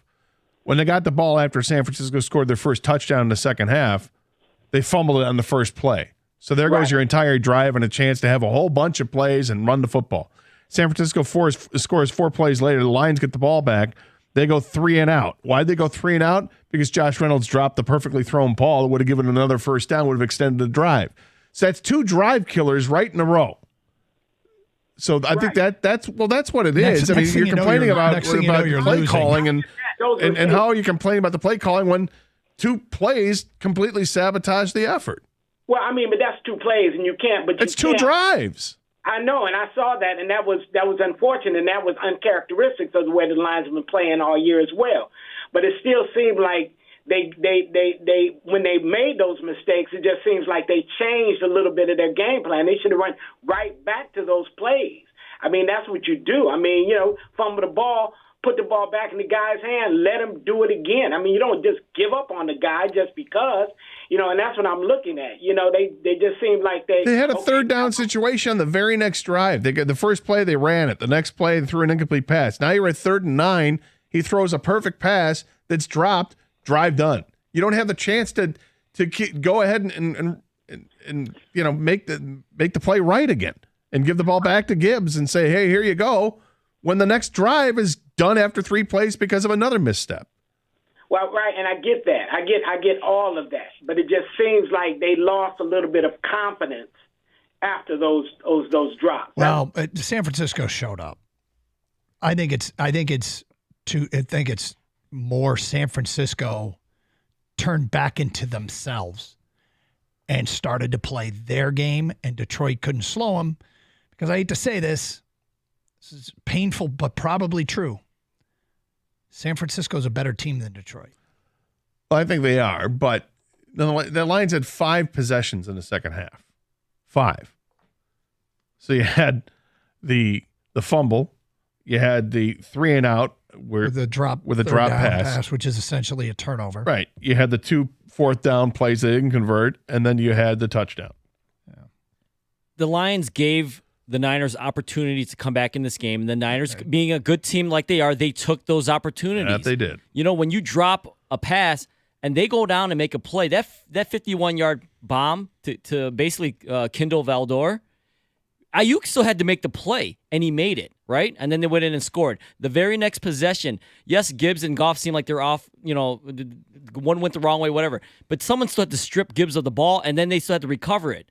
The Niners did that stuff, and now the Lions gave them the opportunity, but the Niners... Well, it's like the first half. The Lions did the same thing to San Francisco. San Francisco missed a field goal. Lions then go 11 plays and 62 yards and score a touchdown. San Fran scores a touchdown. Then the Lions get the ball back to them, but they get the ball back because San Francisco threw an interception. Lions took 5 plays and scored after that. Then 3 and out. And the Lions went down 17 plays, kicked the field goal before halftime. It was a tale of 2 halves. That third quarter, that span, the 7 minutes that you keep replaying, and it's just insane. Awful. It was a series of catastrophic events. So uncharacteristic. Larry, you're next. What's up, Larry? Hey, how you doing? Okay. Hey, I'm lying. I'm doing I never terrible. get bored talking. What's that? I said I'm lying. I'm doing terrible. Go ahead. I never get bored talking kickers. I've been a special teams coach for over 20 years, and where at? Some of the coaching issues can be because of the kicker, them not having confidence. Where are you a special teams coach? Out of curiosity. Mostly high school, but I traveled. I don't do it anymore. I traveled around working with kickers, and I was on the clinic staff with MSU. Nice. But a lot of the kicking, lack of kicking confidence will change a coach's mind in what he's going to do in the fourth down. Like, that's what I think happened yesterday. I think it may have played a role. It may be something that we look at. You look back on the whole season and all the fourth down, going for it in fourth down when you're in field goal range. Does it play a factor if they don't have confidence? I think it absolutely would play a factor. The real question is, does Dan Campbell have confidence in the kicker? Well, the fact that they switch kickers halfway through the season, I think would tell you that they probably don't have great confidence. I don't know how much they investigate kickers before the beginning of the season or how much they get into that. I was wondering if you guys could maybe tell us if you know about that. Yeah, look, I can tell you that it's not something that they go, oh, yeah, we got to sign a kicker. I'm sure they put a lot of time in it. I mean, they have a full-time special teams coach, Dave Phipp. They work guys out during the season. Like, it's not an afterthought. And I wouldn't be surprised if last year they went into the draft hoping to take one of the kickers. Other teams just drafted him before they got the chance. Well, we'll see what they do this year. 248-539-9797. Here's a good kicking point. That punt by Jake Fox was unbelievable. Dude, he punted it from his own 15-yard line. And Jack Fox is a boss. Sorry, I said Jake. He's just a boss. You know, and that rule, I mean, the rule in the NFL, college and the NFL is different. College, it's the ball. If the tip of the football crosses the end line, it's a touchback. You could be laying in the end zone with your arm outside the end zone and down it outside the end zone. That's down where you downed it. But the moment the ball crosses the line in college, it's a touchback. In the pros, it's like a basketball out of bounds. You have to stay in bounds. If the ball bounces on the one, floats into the end zone, and you jump 4 yards into the end zone and throw it back, and somebody catches it, it's down where it's caught. And the Lions, you have no shot when you're standing in the end zone and catch the bouncing ball. Like, I think it was Lucas, but so close to making a fantastic play, an incredible. With a great kick. I honestly think that changes the game if they down it inside the one. It's unbelievable punt, the distance, the bounce, just everything. But the final, it's just like the whole half. They just didn't execute the last part. Like, catch the ball and bounce. Valerie, you're next on 97.1. Hello, Valerie. Hi, good afternoon. How are you guys? What's up, Val? Great. I just wanted to chime in on even though we didn't win, the Detroit Lions didn't advance to the Super Bowl. They had an amazing season. They earned their spot in the playoffs. They did. I mean, they beat the Super Bowl champions from last year. They were really they played hard. They put at it, and I'm proud of them. Even if they didn't make it to the final spot that we wanted to see them at, they really did a good job this year. I think by and large, Lions fans feel the same way, but it's just how do you feel today? Today, you're kind of bummed that they lost the game last night, but when you have a chance to look back at it retrospectively on the whole season, it was a great season. Yep. Yeah, we'll get there. I think we'll all get there. Everybody's on their own timeline to get to that point where you're more, can appreciate what we just witnessed. It's tough. Today's tough. I mean, Jansen said it's the player in him. He sat down in the cubicle this morning and said, it's the player in me. I'm moved on to next year. Let's go. How do we get better? And I'm not there yet. I mean, she's right, but I'm not there yet. 248-539-9797. Jeff, what's up? Hi, guys. How are you? Well, okay, Jeff. Hey, so first of all, I just wanted to let you know, the reason I called is I want to ask you about the end of the game. But I also wanted to mention the caller earlier, Sean, mentioning going up by 3 scores. I agree with him. I think that is huge to go up by. I was so happy at the end of the first half when Dan did go for the field goal and put us up by 3 scores. And I just think that's super, super important. But the reason I really called is the end of the game. Okay, we're down by 10 points. And there's like a minute and 40 seconds to go. We have all of our timeouts. We need 2 scores. Why does it matter what order we get them in? I wondered about that. I wondered about that. As soon as you got into field goal range, kick the field goal. I wondered about that. Kick the field goal first. Yep. You need 2 scores. Yep. And you don't, you leave yourself time. You got all 3 of your timeouts. The problem is that was a huge. The way I was looking at the end of that game, and I'd be interested to hear Campbell's take on this. I didn't hear it addressed in the post game. Maybe it'll come up tomorrow. Is I think they saw it, and the way I saw it was the Lions were going to have to score a touchdown and a field goal and get an onside kick. I didn't think there was any kicking deep under any circumstances because they hadn't forced a punt since the second quarter. And I don't know, I have any reason to believe they were about to force a punt, but could they have kicked the field goal? The one thing that kicking the field goal there does early is saves you time, but it also takes out the possibility that if you do get the onside kick that you can win it in regulation, even if time is limited. But I hear you. I had that thought crossed my mind. I agree. I think they were kicking the onside kick no matter what. No matter what. Yeah, but with that being said, I think the one thing I definitely disagree with what Dan Campbell did or Ben Johnson, whoever made the final call, was to call a run play. And then they burned a timeout. And as slim as it may be, Doug, you onside kick, you don't get the onside, at least you still have 3 timeouts to try to get the ball back on some miracle because that gives you 2 opportunities to get the ball back. Do we know if they use a timeout, which they did, they only had 1 opportunity to get the ball back, and that was the onside kick. Do we know if there was a run play called there or they checked into it?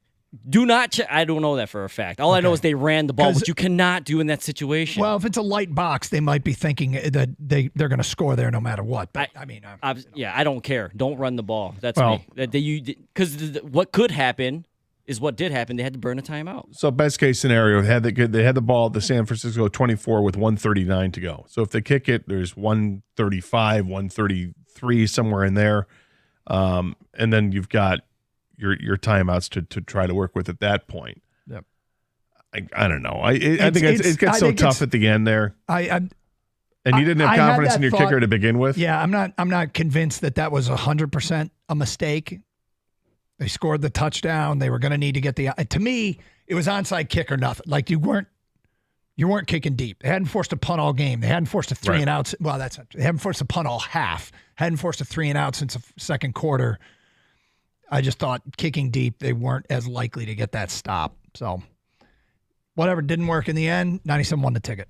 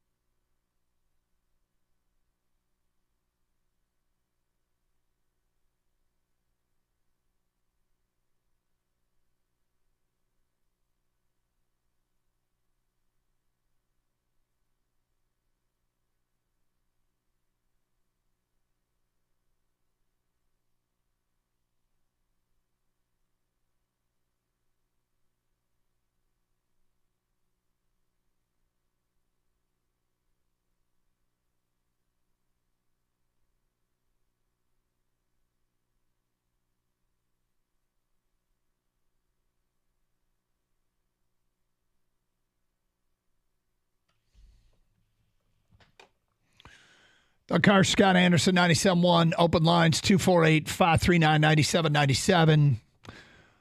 Oh, man, it's a rough day. This is not fun. It sucks. Absolutely sucks. They were that close. And there is an element of regret over some of what happened.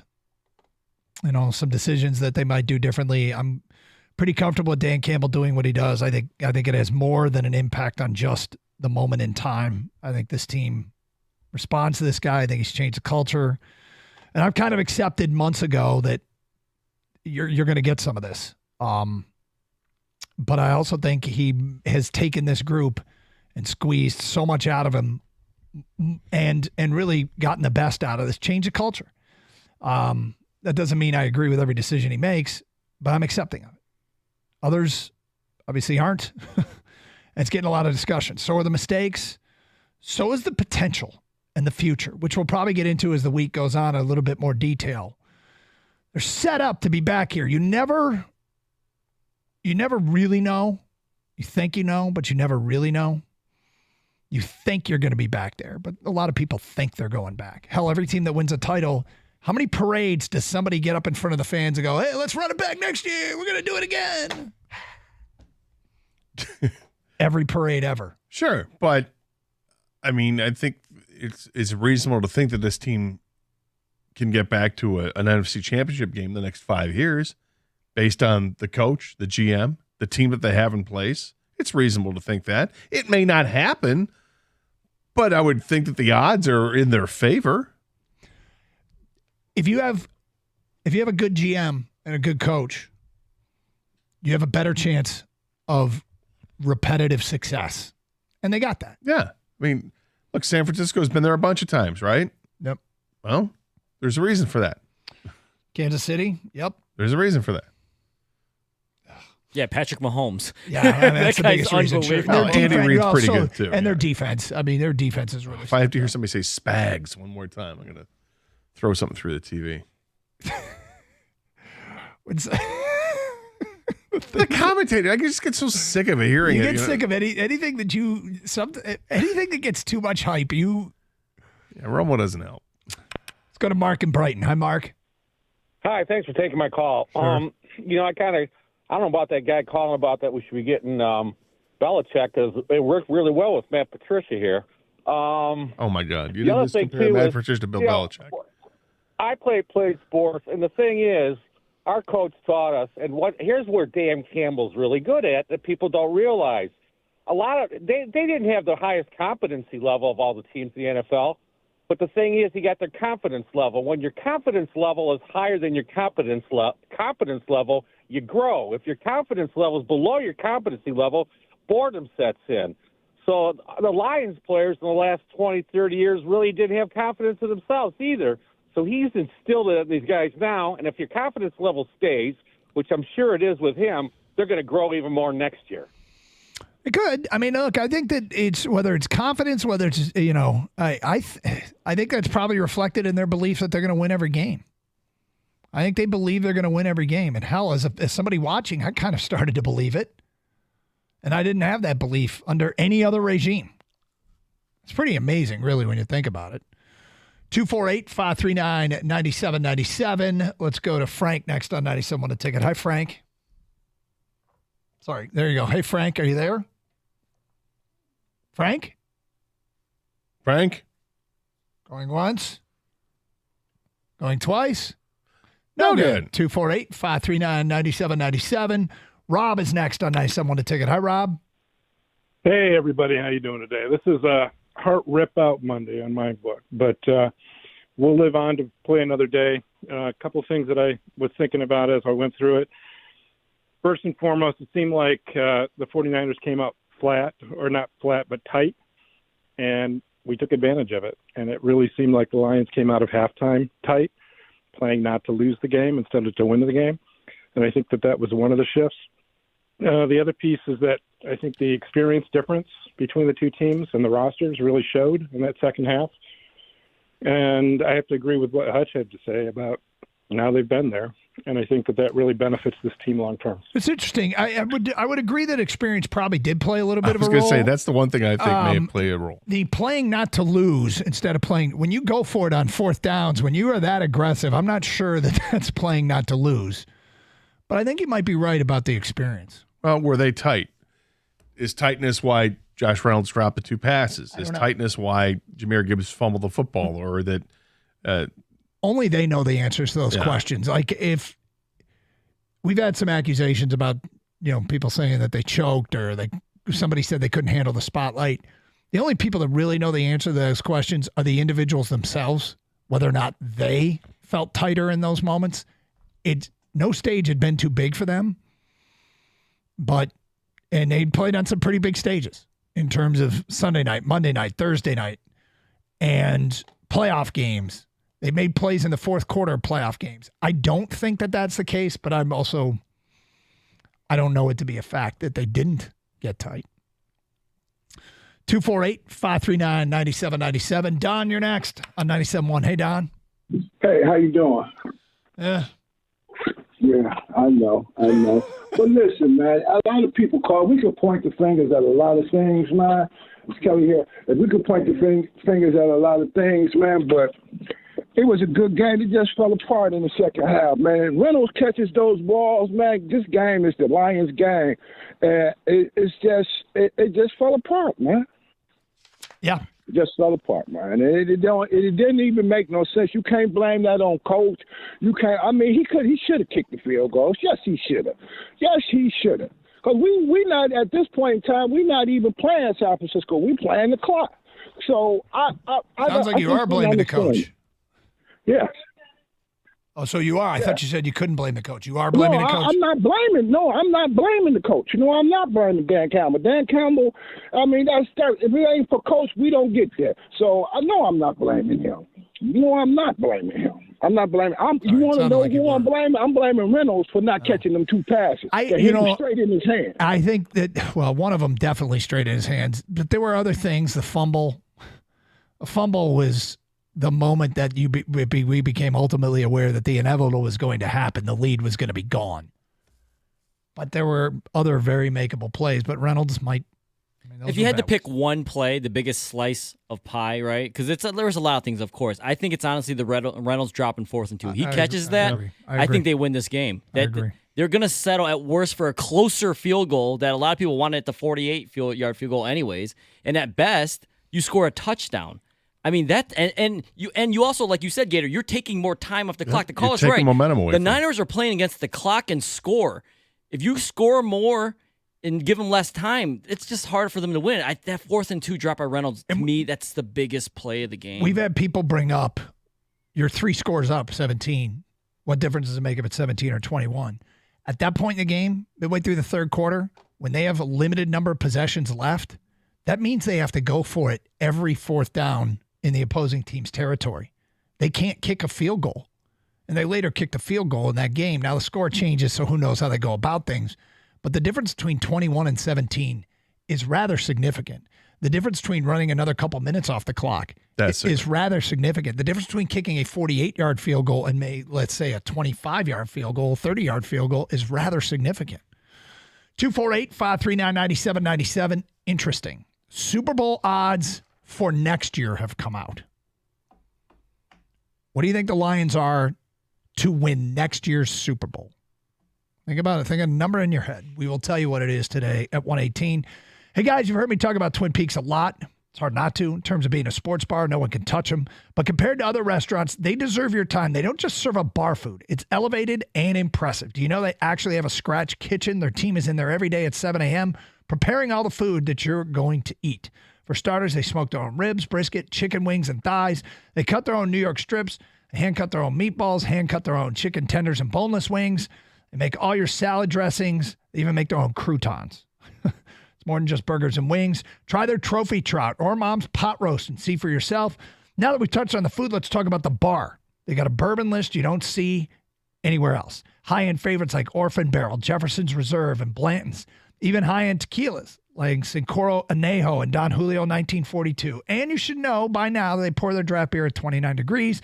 Pair it all with wall-to-wall TVs and the beautiful Twin Peaks girls Why would you go anywhere else? Stop in tonight and enjoy an even later extended hours as they have late night happy hour. It's awesome. Twin Peaks eats drinks and scenic views.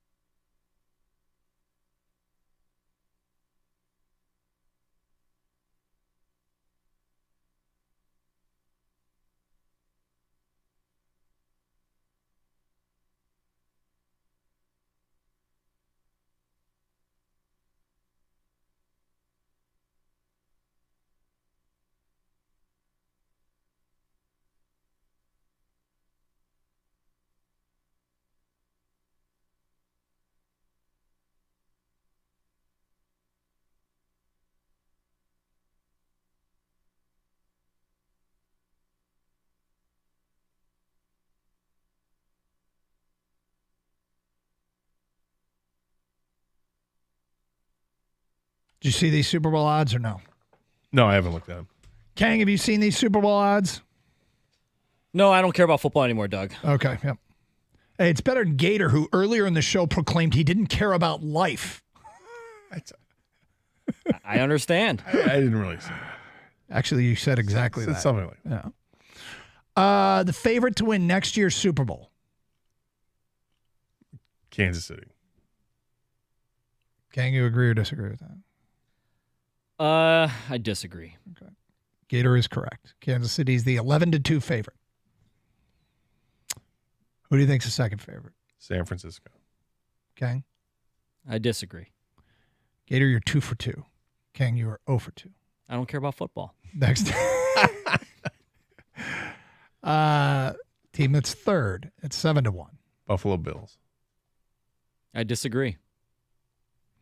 Kang is correct this time. It is not Buffalo. 1-3, Hall of Fame. Baltimore. I'll agree with that one. You're both incorrect. Damn, I should have disagreed. Baltimore and Buffalo are both 12-1. Is it Detroit? Okay. I disagree. It is Detroit. Wow. Next year's favorite to win the Super Bowl is Kansas City at 11-2. San Francisco 6-1. Detroit is 7-1. Baltimore and Buffalo are 12-1. Cincinnati and Green Bay 16-1. Dallas, Miami, and Philadelphia 18-1. The Jets are 20-1. Chargers 22-1. Houston 25-1. Carolina's the longest of shots at 150-1. And perhaps Ben Johnson's Washington Commanders are 100-1. Along with Tennessee, the Giants, New Orleans, New England, and Denver. So there you go. And then the rest are in between. 248-539-9797. Pete, you're on 97.1 The Ticket. What's up, Pete? Oh, wow. This is my first time on a radio show, so thanks for taking the call. Hey, I'm deflated. I'm as sad as everybody. I'm actually driving back from Detroit to where I live in Chicago. But in the same breath, I'm pumped, ready to run through a wall. You guys were talking earlier. I think Tang said it. Next year we won't be America's team anymore, and we won't have all this. I don't want it. We're out for blood. I believe in this team. I believe what they built, and we're in the room with, just like you guys said, we're in the room with the best teams in the NFL. I think we belong there. And I don't want any sympathy today. I'm getting it a lot from my Bears fan friends in Chicago, and I don't want any part of it. I can't wait. Cut Vildor first, and then let's get after it. Well, look, there's an interesting few things there. First of all, your comment on being America's team, none of that has anything to do with really anything. Right? It's just, if we're America's team or not, I don't care if everybody loves Detroit, hates Detroit. It doesn't really matter. We've got our group, our band, our community, and that's all we need really to roll. And so if they lose the allure of America's support, I don't give a damn. As was it Andrew Kopp said this week, doesn't mean yeah. But at the end of the day, this isn't new. Oh, sorry. It's Go okay. ahead. No, it's okay. And I think there's the opportunity to come back next year with a vengeance is right there. And I think they got the right people in charge to cultivate that about what you're doing today to take the next step. Absolutely, and it's what the city. Any good team we've had is built on that identity, right? I mean, that's the bad boy Pistons, the go to work Pistons. Nobody wanted us around, and I will gladly accept that identity. Like I said, be on the radar, not under the radar this time, and just go kick some ass. Sorry, I'm running out of. It's all right. No, Pete, I hear you and I appreciate it. And I think a lot of what you had to say is interesting and true. Look, I'm not ready to go there, and I'd have to quantify it because injuries in the NFL play such a huge role. I'm almost ready to shoot the boot guarantee that the Lions will be back in this game in a year, but there's a lot of qualifiers that have to go in. But given that we're literally a year out, I think that's fair. I'll give it some thought, but I really love where they are. The problem is, God, I just think, compared to other teams, they really stayed injury-free, especially at the quarterback position. I mean, that happens. But they didn't really stay injury-free. I said compared to other teams. Compared to whom? Because they lost the two guys in the secondary. They lost their defensive end opposite of Aiden Hutchinson. They lost their starting left guard for half a season. I mean, they lost plenty. They didn't lose to the quarterback, of course. I think a team that lost their quarterback lost more than the Lions lost. But there were plenty of other teams that didn't lose their quarterback either. It's not worth arguing. Let's just get back to the phone calls. 248-539-9797. Let's go to Joe. You're next on 97.1. Hi, Joe. Hi, guys. Over the years, I've learned to deal with sports disappointment and keep it in perspective. But I got to be honest. I'm like Joe Namath, man. I'm struggling with this one. I don't ever remember one that hurts like this.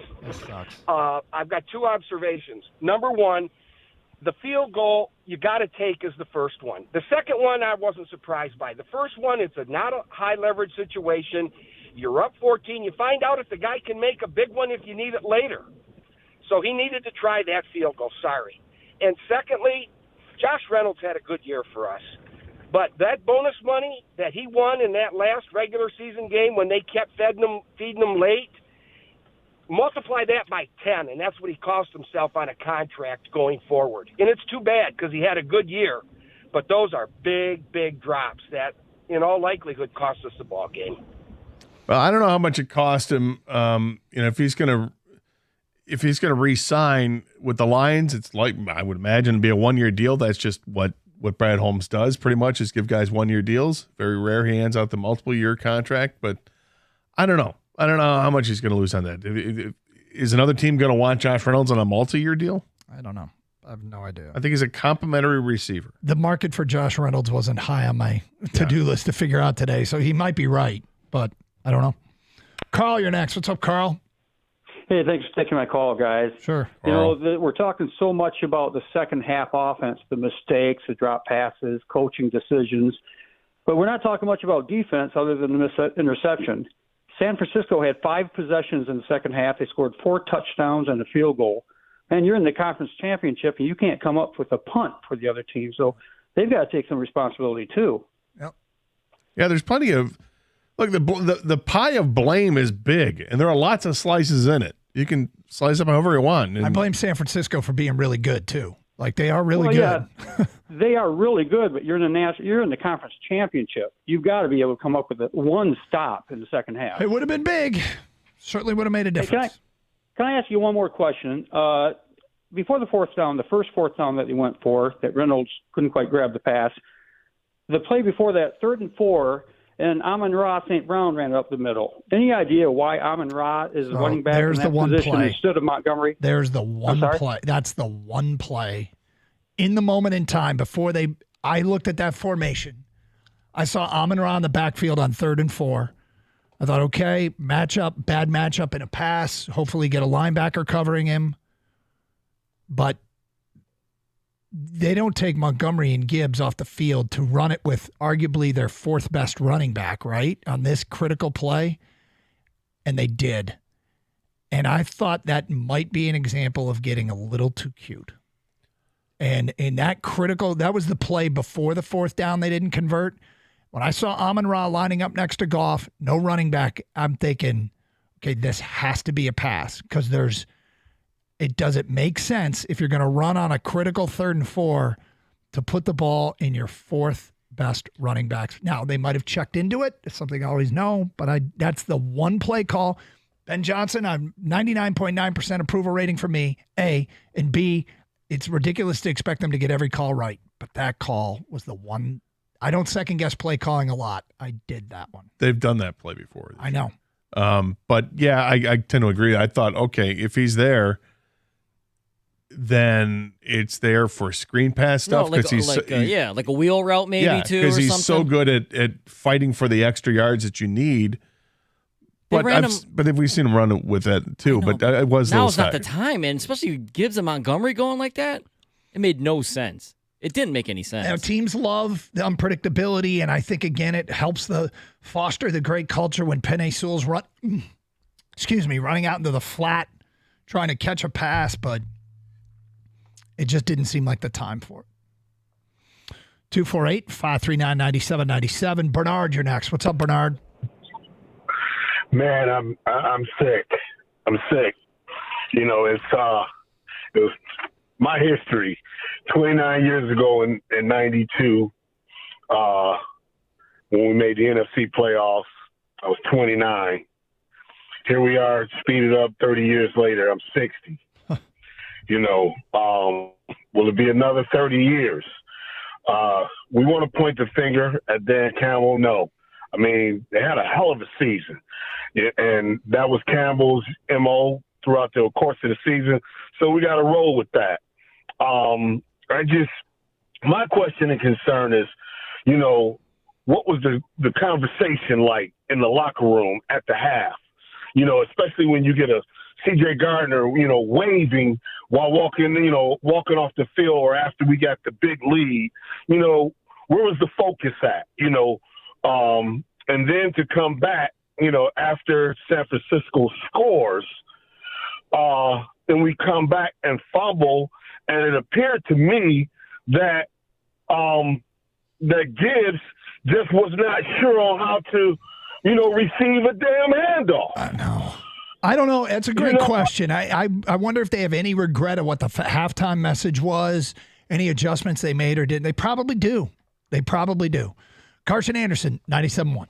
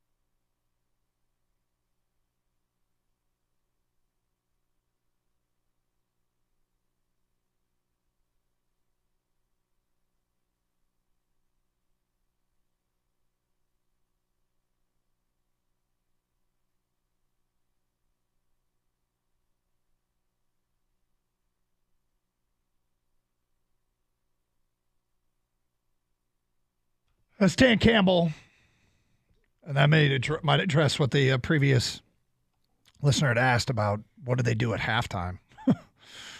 248-539-9797. Kirby, you're on 97.1. What's up, Kirby? Kirby. Hello. Dude, I was on hold for over an hour. Kirby, you there? Doesn't sound like he's there. No, good. 248-539-9797. Rob, you're next. What's up, Rob? Hey guys. Oh man, it's a sad Monday. Yep. Been a Lions fan my whole life, so I've been through a lot of it, and I got a couple things I want to say. One, I was happy with the playoff win. That's all I've really wanted for a while, is just a playoff win. So that was good. But to lose like that, it wouldn't have hurt as bad if we didn't have that lead. Like if we would have got blown out, or it would have been like a game back and forth, it wouldn't have hurt as bad. But losing like that it just hurt. It's a really bad. tough way to lose a game. I don't know. If they got blown out, I'd be pissed, because it's like they're really not good enough. Last night showed me they're good enough to play with anybody in the National Football League. Pissed is one thing. Hurt is different. Yeah. This feels like a very hurtful way to lose a game. Yeah. And then the other thing, I wish on those fourth downs, I wish they would have went to like Montgomery or JMO, just because they were so hot. That's the only thing I would have changed about the calls. Besides that, Goff, all the people talking crap about Goff, he played his heart out. He played to win that game. One call about Goff, and JMO wasn't really. I don't know if I would describe him as hot. He had one carry and one catch at those fourth downs. Yeah, well, that run he had in the beginning of the game was nuts. So it was a hell of a run. I'm not sure it's a fourth down. Or Montgomery. I wish they would have ran the ball on those fourth downs. I think it would have been a little bit better of a chance. But hindsight's 2020. But yep. Overall, I'm happy with the season. Those are my thoughts. Yeah, and I'm happy with Ben Johnson. I have some questions too, but play calls change depending on what you see at the line of scrimmage. Yep, and no OC goes into a game and gets 100% of the calls right. I agree with the caller as far as the loss being painful. You guys know how I feel. It's been like my heart's been ripped out, but the lead, like he said, is the reason why it's so painful. When you're 30 minutes away with a 17-point lead to go to your first Super Bowl ever in franchise history, it's painful. And I know you guys have brought up many of the valid points where they're good enough to get here next year, but ask the Eagles, who were 10-1 to start this year with a young coach, a great GM, a draft that everyone loved, and they both fired both coordinators. The head coach's job was on the line at the end of the year there.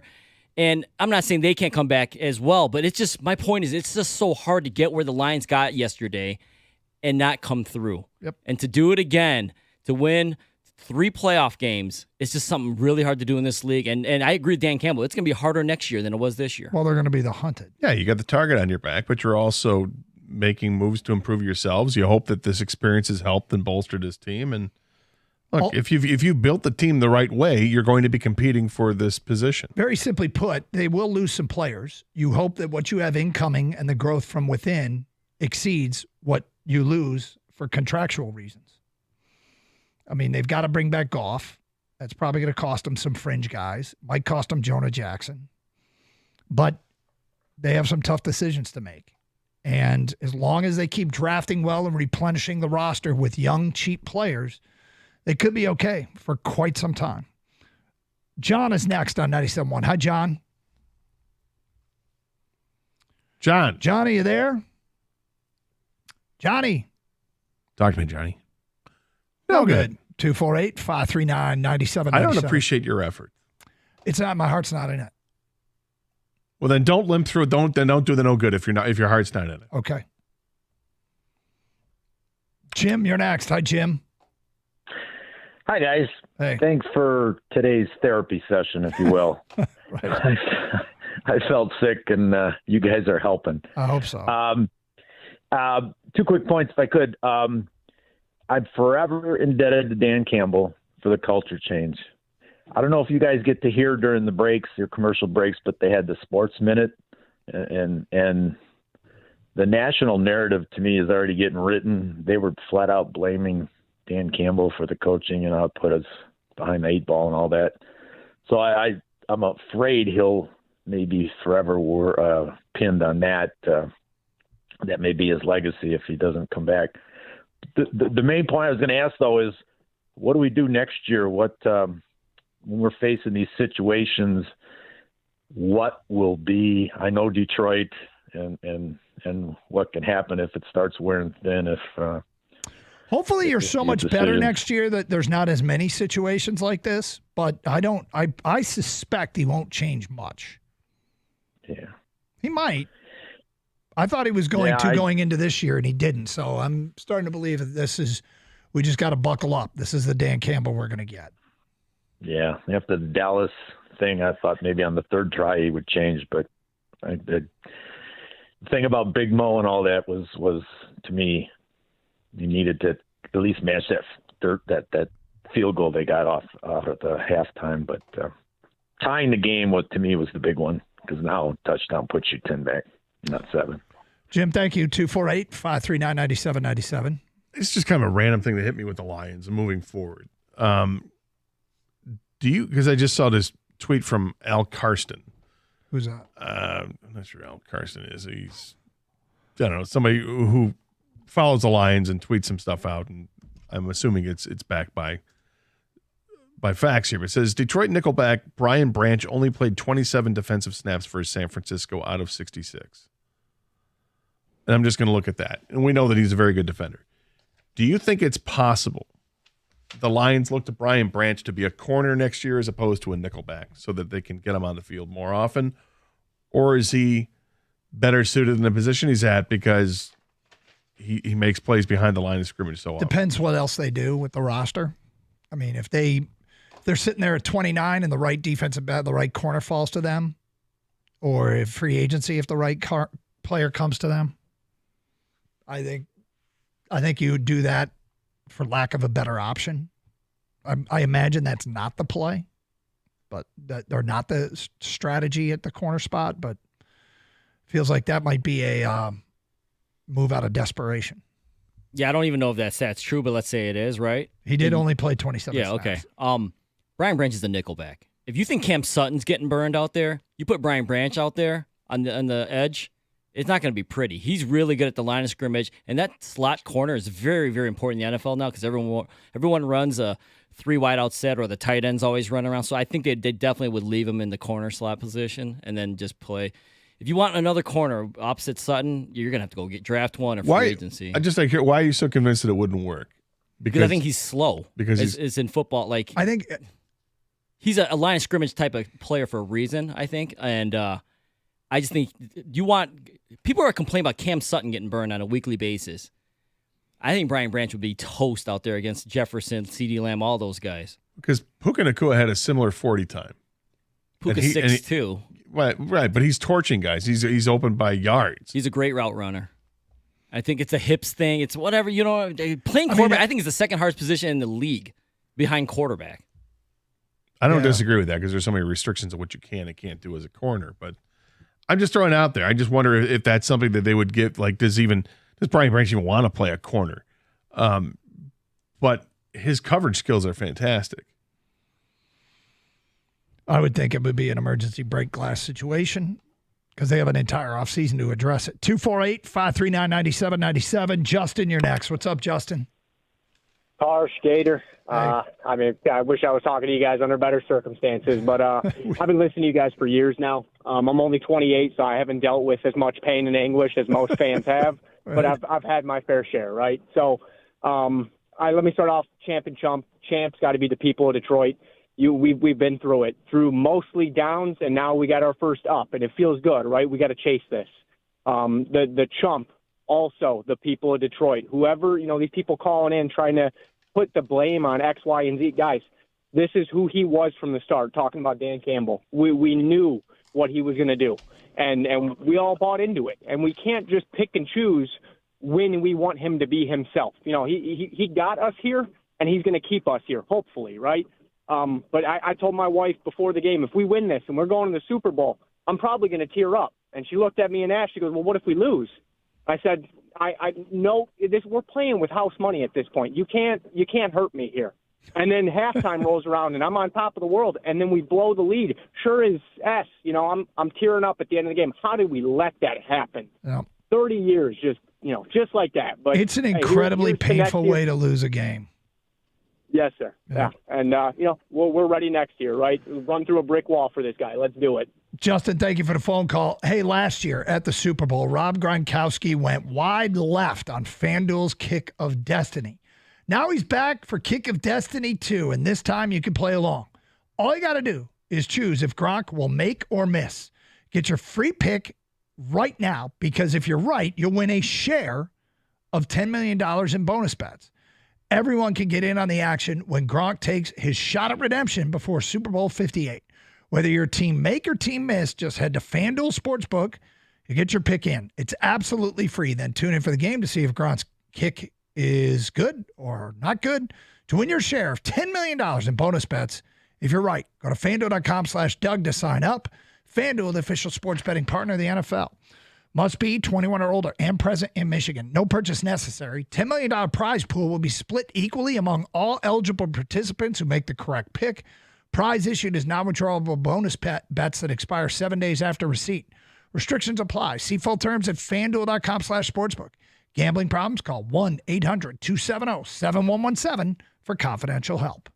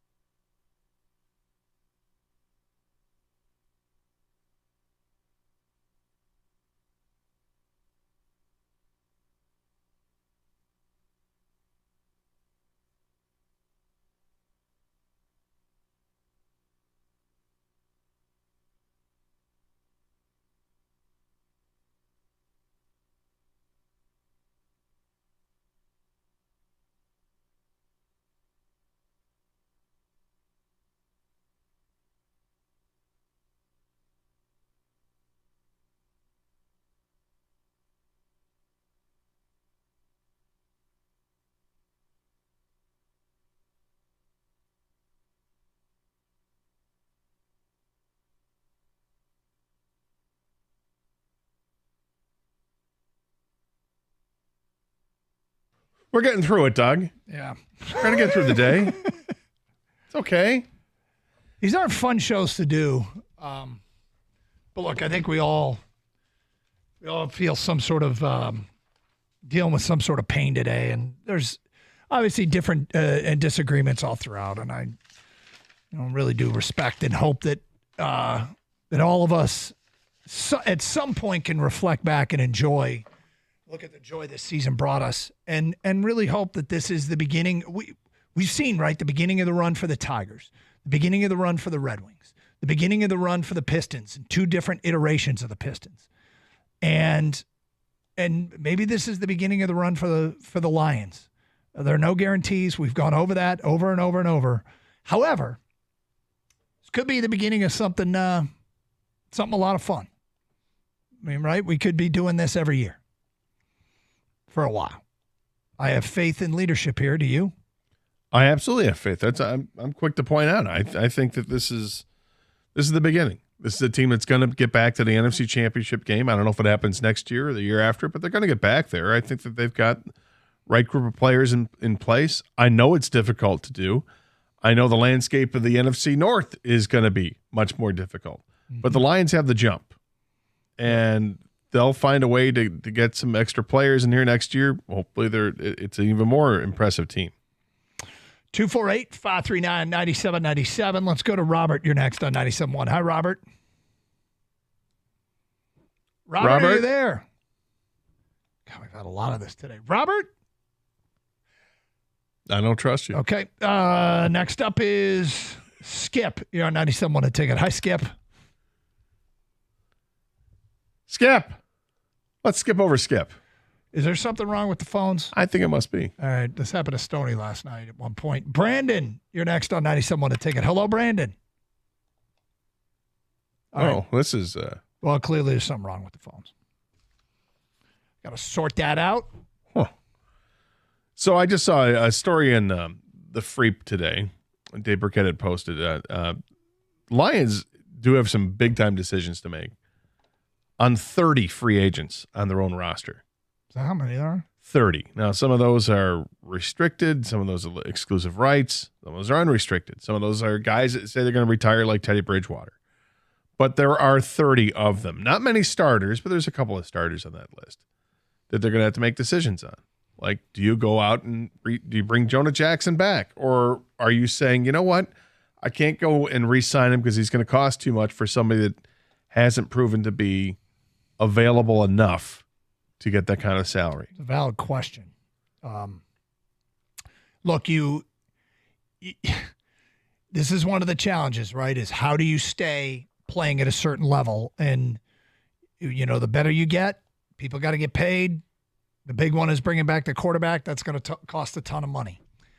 And you can't keep everybody. You try, you hope, but you can't. And well, they also have positions of need that they can, we can afford to go after an upgrade at this position. Yep. When you're looking at corners or other spots. Let's try this again. Let's go to Joey. You're on 97.1 a ticket. Hi, Joey. Yeah, no. You know who's going to love this? And should we even tell them? I think we probably need to let them know. Maybe let an engineer know that we've got some issues here. Has somebody been sent back there to tell the engineer that the phones are down? Yeah, they got some tough decisions to make. And, you know, you got to figure out, all right, who are we building around? Not only contracts this year, but contracts next year and contracts the year after. Because you don't want to back yourself in a corner where you can't bring back Penei Sewell. Right. Right? You don't want to back yourself in a corner where you can't afford Amon-Ra. Or Aiden Hutchinson. Right. Yeah. You've got to keep these guys. But how do you add that elite edge rusher to the other side? How do you bring in a lockdown cover corner? How do you bring in a defensive tackle? Like, how do you do all this, improve your team while retaining the star players that you have? Well, they start off with $61 million or something like that in cap space, which is helpful. Sure is. But it gets eat away at it quickly if you're going to, re-sign or extend a quarterback. Although extending him shouldn't affect it too much because he still has a year left on the contract, so it's an extension. Yeah, it might not affect you next year at all. Maybe it does. If there's a signing bonus that gets worked in, that might not raise it as much as his overall salary will be in 2 years. But I think they have the wherewithal to get a couple of significant pieces in free agency while extending your quarterback and perhaps another player. Rico Beard has made his way in studio, and we got Mike Valeni as well. Hello, Mike. What's up, boys? Hey, guys. How are you? Let mean, what do you want me to say? The game was so bad it made me sick, literally. Yeah. Are you really? Yeah. Oh, yeah. Took me out. Disgusting. Just disgusting. I mean, what are we walking into besides phone issues? The phone issue's a big one. No, Kenny had enough. I'll just say that. Kenny just said, I had enough. I don't know what he did to the phone systems. That might be it. You know the thing about it, you walked into either blame Dan Campbell or don't blame Dan Campbell. Yeah, I'm not doing that because I think you got to blame everybody. With a collapse like that, yes, it's Dan Campbell. Yes, it's Ben Johnson. And yes, it's the players. Mm-hmm. It isn't this binary thing of this or that. It's all of it. And look, we'll go through it. I can defend some of what Dan did. But you know the other problem I have, guys? It's this is what we signed up for. You can't cry about it now. Not you guys. I'm saying like No, Mike, it reminds me of the topic we did. We're like, are you either all in or all out with Dan Campbell? And you can't be halfway. If you like what he's doing when you're winning, then you have to accept it when you gamble and lose. Well, I'm going to give a radio tease straight from the Doug Karsh book of teases. I will determine whether or not that's the case, but let's hear it. Okay. Dan Campbell did several questionable things last night, but I'll tell you the one thing that rose above all for me at 2:04:30. Mike, I'm proud of you. That's well done. Come on now. That's well done. Timestamped and a cliffhanger. Attaboy. Well played, sir. Well done. Let's go, baby. We'll do a group therapy session. Rico, you're very fortunate. We'll just go through it. I'm very fortunate to work with Mike. That's exactly right. Is that how you feel every day? You're a lucky Gator? man. Every other day. Gator and I have little sessions of how fortunate we are to talk and work with you guys. Yeah, group therapy. I hear you, man. This is a hurting community today. Are you happy? Are you sad? Are you disappointed? Are you frustrated? What are you? Because some people are happy and saying, you know what? Didn't think we'd make it this far. I'm not there yet. It's true, of course. And there's a day and a time for that, but that's up to each individual person. I'm not there yet. Look, you're just I'm optimistic. It'll hurt more. It'll hurt more when I tell people what they really lost at 2:01. Oh, my goodness. A double. Hey, man, there's only, 15 days till pitchers and catchers report. So this is the closest we've come from the end of the football season to the beginning of baseball season, maybe ever. So I love it. And the Pistons got a big know. Yes, they did. Okay, you can go straight to hell. Hey, here we come. Have a great show. Stay safe, everybody. Treat each other with respect. Bye, guys. Someone.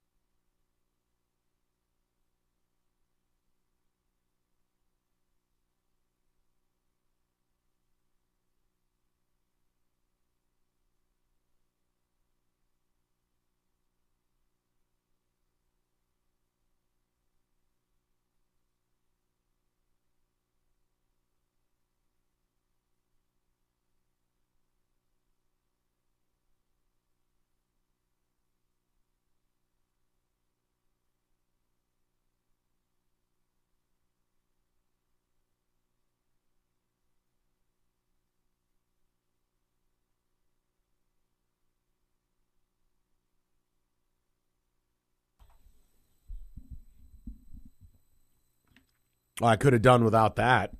So, listen, let's start the show. Yes, I'm sick as a dog. All right, don't break my balls. But I'd have to be dying to miss this show today because this is group therapy. Rico on the other side. I am here, and we are going to rock and roll till 6 and try to work through really 2 or 3 shows worth of content in one afternoon. So, Rico, I'm going to try to pace the takes, if you will. I wanted to start with this. 2 PSAs, and you tell me if you buy one, both, or neither. Does that work for you? It works for me. Okay. One is this. If you are going to call up with these strictly binary conclusions of yes or no, black or white, this or that, I'm not interested. You don't get to just blame one person when your team lights their own car on fire and drives it off of a cliff and blows a 17-point lead in the NFC title game. It's not just a Dan Campbell thing. He's also not blameless. It's not just the players, and they're not blameless. It's not just, it's all of it. What if you feel like somebody is 75% the problem? We can deal with that. Okay. We can deal with that because you're allowing for reality to come in. There were a million things that had to happen to lose that game. Not just, and we will talk through these. I don't think everything Dan Campbell did was egregious. I don't. I'm not doing one of those shows today. Is there one thing that really stuck in my craw? Yes. Oh, there's one for me as well. Okay, good. No, this is good. And I like that we don't pinpoint certain things because that's what makes the show more organic. Here's the other one. I want to share with Lion Fan how I feel today, and it is not to make you feel worse, but it is to make you understand what I truly think of this team. You didn't just lose the NFC title game last night. You lost the Lombardi Trophy. I truly believe the team that played in the first half of that game beats the brakes off the Kansas City Chiefs. You lost the Super Bowl in arguably the worst third quarter of football maybe we've ever seen in an NFC title game. So as much as it hurts, I woke up feeling you didn't just lose the right to play in the game. I think you lost the right to have a parade down Woodward. You had already beat the Chiefs earlier this year. Even though that was a long time ago, you showed that you can go into Kansas City on ring celebration night and go toe-to-toe, and you beat them. Now, right. Yeah, they didn't have a few pieces, but you know what? Rico. You didn't have Jahmyr Gibbs, and you didn't know what Laporta was at that time either. This team's a bully. They walked into San Francisco and bullied the Niners. And then, yes, we had some coaching things that we will go through. We had players clown-carring their way through. Gibbs lining up the wrong way, mishandling the ball. Josh Reynolds not once but twice. We had Ben Johnson get body snapped by Michigan State OC Jay Johnson. We're doing throwbacks. Amon-Ra on critical 3rd and 4s. Where's David Montgomery? What are we doing here? And then, San Francisco woke up a little bit. And you had a bad break with the Ayuk thing. That's football. You had Gardner Johnson waving to the crowd a little too early. You know what? I don't know if you have the living document up in front of you. I am going to bring that up later. Okay. I don't want to make that the start, but believe me, you and I are mind melding right now. I have it up now. We could throw the number. Good. Read that. And if you think, don't say what I wrote, but if you think I'm crazy, we'll talk during the commercial break. Gotcha. Okay. So, 248-539-9797. Now, the Dan Campbell thing. I think it's too easy to just blame him. I think it's too easy to make him the villain. I think it's lazy. Because here's the other thing, and you heard Rico bring this up to Doug and Scott. We did the shows, and we asked you the question. Are you all in or are you all out? We all agree we like the guy. Mm-hmm. We all agree he's changed the culture here. I think we all agree he's a good coach. But some of you are all in on the gambling lifestyle, and there are people like me who are not. Right. I think you have to be tactical with how you do it. So some of the decisions last night where we're talking about 0.2% advantage, I think you got to read the room a little bit on some things, and we'll go through it.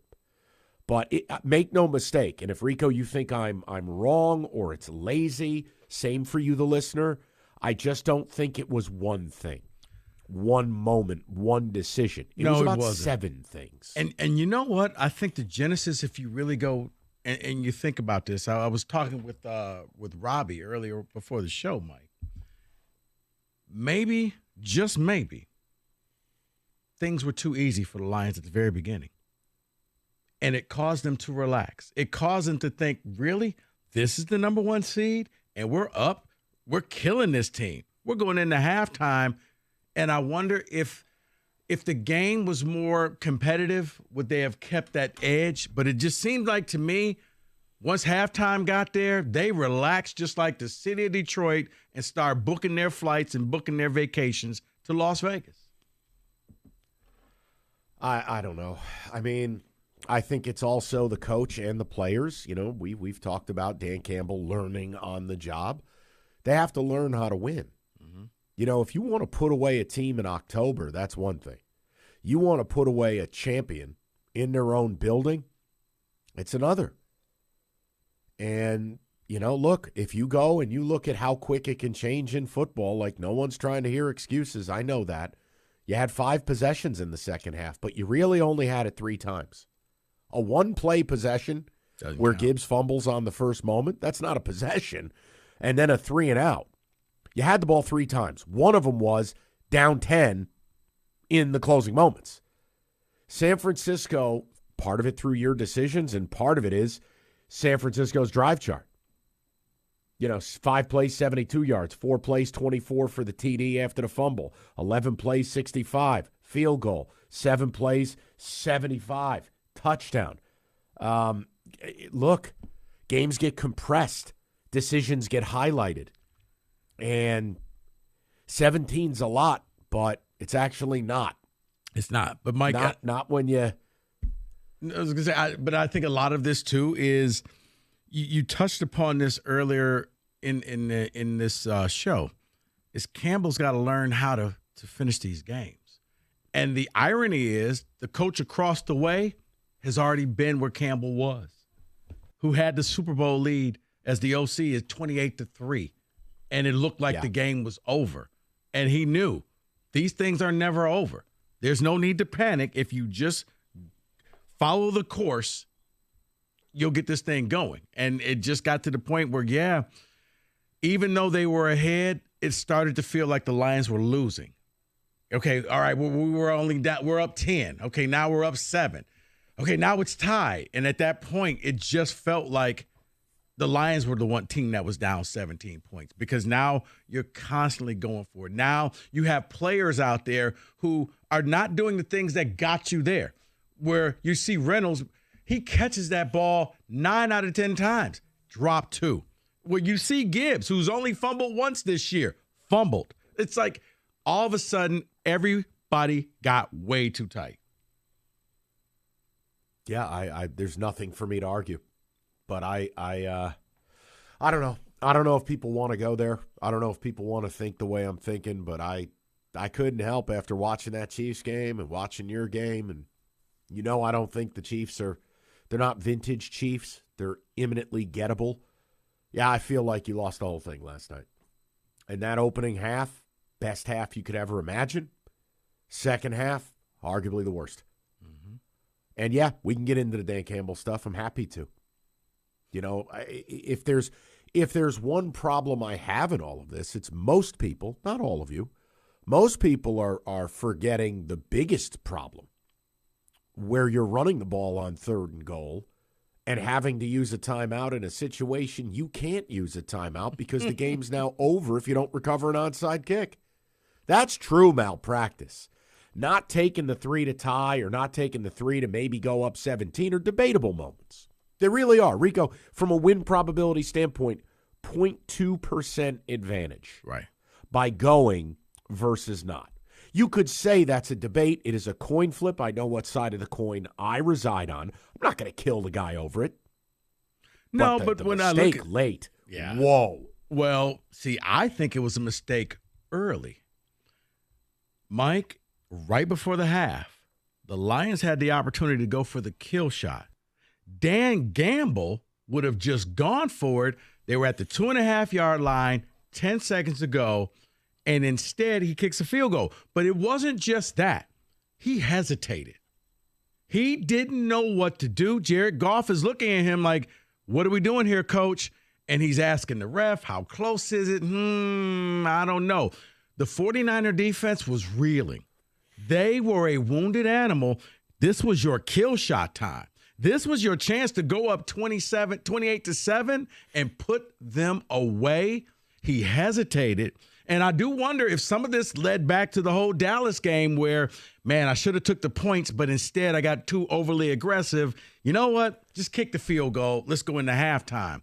That was the time that I thought early in the game, when you have that big of a lead, you just put this team away. That was the moment for me that I thought he missed out on. It's a great point. Can't argue.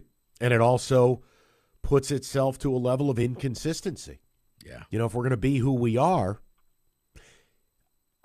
this is the issue when we get into this, Rico, and it's not about me and you. I'm saying us with the callers. I can't prove any of these things. Right. Like if you said to me, Michael, they should have gone for it. They should have handed it to Montgomery and gone right behind Sewell, and they're in the end zone. I can't prove you're wrong. I can't prove you're right. We get into these arguments of hypothetical plays that don't, like an example. Yeah. I could say, listen, 7 minutes to go in the NFC title game. I have to put Badgley out there, who's roughly 80% for his career from 46 yards. I have to tie this game. Yeah. Or, you know what? But I don't know if he makes it. Or you could also say, how about this?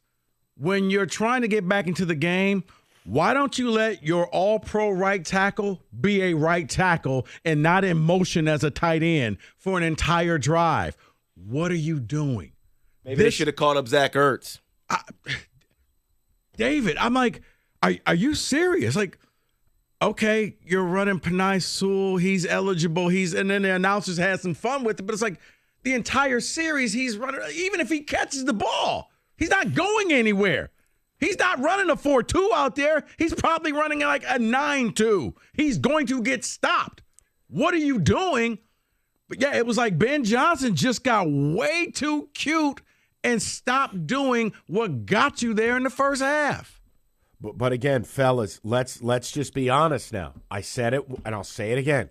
5 total possessions in the second half. 1 was a fumble on the first play. Another was a 3-and-out, which, correct me if I'm wrong, featured a Josh Reynolds brutal drop. I want to pull it up on the play chart. I don't want to have anyone get angry at me. We're going to try to have therapy today and be okay. Yup, incomplete short middle Reynolds. So when you only have 3 possessions left and it's all falling apart, maybe Ben Johnson got a little shook. Rico, you're not wrong. I'm only trying to come up with explanations. It was masterful in the first class. It was. First half. Their concepts in the ground game were a different way of doing what Green Bay did. Getting to the edge, cracking down on the edges. Like, it was beautiful. It was. Which is why, yeah, it's like you're all pro right tackle, and what are we doing with this man? You're taking him away from his strength. Why? What was the point to this? None of that made. It was almost as if they got too cute and they just didn't want to go back to their bread and butter. I don't get it. Oh, also, if you're going to call up and slander your quarterback, call a different show. Oh, I know it's a terrible idea as a radio host. Tell people not to engage with your radio show. Well, here's me right into the microphone. Mike, take it elsewhere. You must not have heard other shows. You didn't know that on those 4th and 2 and 4th and 3. Even Brock Purdy ran for 50 yards. Why couldn't Jared Goff run and pick up first down? Oh, God. Oh, my dear God. How about we put it on the receiver who dropped the football twice? The concept was right. The call was right. You want to tell me you were upset later in the game when San Francisco tricked Goff and he had to throw a contested ball? You want to tell me you're upset there? Okay. But come on, man. This guy's played Pro Bowl level football, and he had you up 17 in the NFC title game. Did Jared Goff drop those 2 passes? Did Jared Goff fumble? But no. Did Jared Goff have the ball bounce off his front teeth? No, but he's Looking not at you, mobile Bob enough. Vildor. He's not mobile enough to pick up the first down using his legs. Okay. Well, you know what? We're all not as blessed as you, caller. You know who is, though? What? Hendon Hooker would have gotten it done. Okay. You know what? Going to be a short show today. Read something. I'm going to be hitting that radio. I'm going to be hitting that radio portal if that comes through. What are you doing, Rico? Oh, no. David, last night going over show stuff, and I'll make this quick. I'm going over show stuff for today, so I'm listening to Stoney's, the post-game show. These were real callers. Real callers were saying. I heard the same callers last night. We need to get Hendon Hooker in there immediately. Like, wow. Body's not even cold you need yet. to get to a methadone clinic is what you need to do. All right. Hey, slippery winter season's here. Whether you're injured as a result of an auto accident or slip and fall, there's only one attorney you got to call. It's David Femininio. We have told you, if you are injured in Michigan, you need to call David Femininio to get David and get paid. He can be reached anytime on his website, getdavidgetpaid.com. But call him directly, 855-65-CRASH. That's 855-65-CRASH.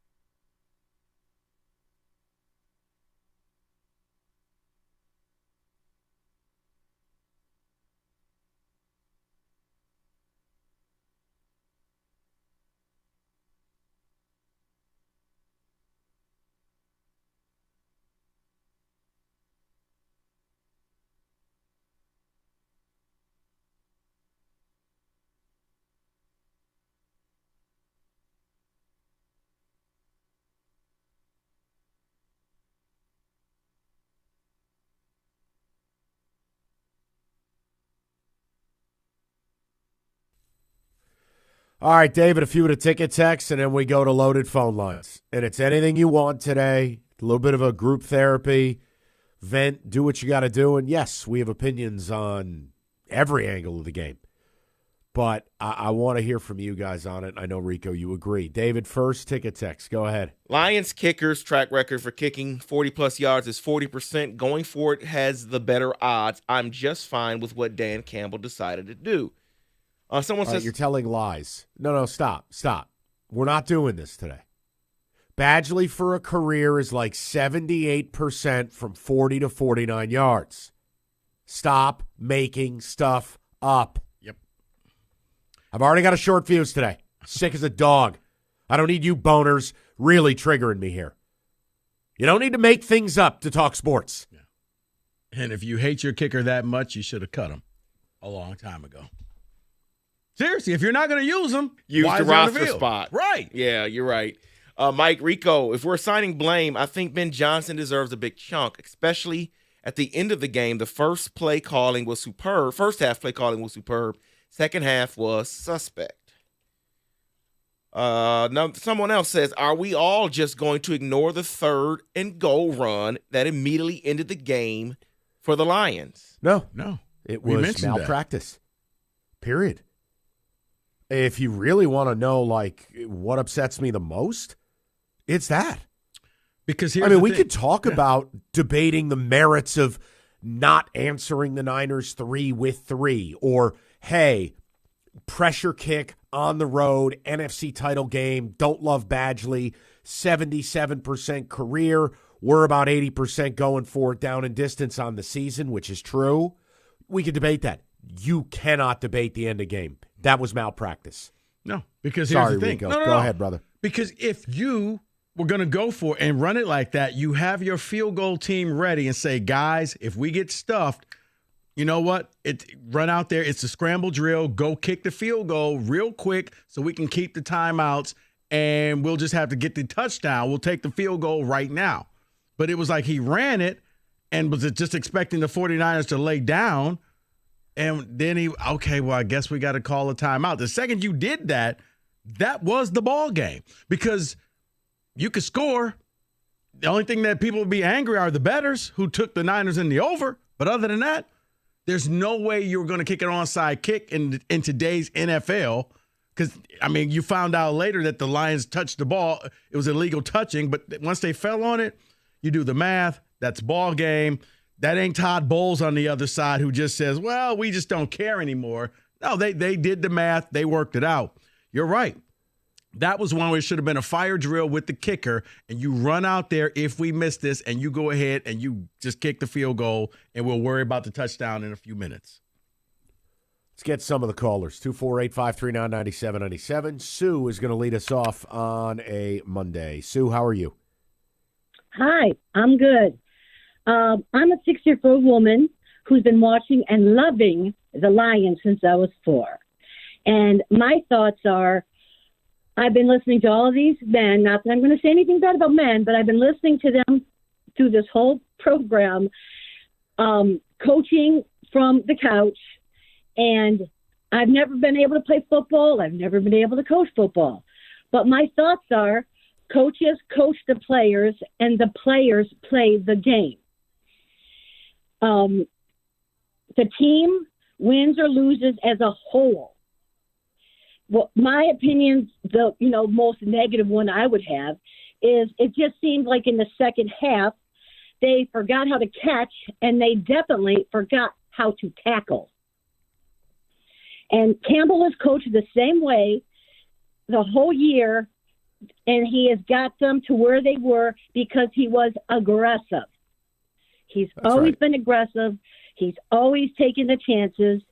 And at the end of the day, my belief is any team, great, good, bad, can lose or win to any other team on any given day. I am excited for the year. Hold on. Okay, that's enough. Thank you. All right, hold on. Just relax. You're up 17 in the second half. I don't need anyone, anywhere, anytime. Sue, you lost me there. I like what Sue had to say because Sue gets it.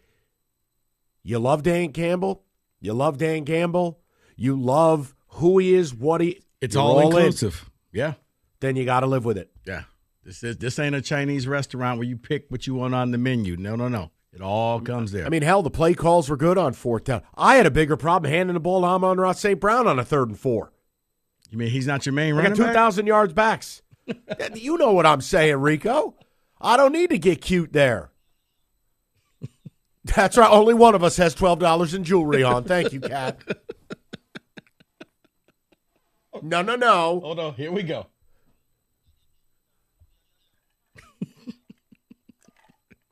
Thank you so much. You are an angel for having that on the drop board. Let's go to Philip, 97.1. What's up, Philip? How you doing? Phil. Gone. Next. Gone. Fast pace today, Rico. We go to Mario, 97.1. What's up, Mario?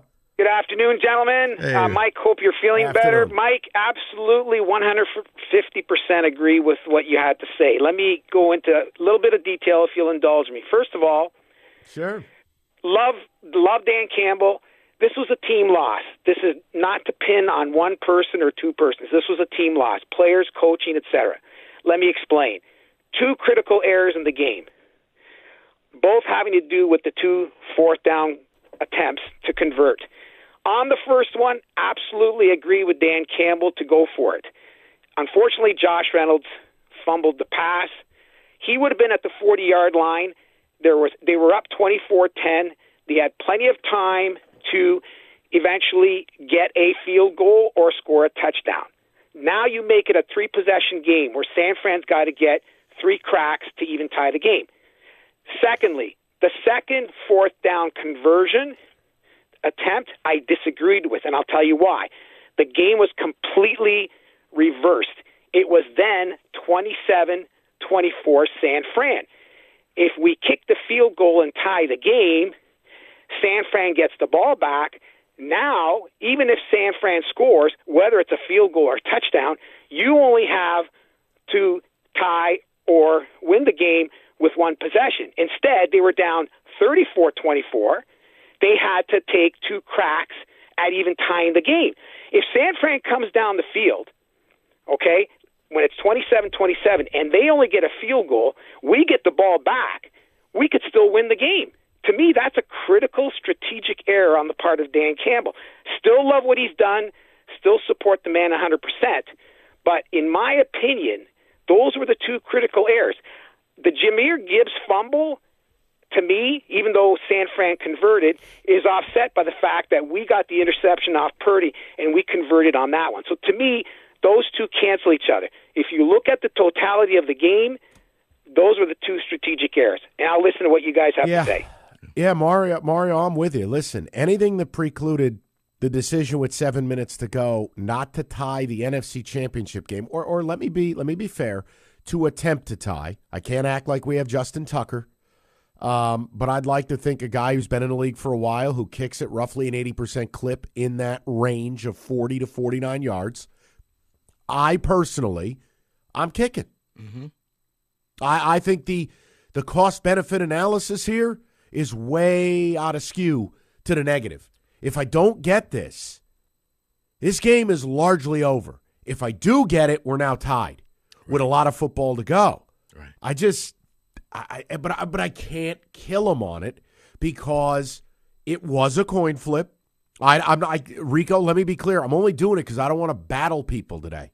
No, but it's if I killed him in Dallas goal, because it was a 15% differential to the negative with what he did. This wasn't. You kick the field goal, you stop the bleeding, you take the crowd out of the game. Because now it's a 1-possession game.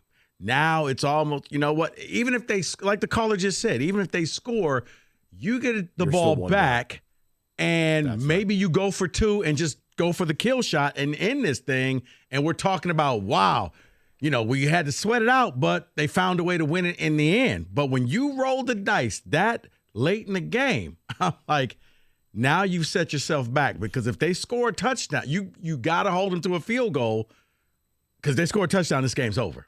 And when McCaffrey broke that run down the sideline, I was like, and this is over. It's the thing that analytics don't take into account. the game flow.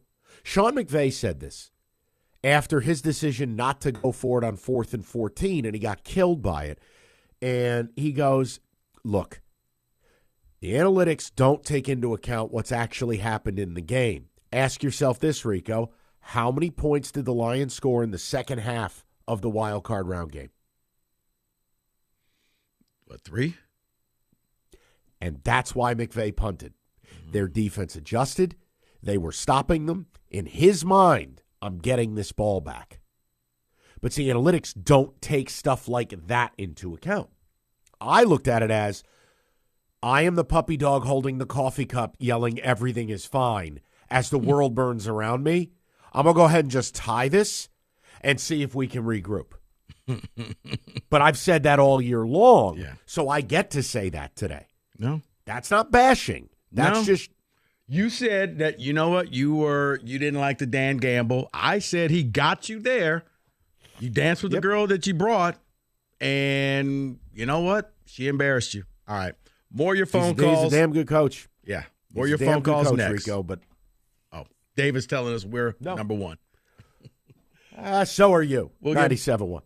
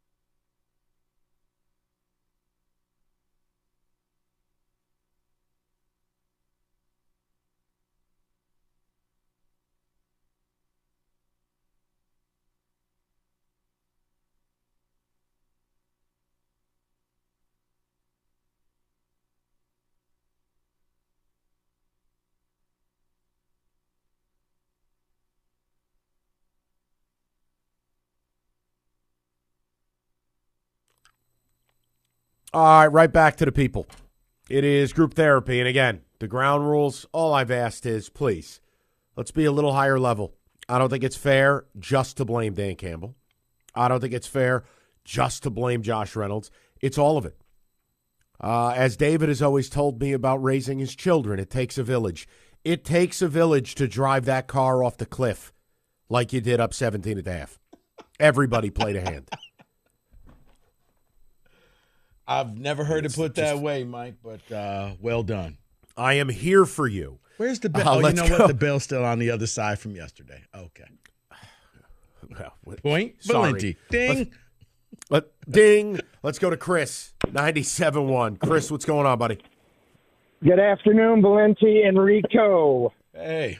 Hello, Chris. How are you? You sound a little bit more upset than I am. They had a great sick season, as a dog. What do you want from me here? Well, you want to hear the straight truth? Yeah, go ahead. What's up? Hold accountability. Not on Dan Campbell at all.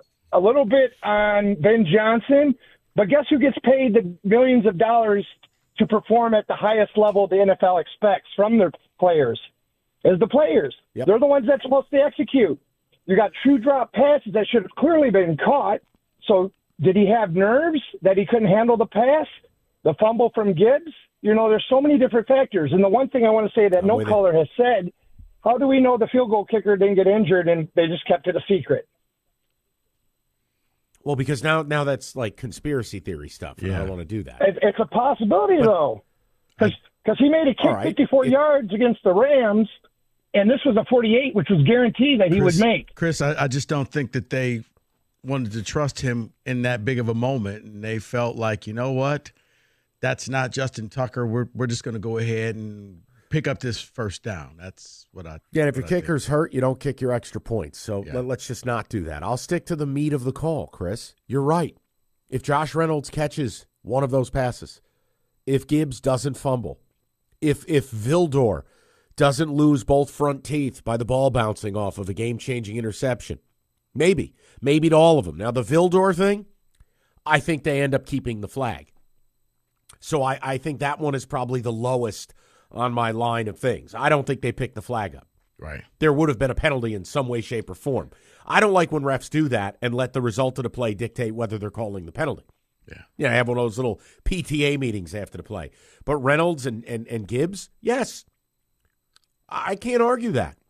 But I don't think it's fair to take the head coach and go, hey, 4 real high-leverage moments where you rolled the dice and came up empty. I don't think it's unfair to have that conversation. That's not demonizing him, but it is. You got to live in a real world now there, Chris. Come on. And you know what? Who also is not getting any blame, but it's been a problem, Mike, all season is Ben Johnson in the third quarter. Like, once again, you came out and did nothing. And you know what this game really reminded me of? New Orleans. They jumped ahead of the Saints down in New Orleans. It looked like it was going to be a cakewalk. And then all of a sudden in the second half, they couldn't do anything. The only reason they won that game, they knocked Carr out the game. And they found just enough to squeak past. They didn't knock Purdy out the game, and they ended up losing. But they jumped way ahead, and we all thought, like, my goodness, they may hit 70 points in the game. Well, it all ended in the first half. The problem with the third quarter, though, I mean, Rico, San Francisco gets the ball coming out of the half. They go 72 yards. Then you have a one-play fumble. Then San Francisco gets the football again, scores. But no, hold on. But Mike, they went down and they kicked a field goal. They didn't get the touchdown. They kicked the field goal, and then you drove it all the way down, and it looked as if you were about to score again, and you gave it back to them. That one, you're right. Yes. And again, if you look at the anatomy of that whole deal, it still comes back to Reynolds dropping the ball. Yeah. Listen, there's so much wrong with how they lost this game. I don't want to, do this massive power rank. But when a caller calls in and wants to talk Campbell, I'll do it. When I want to call in and talk about the players, we'll do it. It's both. Josh Reynolds catches that football 4th and 2 at the 28. You're scoring. Yeah. Period. Or worst case scenario, you kick a field goal and you match theirs, and it's still a 17-point lead. Because up 17 and you know means, where I'm at. Yeah, you just match point for point, and you can never beat me. That's right. I'm sorry. sorry. David, all I was going to say is I can't kill him on it, and I haven't, and I won't.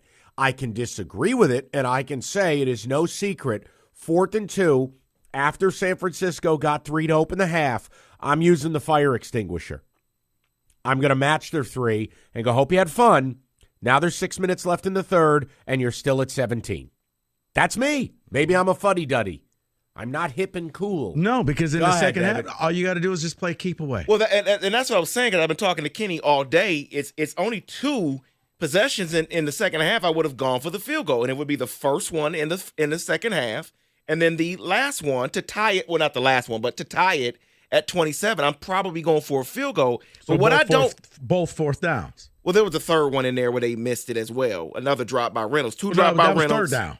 Oh, you're right. That was Okay. 3rd and 10, You're right. and it forced to 3 and out. But here's the problem that I have, and this is why I think a lot of people are upset with Dan Campbell, is because they're waiting for the result of the play to then decide if they would rather go for it or not. I'm sitting there watching the game at the moment saying what to do, go for it or not, because it's just what I feel, and I know what Dan Campbell is going to do. Don't get upset with the play because of the result. And here's the thing, David, when it comes to the 4th down stuff, as you've seen the Lions, because they make a lot, it's contagious. When you make them, you keep making them. But when you miss them, then all of a sudden everybody's trying to do a little bit too much and overthink things and drop passes, or they don't hit the right hole and now they got stuffed. So that's what happened. So once you started missing the 4th downs, that's when it's you know what, guys? Today's not our day. I'm not going to gamble this. The avalanche starts growing all of a sudden, and boom. Yeah, it's just like when we do our gambling segment. Maybe it's time to just opt out for today. Doesn't mean you have to quit, but how about just today, we're going to power it down and pass? I would go to the caller on line 5. They don't have a name. That's so we'll go to Chad. Brian on line 6. Oh, that's Chad on 5. Okay. Perfect. Chad, what's going on, buddy? Man, Mikey, I feel like you on the rant day. Everyone's like, hey, how you doing? How you doing? I'm like, what do you mean, how am I doing? I'm absolutely furious. Going into the game, it was like house money for me. It's the only way. I was never emotional about this team all year until they unraveled. And Mike, I'm going to go back to what I said after the Rose Bowl. Dan Campbell's a good coach. He is a good coach, but maybe I'm wrong. Maybe I'm going to be unfair, but to me, it's way too much rah-rah and not enough analyzing what's happening in front of your face. Another misnomer. Everyone's saying, oh, well, we got there because of the aggressiveness. Guys, that's not true. We converted 52% of our 4th downs this year. You're not converting at a high clip, and you're doing it all over the place. I think the aggressiveness hurts us more than it helps us. It's the reason why we weren't the 1 seed, because Dan was insistent on being Mr. Aggressive instead of analyzing what was happening in front of his face.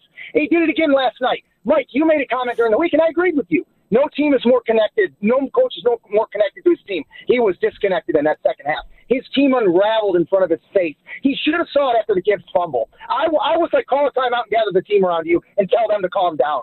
I remember in a game in an AFC title game where the Patriots were unraveling, Belichick went over to the offense, which he never does, and told them, relax, just do your job. You're pressing. He did not have the pulse of the team. They unraveled in front of his face, and he did nothing about it. And the field goals to me are unacceptable. Listen, if gambling is who you are, that's fine. You can still be Mr. Cha-Cha, Mr. Rah-Rah, Mr. Woo, and gamble all the time and go, for this spot right here in the NFC title game, in enemy territory, in a championship game, on the road, and the crowds come alive, and all the momentum's against us, I know that's who I am, but right here, right now, I'm going to take the 3 points. We're going to stop the bleeding. He countless times, his boner, his aggressiveness is over. His recklessness cost us team games. Cost us the Philly game last year. But Chad. Hold on, Chad, because there's something you said that you're wrong about. That is how they got there. They are number 2 in the league for 4th down attempts. That is how they got there. So what 4th down conversion was critical on it? Give me an example of what game a 4th down conversion directly led to them winning the game. I completely disagree with you. 4th and 6 in Los Angeles against the Chargers. Okay, Chad. Okay, Chargers, I'll give you the Chargers game, Mike. I'll give you the Chargers game. You're right about that. What other game did it directly lead to a win? I disagree with you, David. They still get to where they get to if he runs the game like a normal damn coach. He's got to figure out how to run a game. He's got to figure out how to analyze what's happening and adjust to it accordingly. He doesn't do that. And I'm furious because it keeps happening, and it happens in the biggest damn spots. And it's unacceptable. He's got to get better. That's all I can say. Okay. All right. Well, yeah, they went for it against the Chiefs, and they won that game. Yeah. Okay. Let me add this, and Jim Costa, because I'm pretty sure Jim was up till 5 a.m. seething. I think they were something like 17 for 21 on 4th and 3 or shorter this year. Mm-hmm. So just taking they were at like a 70-some percent clip. Yeah. Right. They were basically equal to what Badgley is from that spot. Mm-hmm. So it's not fair to take a 4th and 11 in Baltimore and put it into the 4th down tally because all 4th downs are not created equal. Yeah. And but just once Chad got on a roll, I just opted out. Well, like, for the I'm not record, slowing him down here. I think they went for it both Vikings games and won. The Bears, the It's who they are. Saints, yeah, the Chargers. Did they go? My for whole it? thing with Dan Campbell has always been split the difference. Split the difference. You can't be all aggression all the time. I think you do. Look, although the presentation by Chad was a little much, I don't disagree with the message in that you have to read the room. This is the NFC title game. Mm-hmm. This isn't just a Week 8 game in October. Right. Kick the field goal. It's not raining. There's no wind. It's perfect weather. Go out there, kick the field goal. You're number one, 97-1. Planet Fitness is the home of the judgment-free zone. You said that you wanted to get in a better shape, but you know what? You're a procrastinator. Don't worry. Planet Fitness has you covered. Now through the end of the month, January 31st, they're going to extend the Big Fitness Energy Sale. You just walk into your local Planet Fitness, 24 cents down to get your membership started. After that, it's $10 a month with no commitment. Planet Fitness, home of the judgment-free zone. You should go and check them out. Squeaky clean gyms. You can get a full body workout in just 30 minutes on the 30-minute circuit. All memberships include fitness training, and a lot of the buildings have all new cardio equipment and new strength training equipment. So go and check it out because now through the end of the month, January 31st, 24 cents down, $10 a month to join Planet Fitness. It's just that easy. Yeah, 24 cents down, less than a quarter. Stop into your local Planet Fitness right now to sign up, or you can get started. Go online, planetfitness.com.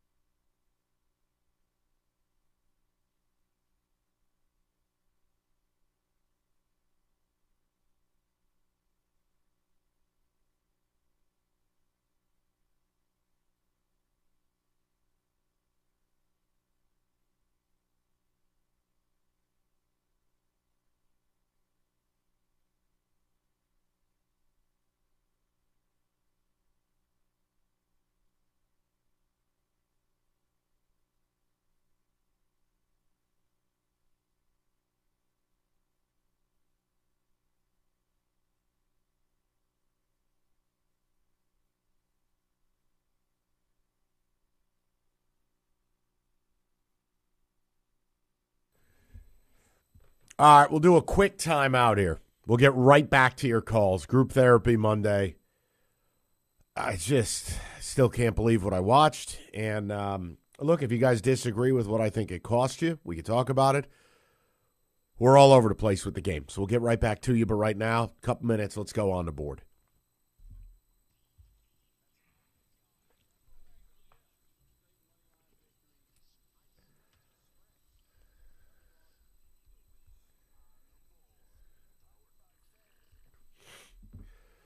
All right, so it's a rat card in college hoops tonight. Only game that might be interesting to watch, I can't advise getting involved with it, would be Houston at Texas tonight. Just a good in-state game. I wouldn't touch the road favorite laying 5.5, but I don't like the Longhorns at all. I got some from the NBA for you. I'm 3-0 my last 3 NBA plays. We can give it a whirl. Don't go crazy. I know, Rico. I know. But this is interesting. Celtics started 20-0 at home. Now they've lost 2 in a row. And tonight they welcome in the Pels. Good young team, get up and down, score it. You're getting 9.5. Huge bet differential on this one. I would look at the Pels here. Going out and beating fellow playoff teams by double digits? No. And the Celtics still lack some of that killer instinct they've shown in multiple games this year. The Clipper game, the Bucks game. They get disengaged sometimes. And that even includes when they're up late. Take the 9.5, roll with the Pels tonight. What do you got for the people?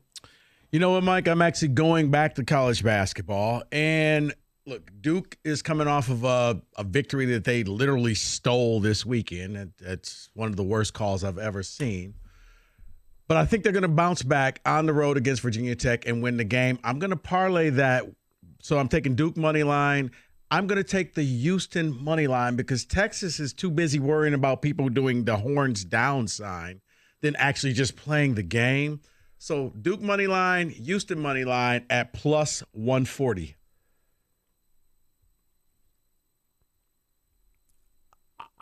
Wow. Okay. I don't hate it. I don't. All right. Rock and roll. I mean, Let's don't worry about the points. I can't sing that fight song. I can't get collect that money. I know. I can't get involved in it, but I don't hate your angle on it. Kenny, hockey. We either have 2 games or 20 tonight, the way your league runs. What do we got? Even less than 2, actually. We have 1 game tonight. I quit. Yeah, we got Preds traveling to Ottawa. Preds even money it is. Preds even money it is. That actually is, thankfully, the 1 game that's on there I actually like. So, yeah, Preds even money. Kenny, have you gotten an answer why the NHL is doing this year where it's 2 games, 16, 4 games, 15? What am I missing here? It's a joke league. This is not a real sports league. That's what I've determined. Based on how the league is run and based on how the games are situated, this is not a real league. And it's barely a real sport at this point. Okay. All good vibes here on Monday. Kenny. It's like an intern came up with the schedule and somebody forgot to double check it. And just said, you know what, just go for it. It works. Just throw a game in there. Who the hell cares? Doesn't matter. All right, David, what do you got? Yeah, I'll keep it simple. Lakers are coming off an overtime victory against the Warriors, which was a really good game on Saturday night. I felt bad for Steph Curry because Steph Curry finally had his game-winning shot. And then it was it. He made it too soon. Yeah, he did. So what I'm going to do here is I'm going to go minus 110 money line for the Houston Rockets tonight. They want to sit here and laud how LeBron is the oldest player in the NBA. Well, I think he's going to need a little rest after that overtime victory. So minus 110, Houston Rockets. Good luck. Rockets are so inconsistent. I know. All right. Listen, light night. I'll have some college for you tomorrow. Don't worry. Back to your Lions calls next. 97.1.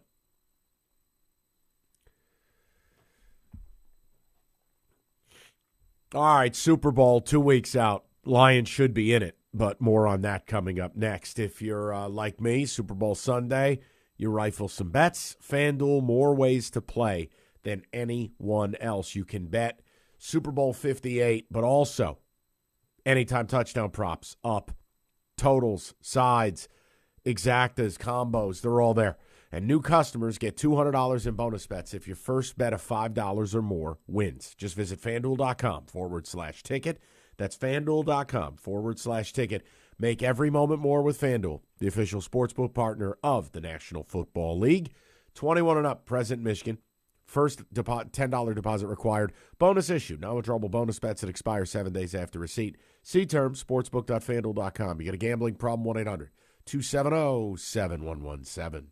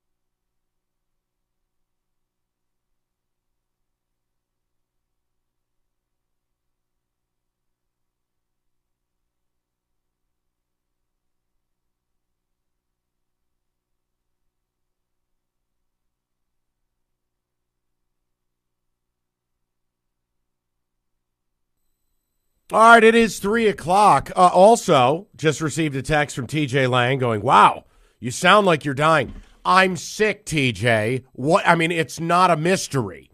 I am the living embodiment of Lions fan today. Because blowing a 17-point game in the NFC, 70-point lead in the NFC title game is sickening. Yeah. Why is TJ even up? Please, he wants to call in. He wants to go after caller Chad. I go, do whatever you want to do. I'm just trying to use one nostril today, all right? Like, I said, you want to call. Stop breaking my balls in a commercial. Right, he got back at like 5 in the morning. Like, I figured he would be asleep all day. I told him, call in. But I'm not missing this show today. I'd have to be dying to miss this show today. We have to be here for the people. Yeah, TJ knows the hotline number, right? Call in. Gee whiz. He has all of our numbers, okay? He can do whatever he wants. I just think he wants to mess don't worry. with you, He's over here going, yeah, please. It's his pastime. It's what he does. Now, where we started the show, and we're going to get right to the callers, it's simple. I don't believe you can blame one person.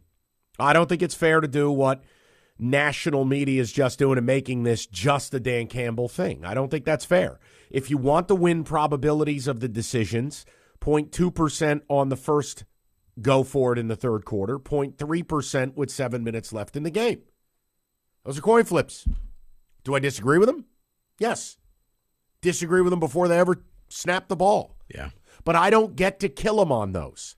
They're coin flips, and this is who he is. And what did we say on the pregame show yesterday, Rico? Be you. Yep. Don't do what Baltimore did starting that game yesterday, getting completely out of what they are defensively. And that's why if you're going to go down swinging. See, that's why I'm a little upset, because he wasn't himself at the end of the half. At the end of the half, Dan Campbell goes for the touchdown, goes for the kill shot, goes up 28-7 and says, San Francisco, your move. He hesitated. You saw it. Jared Goff and the offense stayed on the field like, Coach, give us the play. Which one we running? He's conferring with the ref. Wait, is it 2 yards, 2.5 yards? I don't know. You know what? Let's kick the field goal. No, Dan, that was the time that you should have just gone for the kill shot. The 49ers were reeling. You should have put them out of their misery. But the other ones, maybe he had to go through this to realize when you're in the NFC title game or even in the Super Bowl, you take points when they're there. Because if not, you start chasing them. And once you start chasing points, you rarely catch them. He should have stopped the bleeding. He didn't. He went for it. Reynolds dropped it. And then with 7 minutes to go in the game, just tie the game up, lean on your defense, give him a rah-rah speech, try to get a 3-and-out, get the ball back, and try to win the game. But instead, he was still chasing the points that he missed. And that's the problem, in my opinion. So, well, and again, the most egregious thing he did, you cannot use a timeout, minute and change to go, because you ran the ball at the goal line, and now if I don't get the onside kick, the game's over. Yeah. That's the thing no one's talking about. You're right. That should have been a fire drill. You should have already told your kicker, hey, if anything happens, you guys run out on the field, kick the field goal, because we need 10 points. So let's just take the 3 now, and we'll take our chance on getting the 7 later. But you're doing 3 passes there into a field goal, period. Yep. I could not justify a run there. Exactly. And even if you're going to give the ball to Montgomery, it's a halfback option pass where if the tight end or Penei Sewell breaks free from the line on a trick play, you have the right to throw it to him or throw it out the back of the end zone, but that stops the clock. Correct. And again, if Reynolds catches a ball, if you don't have the Gibbs fumble, there are a number of things. Yeah. But in totality, it was a complete collapse. And I started the show with this, and no one has yelled at me yet, so I'll say it again. I don't think you just lost going to the Super Bowl. I think you lost winning it. At that first, team? Yeah, I thought that was a little hyperbole at first, Mike, but then, you're right. Because the way you were playing in the first half you were the best team in football that day. You would have beat the Ravens, you would have beat the Chiefs, and you were beating the brakes off the Niners. No one could stop you. You were a machine. Wasted in all of this was that J-Mo breakout game that we all wanted. It just happened, including him snatching the ball out of the air from the hands of Ambry Thomas and said, no, I need that ball back. We're trying to win this game. J-Mo did everything we wanted him to do in this game, but you made so many poor decisions. But you were the best team. You're right. That if you would have played Kansas City, you've already beaten them, you would have beat them again. The other problem is, and it's not hyperbole, but it'll never be like this again. Your quarterback's going to make double the money. He's going to be in the 50s. You're going to have to pay Amon-Ra St. Brown $25 per minimum. You're going to have to spend, and you're just not going to have. Now, look, you got $60 million cap space. You need to spend every penny. Yeah. You got to be all in. Dan Campbell said it after the game. I was about to say. It's going to be twice as hard to get back here. Yeah, he told his team, I'd like to say we'll be back, but I can't tell you that because it's hard to do. And there's no guarantee we're going to be back. I believe in everything's on the table today. Yeah. Everything's out there for you. We're trying to do group therapy with you guys. but also shoot you straight on it. I don't want to do the lazy stuff where you power bomb the coach. First of all, a majority of you don't get to do that. You signed up for this. This is who you are. It's the DNA of the man, the team, and the culture. You can't dovetail because it didn't work. Now, if you don't like all those moves and you were saying it all year, do it. But you know what? I have bad news for you. I don't think anybody wants to hear "told you so" today. No. It's not the time. And second of all, the calls were good. Josh Reynolds, catch the ball. He'd been so clutch all year for this team. All year. Catches one of those balls. Don't you feel like the game could be different? Certainly the fourth down. But even the third down, you don't go 3 and out there. Because that's when all of a sudden, the blood was in the water at that point. Let's go to the people. Let's go to Brian, 97.1. Brian, how you doing, buddy? Brian. Next, moving on. Let's go to RJ if we could. RJ, how are you? RJ. Okay. Awesome. Let's go to Andrew. Let's try. Rico, has something going on I don't know about? We had problems earlier. Let's try Andrew. Andrew. What's going on, guys? Hey, Andrew. There he is. Hey, I'm not going to lie. I spent the first part of my morning getting a GoFundMe together to possibly cover the expenses of Rico taking a PTO day today. Because honestly, Rico, I don't really want you here. My bad, dude. Okay. What did I do? Love you to death, but I don't want you here. I don't really feel like you're allowed to be in this conversation. I'm sorry. Andrew, stop it now. He has done nothing egregious. What Stop have I it said? now. I What know, have I done? But you just exist. Wow. And you're a Niners fan. I'm sorry. I know. It sounds so harsh. My bad. Right, because I didn't drop passes. Oh, my God. I'm sorry, man. Hey, Andrew, what's your problem with Rico? Birth. He's a my Niners God. fan. That's really about it. Let's go. I know. I actually just crossed to the Cincy Bridge, moving next to Keeneland there, Mikey. So if you ever want to come down and go horse racing, I'm going to be down we'll here. We'll see you in April for Bluegrass Day. Yes, sir. Oh, bet your ass. That's a great time. Man. Yes. So, all right. Just drop balls. Reynolds makes that play 10 out of 10 times the whole season, and he drops 2 of the most clutch catches he could have possibly like Jared was targeting him for a reason because he was clutch, and he dropped 2 of them. And then you guys are absolutely right. Going for the field goal at the end and then hoping you get the 7 at the end. We should have never been in the position in the first place. We were all celebrating at the half, and then maybe that's our fault. Well, and listen, I mean, the Reynolds thing, you could compare it, remember when Wes Welker inexplicably dropped the ball in the Super Bowl? Yeah. It cost them largely a Super Bowl, like Jackie Slater back in the day. The moment is too big sometimes. And what is routine and what is regular, stuff happens. I can't explain it. Right. I don't think anyone has been more positive about Josh Reynolds than me. He's so clutch for this team, and he's been such a security blanket for Goff in big moments. It was stunning. And for it to happen twice, it's inexplicable. It was. But, Mike, you, David, Kenny, have fun. I'm out of here. I'm taking a PTO. He goes, well, your general existence. You just exist. You're here. Spicy way to start the 3 o'clock. Let's go over to Anthony, 97.1. Anthony, what's going on, buddy? Hey, guys. Anthony here, Niners fan. I live right by the stadium out here, so I'm giving my Niners perspective. Look at Detroit's a good team. I believe first half, 21 carries, 148 yards, right? You guys scored 3 times.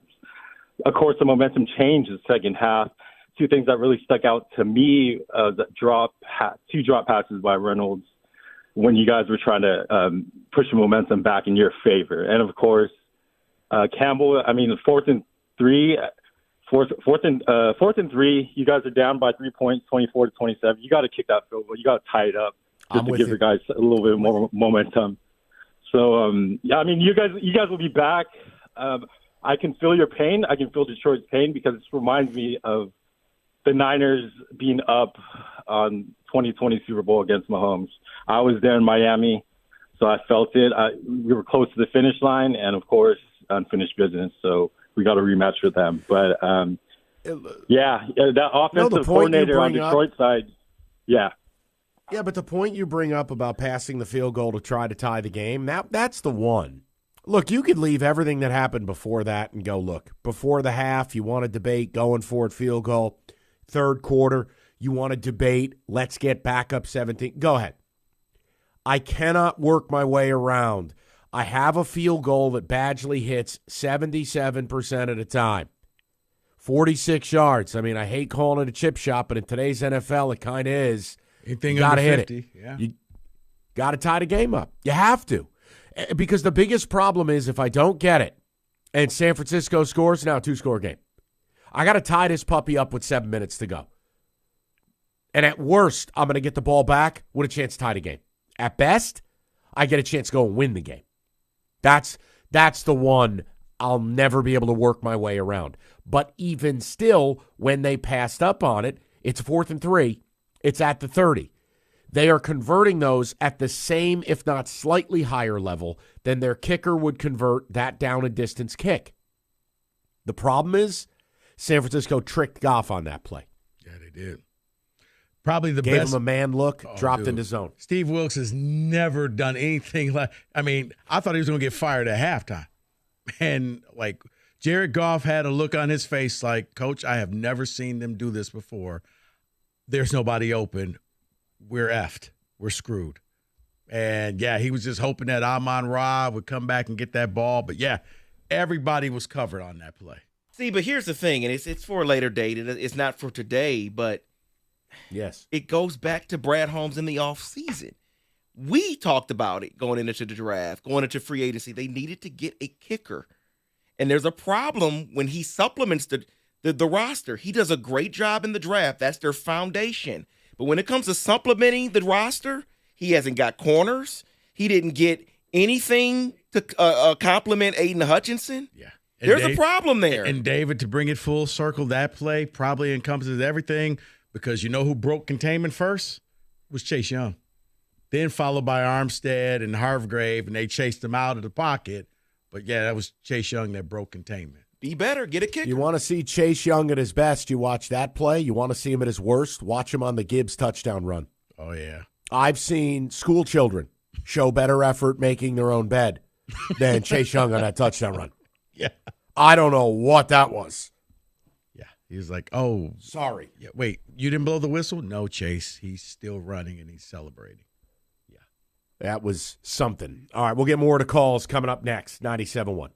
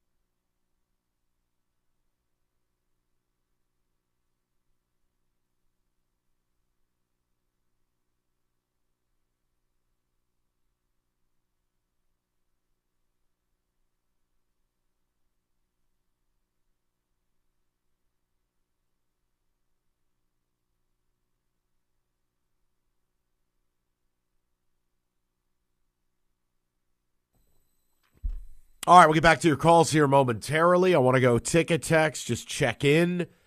David, anything stand out to you? I'm sure you're getting absolutely flooded.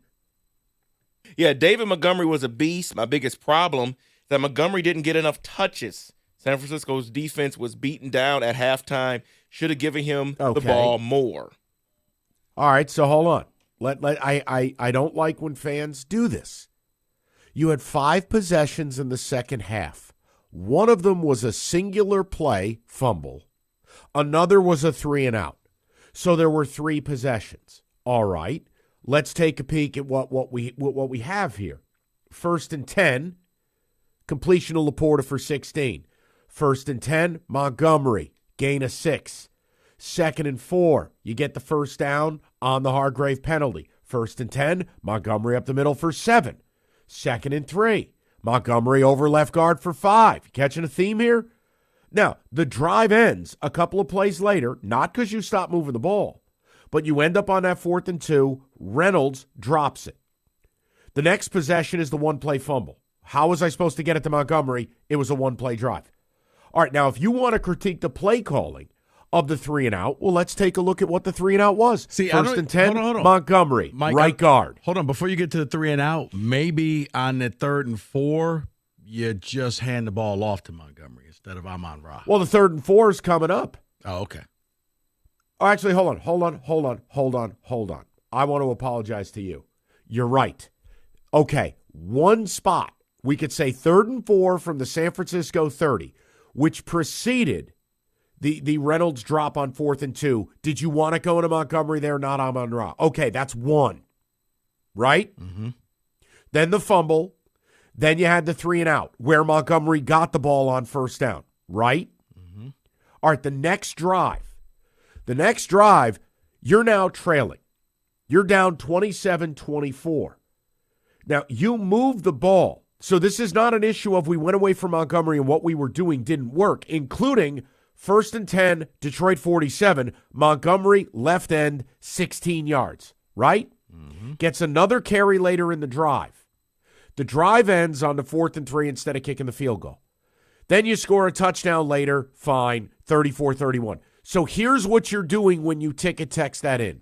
You're telling me that using Amon Ra on the 3rd and 4 was so egregious that, quote, going away from David Montgomery was a whopping 1 carry differential. 1.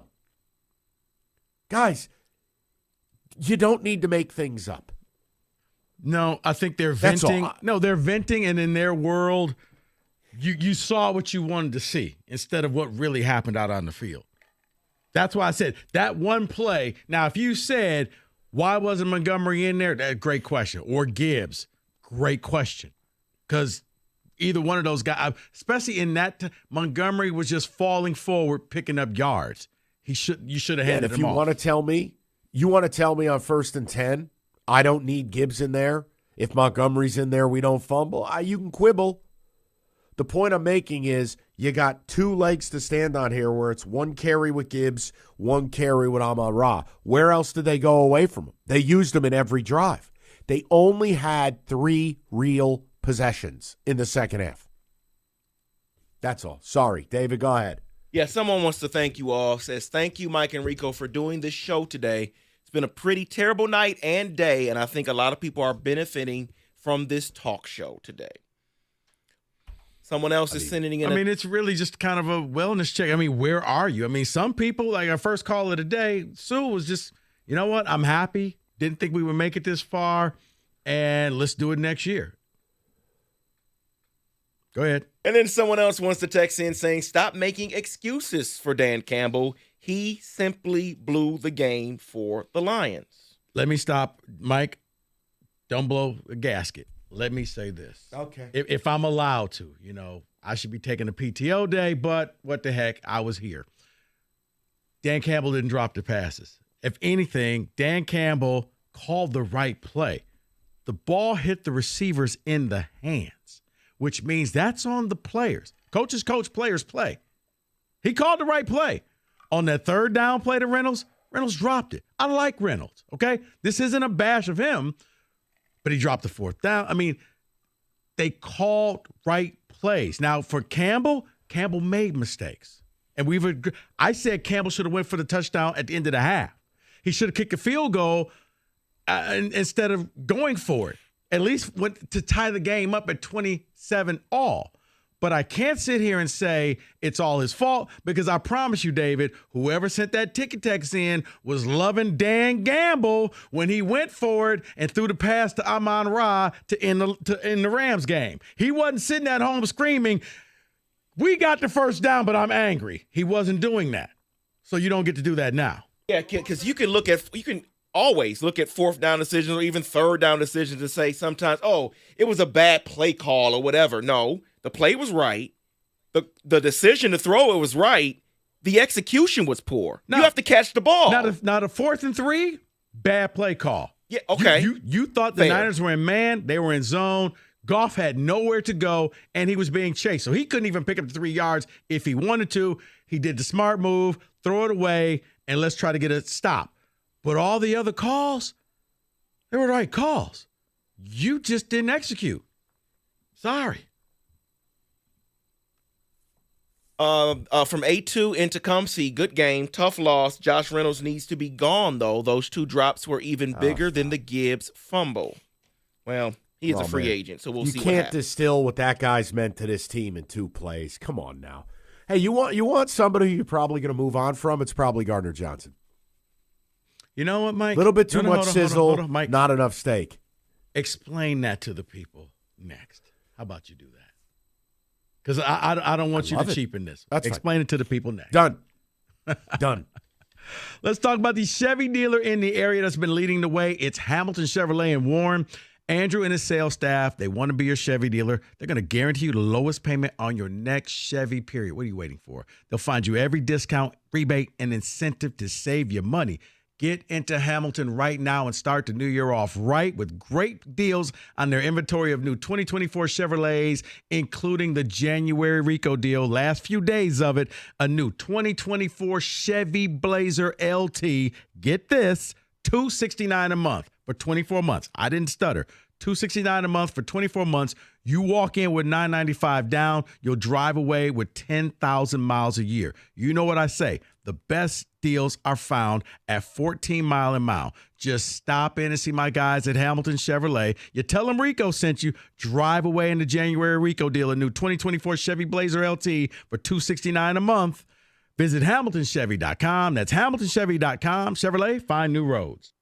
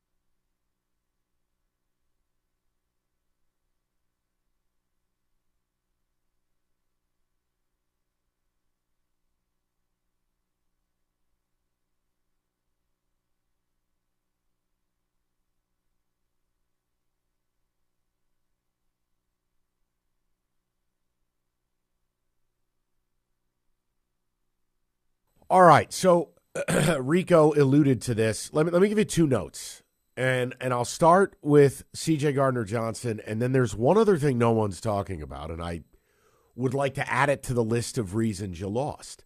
But the Gardner-Johnson thing, look, I like him as a player, but it's just gotten a little too much for me, and this team is built on culture, right? This team is built on grit and hard work and being all in. I don't know how many of you paid attention, but I mean, last week, C.J. Gardner-Johnson should have got popped for a personal foul taunting. Got very lucky after he tossed the ball back at Baker. All week in the lead up to this game, he's out here calling Deebo Samuel little boy and doing all this other weird stuff. Then they get in the game. He takes a cheap shot on Deebo. All right, selfish. He's waving goodbye to the crowd. One problem, it's the second quarter. So you start to look at it and you go, all right, this is why the Saints didn't keep him. This is why the Eagles didn't pay him. This is how you got him on a one-year prove-it deal. Now, I'm not angry if they bring him back, but I'm just saying I don't have to have him back. Melifonwu resurrected his career. Kirby Joseph's a good player. And you drafted Brian Branch. He's a luxury, not a need. Wouldn't be surprised if they moved on. Here's the other one. Do you know the only Lions player who played on defense to not register a single stat last night? I think I do, but go ahead. Aiden Hutchinson. Didn't have a tackle. Didn't have TFL. Nothing. He did, well, in all fairness, he did knock Knocked down the ball two down. passes. Yes. But, Rico, this is the other thing, is when you're in the big moments. I always used to complain about this, like with the Giants, with Strahan in the fourth quarter. I'd be like, alert me the next time he gets a fourth quarter sack. It'll be the first time. Like, you needed a play from your guy. The same way the Niners got it from their guy with Bosa. Yeah, but Cookies told me that Williams was no good anymore. Okay. I'm making a point. I know. You know, and it's not about blaming Aiden. I'm saying when you guys want to put it all on one person, we can craft a picture so crystal clear it's about everyone. Your best defensive player, your face of the franchise, a nothing burger of a game. Your head coach, questionable decisions. Your sure-handed receiver, not sure-handed. Your genius OC, couple of questionable calls. The Amon-Ra 3rd and 4 run, the pass back and forth kind of thing, calling the run at the goal line, and then you zany use a timeout when you shouldn't. It's everything. And the Gardner-Johnson stuff, I just don't need any of that. This team is good. This team belongs on the same field as the good teams in the league. I don't need that. And it really had me going, you know what? This is why Philly didn't keep him. This is why the Saints didn't keep him. Right here. This nonsense. Right, because it could have cost you. Now, it didn't. You scored the touchdown. But let's just say, Malcolm Rodriguez takes it back to the house on a pick six. You blindsided, cheap-shotted Deebo. You put the needs of yourself over the team on that play because it was like, I thought maybe they just got into it in the middle of the field. No, Deebo was just looking away from the play, and you just ran up and hit him and then did the whole Tayshaun Prince. Oh, I didn't do anything. Actually, you did. The world And part of the problem is you advertised it during the week. Mm-hmm. If you shut your mouth and you go play, maybe they don't call it. Maybe. But everyone knew you had a real problem with this cat during the week because the first thing you ran to do was go to social media and tell everybody about it. Just a small thing. I think they got enough talent. I think they got enough players.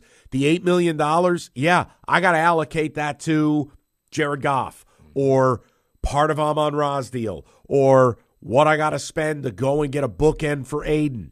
All of it. All of it. So it was just another thing, and I know not a lot of people are talking about it. It was just two notes.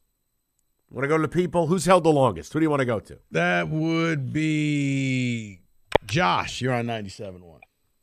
Good afternoon, guys. Hey, Josh. Hey, Josh. I just want to touch on something simple here, kind of touched into it a little bit already. First half, everything went their way. You got a nice pick on Purdy, turned it into points. Moody misses a field goal he usually makes. The San Francisco crowd was pretty much out of the game.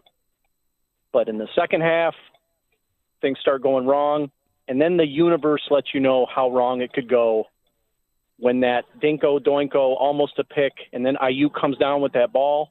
That was the clear sign that the marching band of voodoo dolls was in the room, and Dan Campbell had to pivot away from his instinct and realize that the house was on fire. Because when the house is on fire, all your senses tell you that at the same time, and you got to get outside of what you might normally do and say, I got to be smart and do this a little differently. And I'm just, for that reason, I'm shocked he didn't kick that late field goal, and that's what I got. Yeah, I mean, it was a ton of missed opportunities. I mean, you can pinpoint a lot of plays that if they just did this would have changed. They did this, they made this right decision. But I do wonder if maybe it was just way too easy and they relaxed and thought we had this game sewn up and we're headed to the Super Bowl. And they didn't have the same hunger they did. I think what you learn, it is one thing to compete with the great teams. It's another to get a lead on them. It's a whole different thing to put them away. Mm-hmm. It's a learning process. Yeah. And I wish I could tell you it'll be right back here. I can't say that. Your own head coach said as much. But sometimes you got to learn. Like, I don't know if it's fair to use another sport, but like you look at basketball or hockey, very rarely does a team make it for the first time and they just go, in the words of Tom Berenger, win the whole effing thing.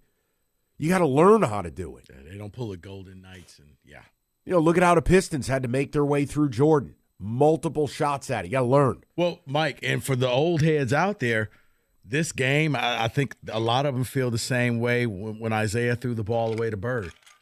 When you had the game locked up and you just made a bonehead decision and it changed everything and you had the victory and you lost it, but you had to go through the Celtics. Then you had to go through the Lakers before you finally got to that title. And they put the graphic up last night. This team doesn't have any experience. The Niners are loaded with it. They've been through the wars.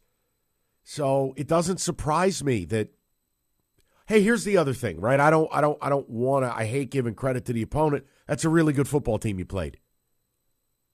They're getting paid too, and they saw a crack, they saw a little blood in the water, and they came after you. It took a lot of things to go wrong for you to lose that game. Part of it is your coach, part of it's your OC, part of it's your players. The defense is what it is. It's a bad defense. They're bad. Yeah. Now, do I think they can get exponentially better this offseason? I do. Priority 1 and 1A, lead corner, edge rusher.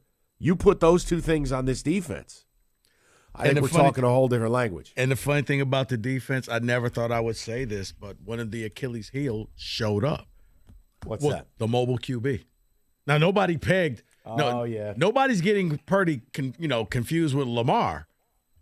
But on 3 key third downs, he just took off and ran, picked up about 50 yards on 3 different plays, and he was unaccounted for. He just takes off and runs, and it's just like, I think it was Alex Anzalone whiffed and missed him on one. If he tackles him, he's going to stop him behind the line, but he missed, and the next thing you know, nobody accounted for him.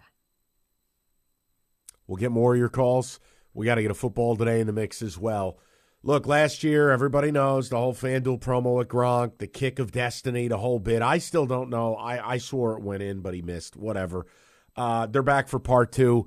If you're a FanDuel user, client, member, whatever you want to say, you go in, you hit the tab, pick whether he makes or miss. You get it right, you're going to get your share of the money.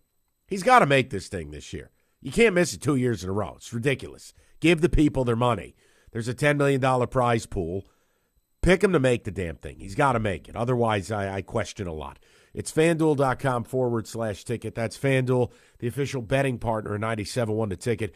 21 and up, present Michigan. No purchase necessary. $10 million prize pool to be split equally among all eligible participants who make the correct pick. Prize issued is non-withdrawable bonus bets that expire 7 days after receipt. Restrictions apply. See terms. FanDuel.com/sportsbook. Gambling problem, call 1-800-270-7117.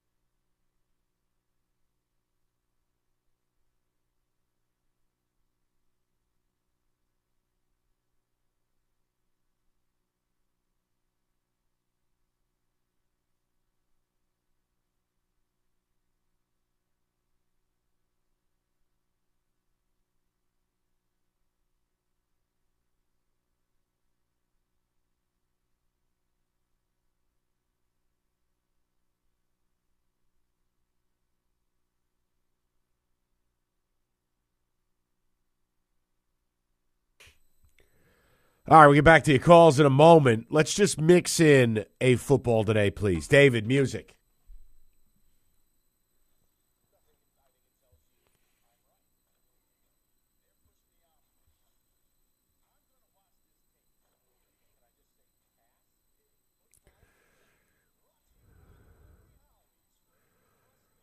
Well, yeah, so we'll get to some of the other game here. We'll talk about some winners and losers in the conference championship game. But let's start with a winner here with Travis Kelce catching the ball for 11 times, 116 yards, and a touchdown. How in the world does he continue to do this? I think he just got refocused. I think he rededicated himself back to the team and quit all the shenanigans and flying to Rio and all of these other places during the middle of the season and got his butt to practice.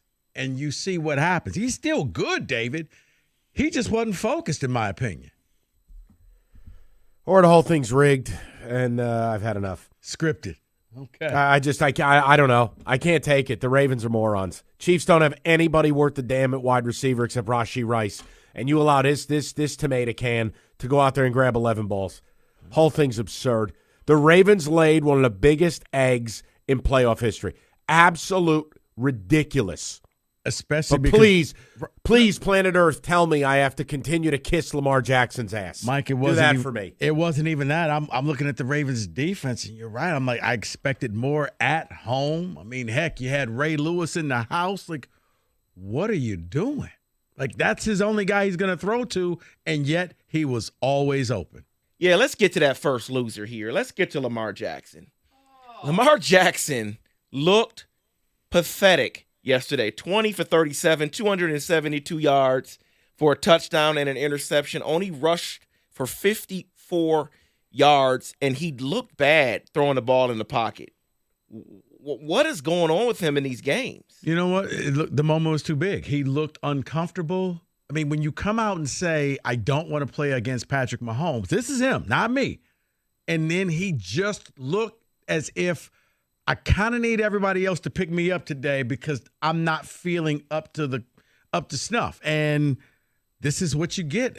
He didn't make the big plays. He almost, when he threw the ball to himself, he had the full head of steam. You thought he was going to make it. And then when he did make the play, you get Zay Flowers getting a taunting penalty, and then Zay Flowers fumbles it into the end zone, which would have tied the game up. But, you know, maybe we're talking something different. But at that point, they were constantly playing from behind.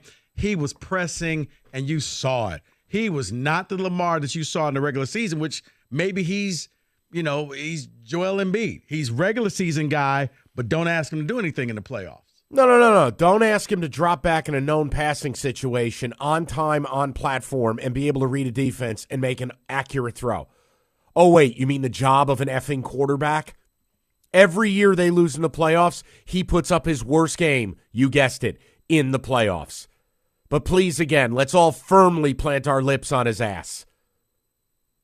Yeah, it's going to be interesting when he accepts that MVP trophy and he's sitting there to do it and not in the Super Bowl.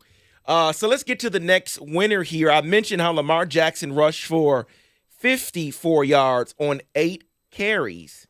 But there was another quarterback in the other game that wasn't too far off, and his name is Brock Purdy. Is it now time to, when it comes to game planning against him, to now think about his legs? His legs are being the winner here. He rushed for 3 carries, 52 yards. Of course, they took some off because of the kneel downs, but 3 carries, 52 yards, 3 first downs. I would say no. This is one where the Lions had him every time. The pocket collapsed, and somehow you managed to let him get out of the pocket. He's not this elusive quarterback. This is more so, if I'm a defensive I'm not game planning for him running the ball. I may give him 1 or 2, but it's just, guys, when you see him running, hit him.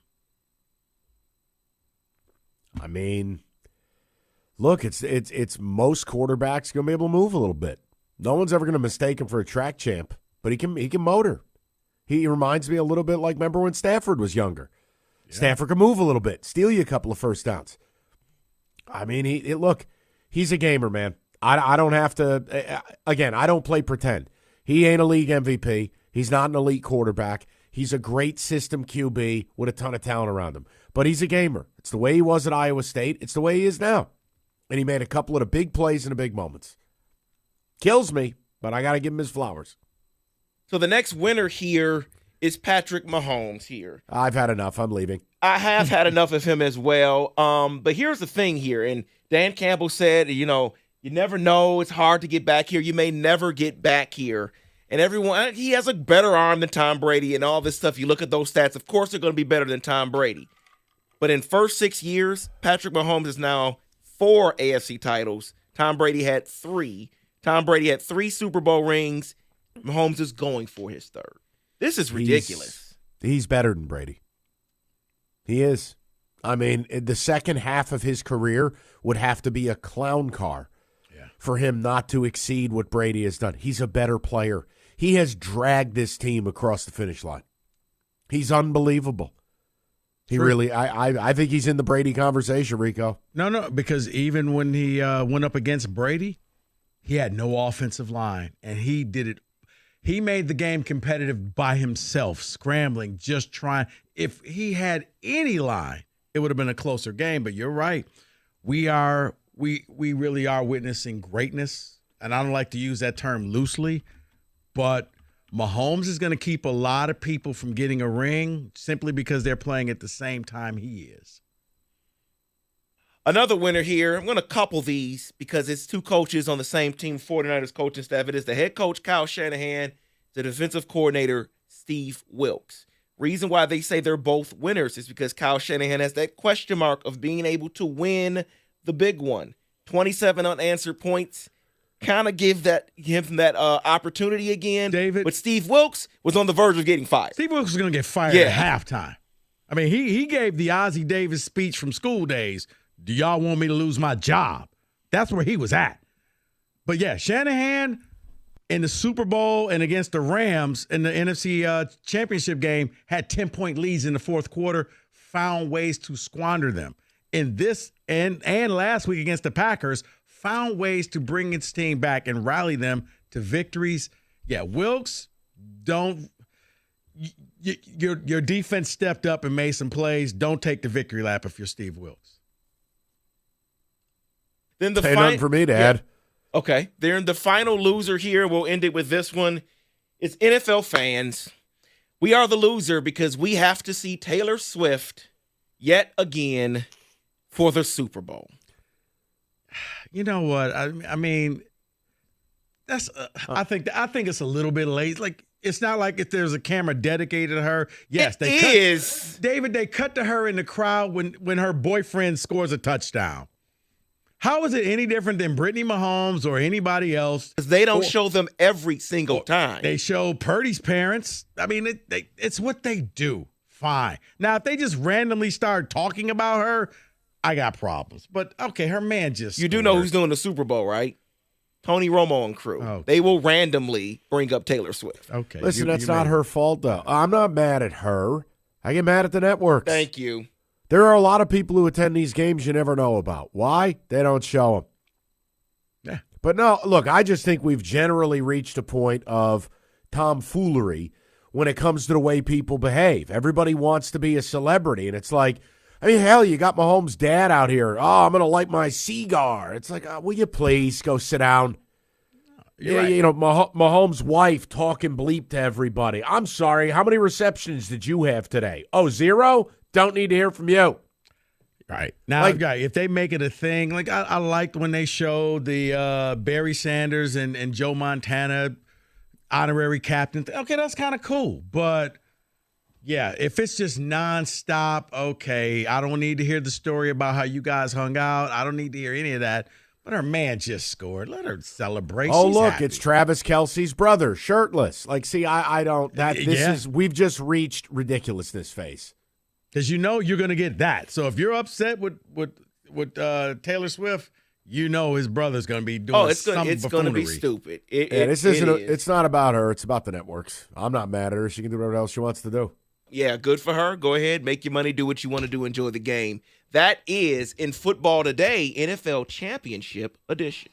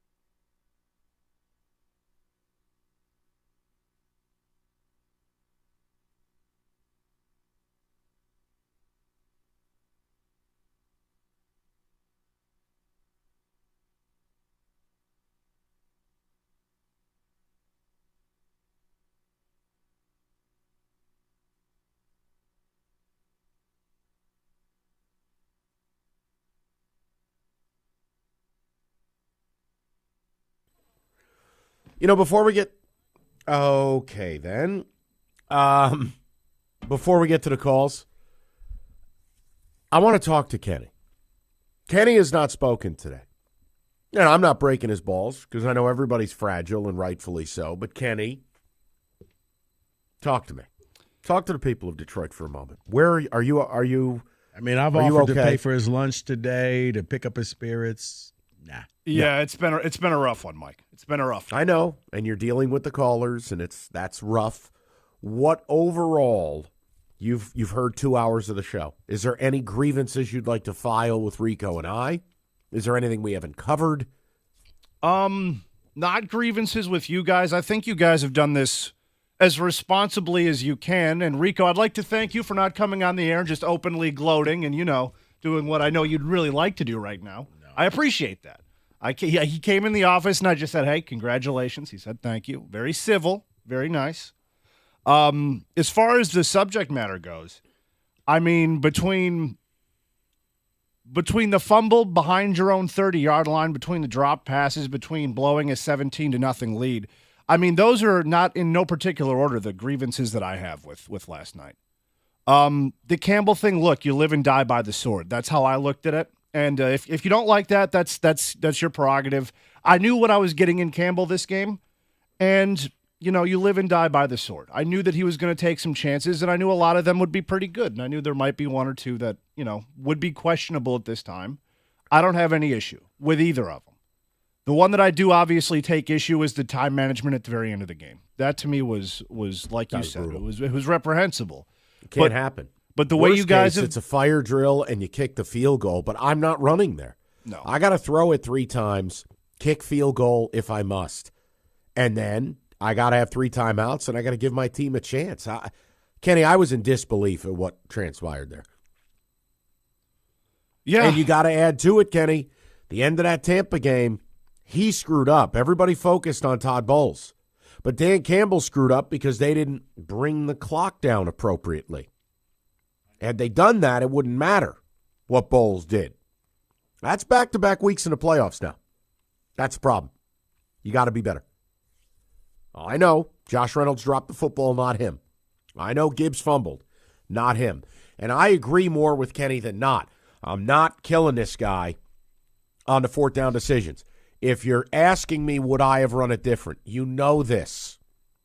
You don't need me to get on the air and say that today. I've never been bought in on this style of ball. Do I like him? Yes. Do I think he's a damn good coach? Absolutely. Does he deserve full credit for changing the culture here? 100%. But I don't have to agree with everything he does. At the end of that game, 7 minutes left in the NFC title game, you're passing up a 46-yard field goal to tie it? Yeah. What, out of your mind? And in all fairness, we did this topic weeks ago. Are you all in or all out for Dan Gamble? And you said you were all out, that this was going to cost you one day. And it ended up costing him in this game. So you're being consistent, Mike. You're fair. I said you got to take the good with the bad. And for a lot of people, it's why you got here, because he was super aggressive, because he always pushed the envelope. Look at a 4th down against the Rams in a playoff game. And it worked. They did it last week against Tampa. It worked. I'm not against being aggressive. I just please, Kenny or David or Rico or any of you out there, I'm not killing them on either of the 4th down calls based on they were coin flips. It was roughly a 0.2% advantage to go for. Now, if it's that, I'm telling you, that's where you have to take into account game flow. Who am I playing? Am I on the road? What game am I in? Those things matter. This isn't a home game against the Seahawks week 2. Mm-hmm. I got to tie that game up with 7 minutes to go. Yeah. I'm not even going to kill him on the whole, hey, he decided up 14 to go for it, pedal down, and not take the field goal. I'm not going to kill him on it. Would I have taken the field goal going up 17? Yes. I would have. You either believe that's the case or not, or you just don't give a damn. But that's where I'm at. And lost in the whole analytics argument are the stakes that are there. And the stakes was a Super Bowl. As you said, it wasn't, week 5 or week 2. we need to get all the points that we can because we've already beaten the Chiefs. It's kind of how I felt like the team got galvanized when they saw that the Packers had beat the Cowboys. And if we win, we're right back here next week. I don't know who we're playing, but we're here. Hey, guys, we win. We're going to play the Chiefs. Last time I checked, we started the year off beating the Chiefs in Kansas City. So, yeah, with the stakes that high, don't always scream. Well, analytics says this. It's the feel of the game. And it's just, you know what? We got to stop the bleeding. We got to take the crowd out of this game. We'll tie this thing up, and then we'll take our chances. And bottom line, if Reynolds catches a ball, all of this is probably moot. Let's go to Kevin, 97.1. Kev, what's going on, buddy? Kevin. We lost Kev. Rico, let's go to Juan, 97.1. What's up, Juan? Hold on. Let me find him. There he is. Okay, then. Juan. Boy, hit and miss with the calls today. Keep it moving. KIM. Keep it moving. All right. Where are we at? Dealer's choice, Rico. All right, let's see who has held on for the longest. That would be Tony. You're on 97.1. Okay. All right. Yeah, you know what? David on the ticket text. Kenny, let me know if the company paid its phone bill. David, you're on ticket text. Oh, my Lord. David, it's fine. It's fine. It is. Can forgive Gibbs for the fumble. I can forgive DC for the fourth down calls. I can also forgive Reynolds for the 2 drops. Cannot forgive the defense that has been the weak link up into and including this game. Why? It's a known commodity. Like, what? Why? That's like being mad at your car that it doesn't go 200 miles an hour. Like, what? You knew this. That's a weird one to me. Yep. Steve at work says there is no way to solely blame Dan Campbell. He didn't drop the passes. He didn't miss the tackles. He didn't fumble the rock. He didn't try to eat the football instead of intercepting it. This is an overall team loss. Learn from this and come back better next year. Oh, I think they'll be a better football team on paper, but that doesn't mean you'll end up here. Correct. Oh, I think they'll be a more complete team next year. But, yeah, your coach said it after the game. It's brutal to get back to this spot. See, and that's crazy because he said that, and as a fan, you think, oh, whatever. But then when you look at a guy named Trent Williams, who makes his first Super Bowl appearance finally after 14 years. Yeah. And why? Because he was hurt in 2020. And, yes, he was on some decent teams for the 49ers in the last couple of years. Okay, a couple teams for the Redskins, Commanders that made the playoffs, but it's never a guarantee that you can make it this far. Well, David, I'm going to try to keep it positive, but yes, you don't have to travel that far from Detroit, cut through Canada, and you'll get to the city of Buffalo and Josh Allen, who I've been told every year, this is the year. Buffalo's going to be different. They're going to make it. Heck, I even bought into it this year. I thought maybe they're different. They're not. They're the same Buffalo. And again, every version of your team is different. I mean, what the Niners have pulled off with this group to have a 4 or 5 year run, that's the aspiration. That's what we are aspiring to here. The difference will be they pay their quarterback $5. You're about to pay yours $50 million. Now, I'm not going to tolerate Goff slander today. He was just fine in that game. He was very good. I'm really surprised we haven't had anything, but maybe it's because we laid down the rules and just said he didn't lose this game for you. No, I just said take it somewhere else. Yeah, I mean, I look at the drops. if Reynolds catches a football, the guy throws for 300 yards, no turnovers, helped you stake you to a 17-point lead. What do you want? They wanted him to be mobile. They wanted him on that 4th and 3 being chased to roll out and pick up 5 yards. Yeah. First You know down. who's mobile? Lamar Jackson.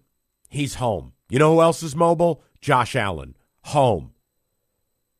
Fair. I don't know what it is. Maybe it's the human condition. You want what you can't have. Well, No, and just be ready, Mike, because you're going to get angry and you may throw another chair. But I promise you, after the sting goes away, we will start getting Hendon Hooker calls. No, you will. I won't. You work here too from 2 to 6. Yeah, but I can just leave the room. And you will not. I reserve the right. If you work through the sickness and the pain, you can work through Hendon Hooker calls. I'm trying, and I do apologize to listeners. Like, if you think I sound like crap, my bad. I couldn't miss the show today. I hope I don't sound like Stoney. Not going good. I'm doing the best I can here. No, you're fine. Grit, as Kenny says. Grit. We hear the stuffiness, and David and I have been monitoring you. So no. Okay, thank you, Dad. All right, David. A few more ticket texts, and we'll take your phone calls as well. I know we had a little phone issue in that segment. We've got that rectified. Yeah, someone's asking, can we please get an understanding on why we can't score in the third quarter? Don't know who's to blame on that one, the offense or Ben Johnson. Last week was the outlier. They had a really good third quarter against Tampa. But the rest of the year, you've been the worst third quarter team in football. Yeah. I don't know what it is. I don't. Cam Sutton needs to get benched. That dude is a liability. For some reason, he is left on an island against the best receivers. I'll say it again. He's all you got. It is the unfair slander of Cam Sutton. He's not Jalen Ramsey. He's not Sauce Gardner. He's not Tre'Davious White. He's not Patrick Surtain. He is not a lead corner. And the way you play defense, you are asking things of him he's not capable of doing. If I asked Kenny to go sing Vivaldi's greatest hits, he couldn't do it. He's a phone screener. He's not in the opera. Hey, Kenny, go compete in the Olympics at anything. Also going to fail. That's not Cam Sutton's fault. Next year, you'll be kissing Cam Sutton's ass when he's your second corner. Because I think it's been so long, we've all forgotten about Mosley. Just like, yeah. Well, the problem is when you also don't have a pass rush. Sutton is coming from, I'm not trying to brag, but he's coming from Pittsburgh where there's T.J. Watt and Highsmith. Well, you know you're going to get to the quarterback within 2 seconds, 3 seconds. David, it is, okay, we have our most famous drop because this team did not go out and get Montez Sweat or Chase Young. Right. It is priority 1, 2, and 3 this offseason. You have got to get help up front. Have to. It'll make all your corners better. Mm-hmm. Do you think, realistically, fellas, do you think Aaron Glenn is pumped up having to blitz corners and safeties on the regular? No. You're doing what you have to do. No, because it's kind of like going for it on fourth down. If it works, you look great. You look aggressive. But if he misses, then, yeah, now you're leaving yourself open for a big play. 248-539-9797. We'll get more of your calls next. 97.1. You want that career in radio, TV, or graphics design you've heard me talk about? Specs at LTU is here for you. They're going to help you make that transition. Why? Because they're going to offer you classes with instructors who worked in the business. So you're going to learn from day one what it takes to make it. The hands-on approach, man, that's the key.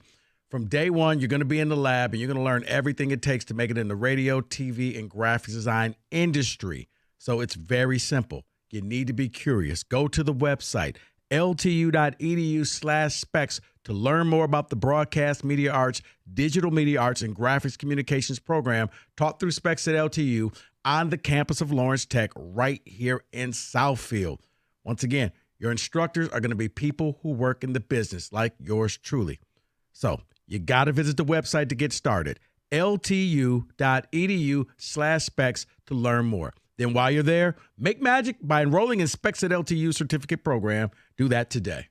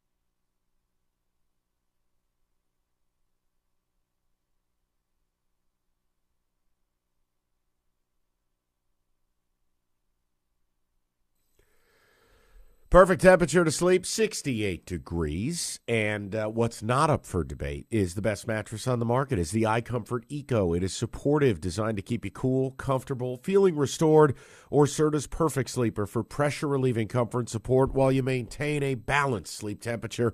Serta mattresses, made in Michigan, have been for 110 years. Just go to Serta.com to find a retailer near you.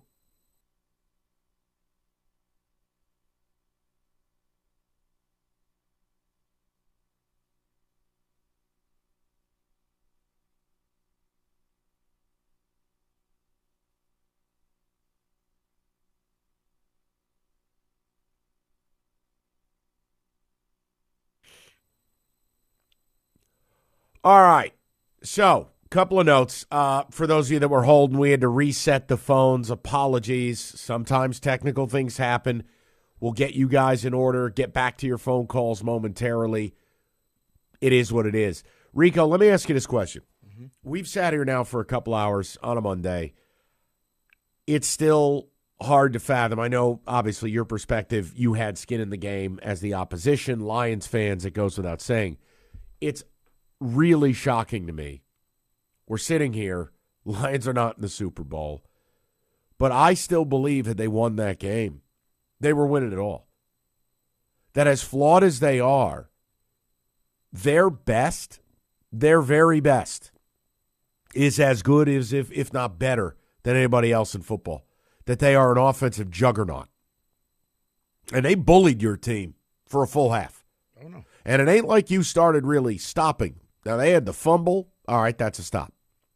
You had 1 3 and out. Every other Lions drive went up and down the field on the Niners. Now, critical 4th down drops ended up. That's the Lions stopping themselves. I'm not being disrespectful to the Niners. I'm saying this team, I feel like they lost more than a game. I feel like they lost more than the berth in the game. Rico, I feel like they lost the Lombardi Trophy. You're right. Because you've won, let's just call the obvious, you've already beaten Kansas City once. And you did this. Yeah, they didn't have Kelsey, and they were missing a defensive starter. But you also really didn't know what Jahmyr Gibbs and Laporta was, and they weren't that big of an integral part, especially Gibbs, in that first game. J-Mo, back. You have a new threat. Yeah, they were humming. Mike, the first half of that game yesterday, they were the best team in football, period. They would have beaten anybody that they played. Unfortunately, it was the 49ers that they were taking behind the woodshed, and they were just giving them the business. Had they played Baltimore, they would have beat Baltimore this time. Playing that way, Kansas City, they would have beat them. You're right. Everything was on the line. And I do wonder if maybe because it was so easy, they relaxed a little bit, that they didn't stay aggressive, that they didn't keep their foot on the gas, that they kind of powered it back. That's why I really fought Campbell for not going for it and scoring a touchdown at the end of the half and just breaking the Niners' will. You really, listen, I'm not going to get into a knockdown, drag-out fight on it. You really wanted him to go for it before the half, huh? Yeah, because, Mike, at that point, they didn't know which way was up. And the Lions were just rolling. So, yeah, you know what's better than 24-7? 28-7. And they would have gotten it. And they wouldn't have had to run to a trick play. They could have simply just lined up Montgomery in the backfield, straight handoff, follow behind Sewell, touchdown, Lions. They're up 28-7. If they're at the 1 yard line, I might agree. Rico, that ball was closer to 3 than anything else. Okay, but they weren't stopping the run, I guess, at that point. I know. Look, I think we did this the first hour briefly. I can't prove you're wrong. I can't prove you're right. I didn't have a problem with it. I saw where the ball was, and I go, you got to take points. I'm going to go in at halftime up 3 possessions on the Niners. Oh, yeah, I'll take that. Because if you don't get it, you let them off the hook. Big time. But hey, I'll give you credit. You've been all over that one all day. I mean, that's just not one I question. No, but here's the thing. Dan Gamble being aggressive, Dan, that should have been the easiest layup for you. That should be in your arsenal. He thought about it, and he hesitated. And as soon as he did it, I'm like, he's going to kick the field goal because he's not hungry right now, because they are up 21-7, because things have been so easy. But if that would have happened in the third or fourth quarter, he absolutely would have went for it. He lost a little bit of the edge on that play. Now, he gained it back, and he started chasing points in the second half. But that was, to me, if you're a Lions fan, that was the moment of the kill shot. David, where are we at on phones, brother? No, David? I'm sorry. I was trying to handle some where business. we at on phone? We're good. We can go to these on the sheet here. Perfect. We're good. Okay. All right, excellent. I just wanted to make sure. I don't want to make anybody feel bad. Let's go to Eric, 97.1. Eric, what's going on, bud? Oh, no. Nope. How about let me do this, Mike? Okay. Because I don't think there's an Eric on here. So how about we go to... Thanks, Kenny. I'm about to say, let's go to... Whoops. Oh, boy. Oh, okay. Eric. Hey, guys, you got me? Yeah. Yeah, loud and clear. Sorry about that, Eric. We had a little technical difficulty there. What's going on? No. Hey, I haven't heard anybody talk about amongst the other debacle that was going on with the drop pass and everything. But Ben Johnson seemed to go away from Laporta and St. Brown the second half. I think at one time they said St. Brown only got one target, and it was at the very end of the game. Yeah. I don't understand why they went away from that. Well, I mean, part of it is, look, the other team's going to take away some of your players. At the end of the game, I mean, I think Laporta had 9 or 10 catches. Amon-Ra was probably 2 or 3 behind him. I thought the Amon-Ra one was a little more puzzling, but again, I got a call earlier today, Eric, and it was somebody calling in about, well, they needed to give the ball to Montgomery more. In the second half, you had 5 total possessions. One of them, you fumbled on the first play. Right? So that's not a possession. Now we're down to 4. The other one was a 3 and out. So I just be careful about saying, well, we should get the ball to these people more. When? You didn't have the ball. Yeah, I get it. It seemed like that, and it just stuck out to me when they said, St. Brown was only targeted once in the second half. It's like, oh, why isn't he out there on those critical plays, and why aren't we going to him? But I get it. I mean, here's the other thing. Frustrating. You have every right. Last drive, to get back within 3. I mean, Laporta caught, back-to-back balls. Three on the drive for Laporta. You had St. Brown get his only catch in the fourth quarter. Outside of that, I mean, the previous drive was the drive on downs. Yeah. They moved the ball. And I would say the other reason why it was Reynolds, because Reynolds was being covered by Ambry. Yeah, he was being covered by the third corner. So that's the mismatch. That and the open field tackling for our defense is just terrible. Just drove me nuts yesterday. They got to take their biggest free agent dollars they have. Appreciate it, Eric. They got to go out. I don't have the marketplace in front of me. I don't know who will get traded or not, so I leave it open-ended. It's corner/edge. Get the best player in here you can that fits your culture, fits your need, and then with your first-round pick, you're taking the other. They have got to they got to get more talented. Yeah, and I guess because of dollars, maybe you draft your edge and you just go out and get a corner in free agency because an edge is going to cost you a ton. Good. They got $61 million in cap space. Your team is living proof the cap isn't real. Figure it out. Dude, the fact that the Saints are still allowed to play football and they're like $300 million over the cap. Dude, the cap's not even real. Figure it out. Do what the United States government does. Just print money. Figure it out. Right. But, yeah, that, and I would also say add some more depth to your offensive line as well. Yeah, because I don't know how long Ragnow is going to make it in the league. The edge and a corner will help transform this defense. That's truly, I mean that. Two players. It'll look totally different. And honestly, Mike, I would even throw in a linebacker as well. A sideline sideline linebacker. Just trade for Warner. All right, we're good now. Thank you. New Year's resolution, John Jansen Weight Loss Club. You can get there faster than you think with idealu.us. You can lose 20 pounds in just 30 days. John did it. I mean, John lost 10 in the first 10, 63 overall. And no fluky stuff here. They'll put you on a road to success. If that sounds like something you want, go to idealu.us. Sign up for that free body composition analysis. That's $150 free. And again, they will show you how they help John, and they will start helping you. Picture yourself 20 pounds lighter in just 30 days. Go to idealu.us. That's idealu.us.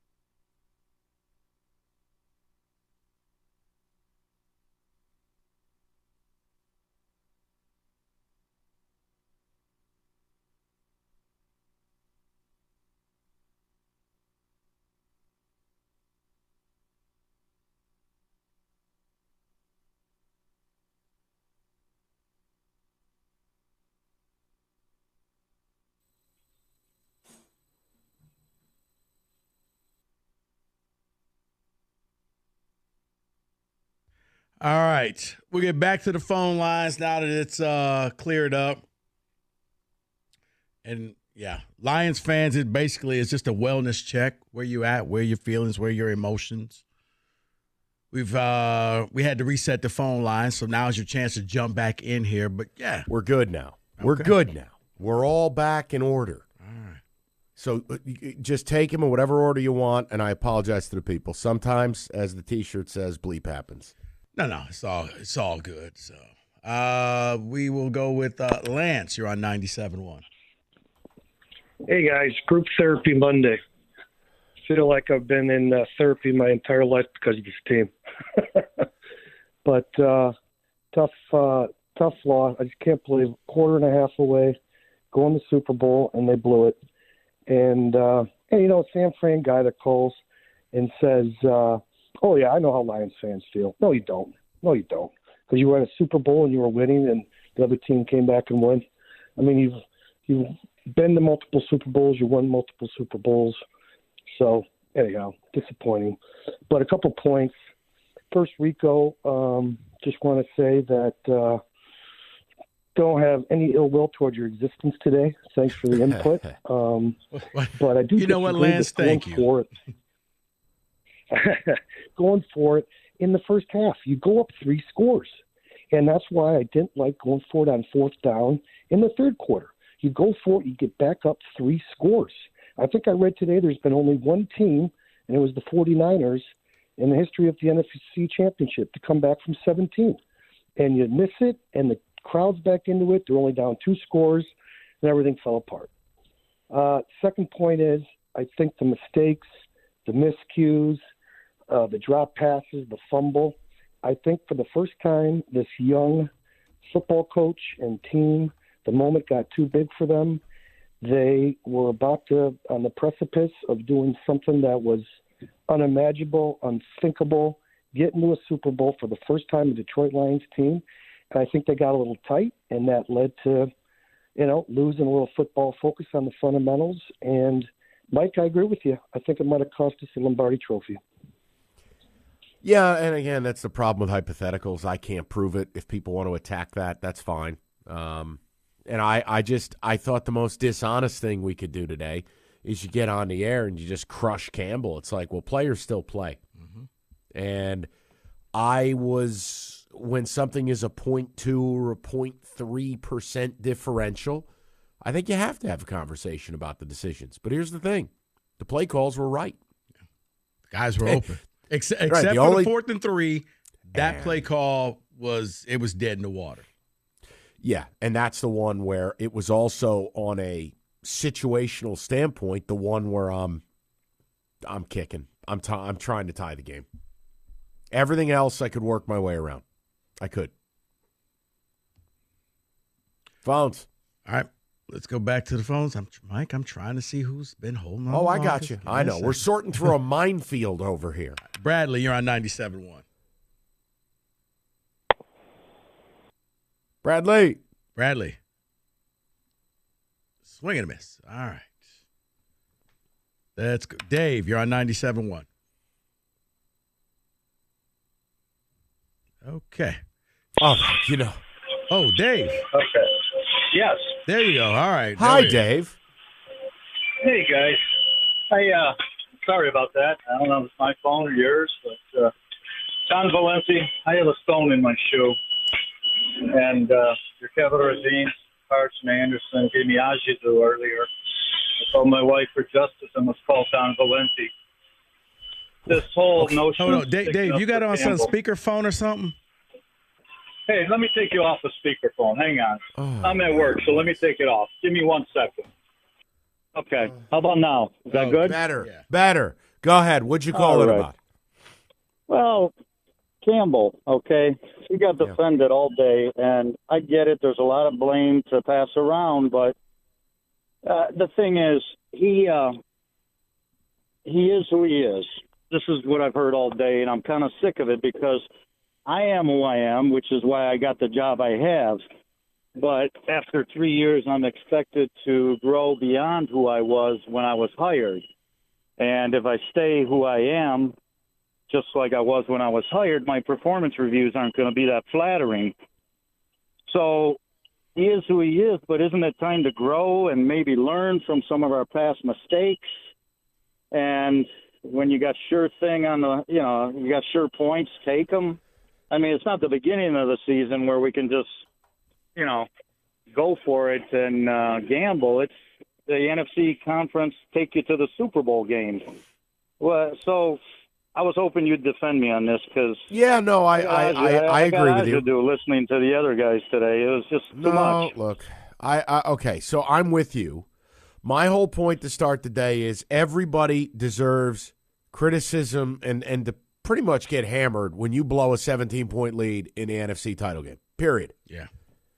Everyone, Ben Johnson, Dan Campbell, players. Nobody and the reason I haven't gone crazy is because while I have gotten accustomed to this being the way it is, I have also said from the beginning, this is not how I would do it. I can work my way around a lot of it. But if I distill it down into one decision that I cannot forgive, it's not trying to tie that game with 7 minutes to go. If you want to say, well, what about the timeout with 1:30 to go? Oh, you're right. That's just malpractice. But with all due respect to you guys, you're down 10 with 1.5 to go. I have to put what took place with 7 minutes left as the one. Now, before the half, I didn't have a problem taking the 3 because I'm sitting here, you're on cloud 9. We get a chance to go up 3 scores, kick, let's get into halftime. Rico disagreed with that. The third quarter, the first one, passing up a possible redemption, get the 3, get it back to 17, I'm not making an issue of it. I understand it's who he is. Situationally, it's a coin flip, a little bit of a player's choice. Cool. But see, that's but why the 7 minutes to go. That's why I said you should have went for it into the half, because that is who you are. Because you thought about it and you hesitated. Rather than going with your first notion, your players were on the field, golf was just waiting to hear what play should we run, coach, and you decided, let's just go ahead and take the 3 points. You remember, Mike, on the pregame show, you said you got to be who you are. Yes. That's who he is. Kill shot, into the half, score a touchdown. So it won't matter if they come out and score a touchdown on the first drive. We're up by 3 touchdowns, not 17, but we're up by 21. Yeah.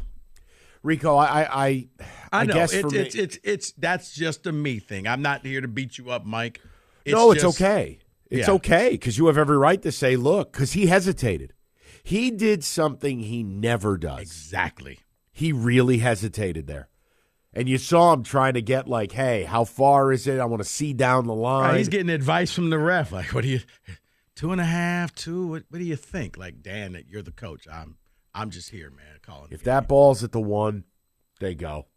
I mean, it's the same thing. Look at the little breaks. I mean, look at the last drive.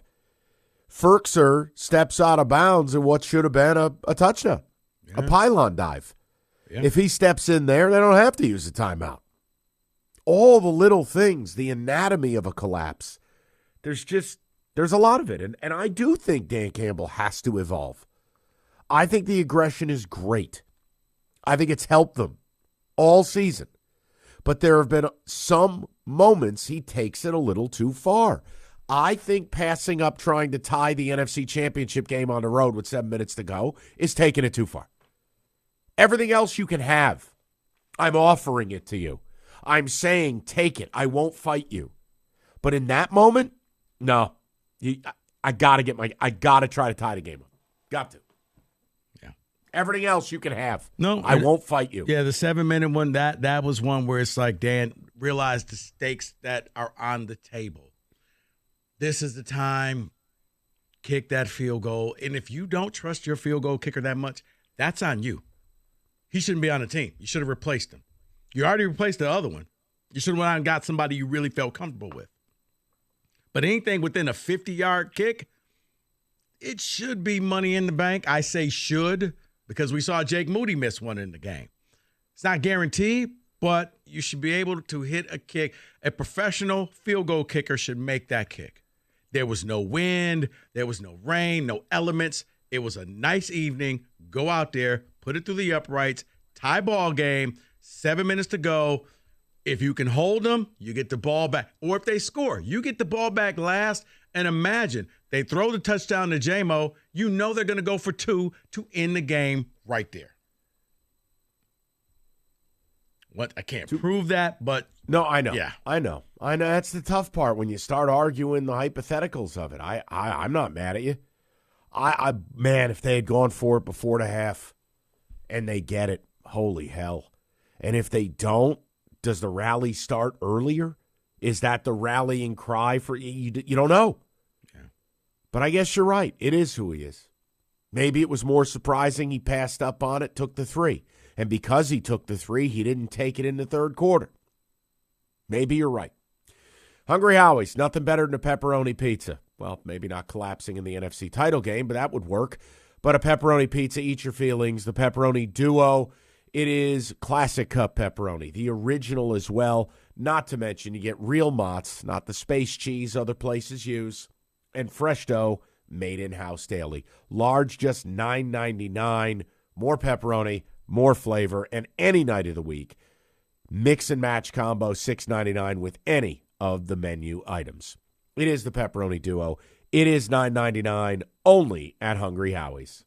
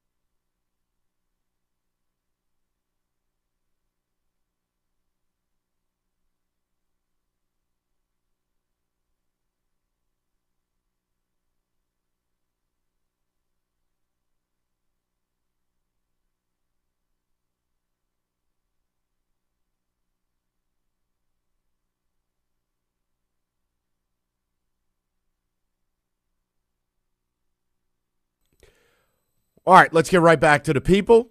Let's go to Leah, 97.1. Leah, how are you today? I'm good. How are you guys? Good. Okay, making it through on a Monday. What's on your mind? Yeah, so I just wanted to weigh in and just say, like, I'm big time disappointed in some of these Lion fans, and then some of you guys too at the radio station, because like no one expected the Lions to be in NFC Championship. So I think they did a hell of a job this season. At the end of the season beforehand, I think that you guys are trashing. I mean, there's a difference between being critical. Of course, there were some mistakes. There are some things that, couldn't be avoided, but then there's some things that probably could. So I can understand being critical, but it just seems like the Lions and Dan are being trashed. And when no one expected us to get to the NFC Championship, period, no one expected us to even beat the Bucs. Right. So but now Leah, all of a sudden we lost this game and we're not going to be playing for the Super Bowl. And now, we're Leah, like, there's one caller that said SOL. Come on, give me a break. Leah, here's why you're getting trashed is because it was an historic collapse. That they had a 17-point lead and let a team score 27 unanswered points. That's why people are angry. That's why, because you don't see something like that every day. At halftime, I think every Lions fan was making reservations for Las Vegas thinking you're going to the Super Bowl. And then just like that, in 7 minutes, it was a tie ball game. Yeah. I mean, I get that. But I'm saying I understand being critical, but being completely trashed, like, yeah, it was an epic breakdown. But at the same time, be critical and understand that it's an epic breakdown. But as much as it being trashed, as much as it's kind of like, oh, we had these expectations. At the same time, people were making Vegas, Leah, as things, airfare and Leah, things but like here's the that. thing. But things change. So when things change, expectations change. But there were no Super Bowl expectations. There weren't. There were only NFC North expectations. So once now you made it to the I NFC think title game, Leah, the Super Bowl is now on the line. It's just, and then at the same time, so this is the second part to that. This is why. Okay, I'm hurt too, and I've been a fan of the Lions, SOL Lions. I mean, I've got game tickets every year when we're winning or losing. It doesn't matter. So I'm not one of these persons that's just now looking at the Lions like, oh my goodness. I'm seeing what they built here. I'm seeing what Brad Holmes built with Dan Campbell, what they're doing. And this is not the only year we're gonna do something. This is not the only year we're gonna make some noise. Look at the 49ers, for instance. Look what it took for them to get back. Look at the Baltimore Ravens. Look what it took. Like you build a team and people are all of a sudden forgetting that this is a hell of a team that we have. It just seems like that. So that's the second part. It's just making me disappointed because all of a sudden now it's all over for the Lions. Come on, Leah, we just built this team. Hey, Leah, can I ask one question? I want to make sure we're all on the even here. Is there a specific thing that Rico or I have said that you considered trashing, or are you going after callers? No, it was earlier. Like I had to literally turn off 97 when I was listening to Carson Anderson, and it just hurt my feelings. It is just like, oh my gosh, really? And I can't get through the workday without having this station on at my desk, and I literally had to turn it off this morning. I hear it. No, there was one caller earlier. Leah, I'm with you. It's like when I heard a caller trying to throw Goff out of a window, and I'm like, yeah, I'm done with this. I can't do this. Yeah. Yes, that's trashing. I was just going to say, while we were on the phone together, if you had a grievance, you could air it with us. Right, we're big boys. Yeah, I didn't say Not you guys, but I just didn't have time to call in earlier, and this made me upset because I love listening to this station. People say I listen to you guys too much, and I'm just like, okay. Leah, it's a therapy session. Thank you for joining. All good. Thank you. Bye-bye. Right. Yes, you got it. And again, Rico, I just wanted to make sure that we weren't personally liable for some of the slander that she heard. But here's the thing. When you make it to the NFC title game, yes, everything changed because the Super Bowl is now on the line. When we first said, okay, win the division, that was great. Now you're well into the final four teams, and at halftime of that game, you're 30 minutes away from from playing for a championship. Yeah, your expectations and all your goals have now shifted and moved. You don't get to go backwards. Look, here's the thing. The positive in all of this is you have seen a Kansas City get back every year. You've seen a San Francisco get back every year. And I'm, again, not every, but hey, 5-year window and I'm there 4 times, etc., right? It is doable. But your head coach has already said what the reality is. It is going to be twice as hard to get back here. I mean, think about it right now. It is almost a mortal lock. Ben Johnson's going to the Commanders. Okay? That's done. So now you got to replace arguably the best offensive coordinator in the league. You will have to get some of the guys you have signed, paid, etc. You are going to have to probably turn 30% of the roster. It's not going to be the same group. And your coach knows it because he played the game, and now he coaches the game.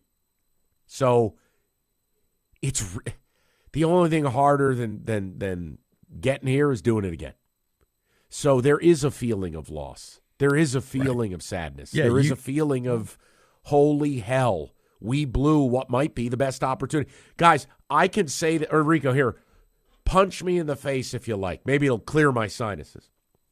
Sure thing. I can say with almost a certainty, you'll never have a 17-point lead again at halftime of an NFC title game.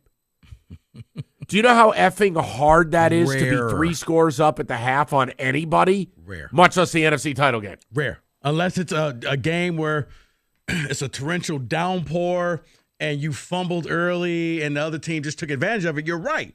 That's why it was like, man, this is an ass kicking. Like, you are beating them in every phase of the game. They missed a field goal. You're scoring touchdowns. And the crazy part, Rico, the Lions moved it all day long. It was the Lions who stopped themselves. Yeah. That fumble, no disrespect to the Niners, they didn't cause that. Gibbs was lined up on the wrong side, and he was everything about that fumbling all play. over. Yeah, they would have been better off just, you know what, I'm just going to take a knee, and we're going to start over or call a timeout. No, seriously, it sounds ridiculous, but from the genesis of that play, you knew something bad was about to happen when they showed the replay. The play I give the Niners full credit for, and you covered it last hour, was the last 4th down where they decided we're not going to tie the game, and Steve Wilks confused Jared Goff. Yeah. And it was the Amon-Ra play. But outside of that, it's not like the Lions didn't move the ball. Yeah. I mean, they had a wonderful offensive game against a good defense that for much of that game, you made that defense look stupid. And you were going to go up against the Kansas City Chiefs, a team that you had already beat. You knew going into that game who the opponent was going to be. Now, I can see if you played first and you're thinking, well, the Ravens just smoked us earlier this year. Wait, we beat the Chiefs, so we could beat them again. I may have sounded like more of a horse's ass than I am, but if we were sitting here and the Lions had won last night and they're playing the Chiefs, I'd pick the Lions to win the Super Bowl. I would too. I mean that. No sarcasm. No, because sometimes they were the hottest team and everything was clicking. And once again, lost in all of this was J-Mo's coming out party. It was the game that everybody's been waiting to see. He had multiple touchdowns. It was a ball that should have been intercepted that he took back. Right, he had 3 touches. He had 2 catches and then the run. Yeah. But they were impactful. Yeah. Look, this is – and I know we've got a whole offseason to do the offseason. J-Mo's got to decide what he wants the rest of his professional life to be. Because this offseason should be no noise, be all about that work. Because he's got an opportunity to be a major, major weapon for this team. Yep. He should be knocking on the door. Amon-Ra, hey, I'm your new roommate. Yep. Yeah. Where you go, training? I go. Right. When are we practicing? When are we running routes? When am I flying to go see Goff and throw in the offseason? All of it. And you know what? If I'm St. Brown, bruh, how about this? I'll pay for your rooms. I'll pay for your flights. You're sticking with me. Just show up. I got you covered. You just show up and put in the work.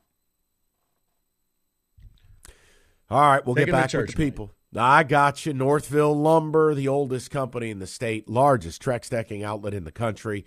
Nobody stocks more, nobody sells more than Northville Lumber. In the last year, contractors, homeowners, they bought enough Trex from Northville to cover 26 football fields, and there's a reason they move that much product. They stock all colors of decking, railing, lighting, and they have it all the time, and for the lowest prices. Some as low as $1.59 a foot. All you need to do, get with them. Deck season is here because they install all year round. Beat the spring rush. Beat the price increases. Call Northville Lumber today or go to northvillelumber.com. That's northvillelumber.com.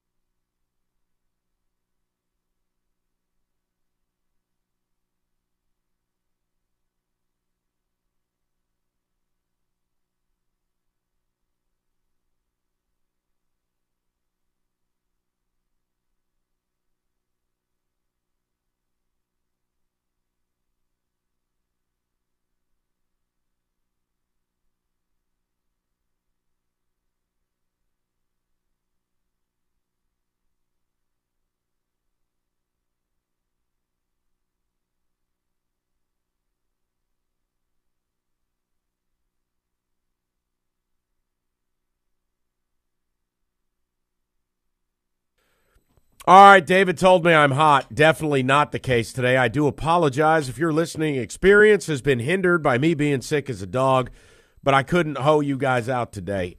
This is a group therapy day. That was I don't know where that thing ranks, all-time heartbreak for Detroit fans. I don't know. I didn't want to do that show today. I'd be pretty comfortable telling you it's top 5. I'd be pretty comfortable telling you it would have been easier watching them lose by 50 than for the game to unfold that way. But let me just explain briefly how Rico and I have done business today, and you can take it wherever you want to go. Rico and I laid it down. There ain't going to be no golf slander today. If you blame Jared Goff for that game in any way, shape, or form, you're telling me you don't know anything about football. Go read a book. 2, if you're going to blame one person and vilify them, wrong. It, as David likes to say, it takes a village to raise children and to blow a 17-point lead in the NFC title game. Everyone's to blame. Players, Josh Reynolds, Gibbs, Ben Johnson, Dan Campbell. And look, that's the last piece. If you were tuning in today thinking I'm going to throw a chair at the coach, it's not going to happen. I accepted a long time ago who he is and what he does. And I told you, I like about 75% of it. But there's a space that he's got to grow into where he understands when to push the button and when not to. Look, your aggressiveness is indeed your biggest weapon. That's why I said he's the most dangerous man in football. Went for it on 4th down against the Rams. Got a touchdown to Laporta. Didn't settle for a field goal. You won that game by 1 point. Couple 4th downs against the Bucs. Help you. The issue is not all 4th downs are created the same. And my fear has always been we'd arrive at a point where he would do something like this and you go, uh-oh. Look, I'm not mad about the third quarter.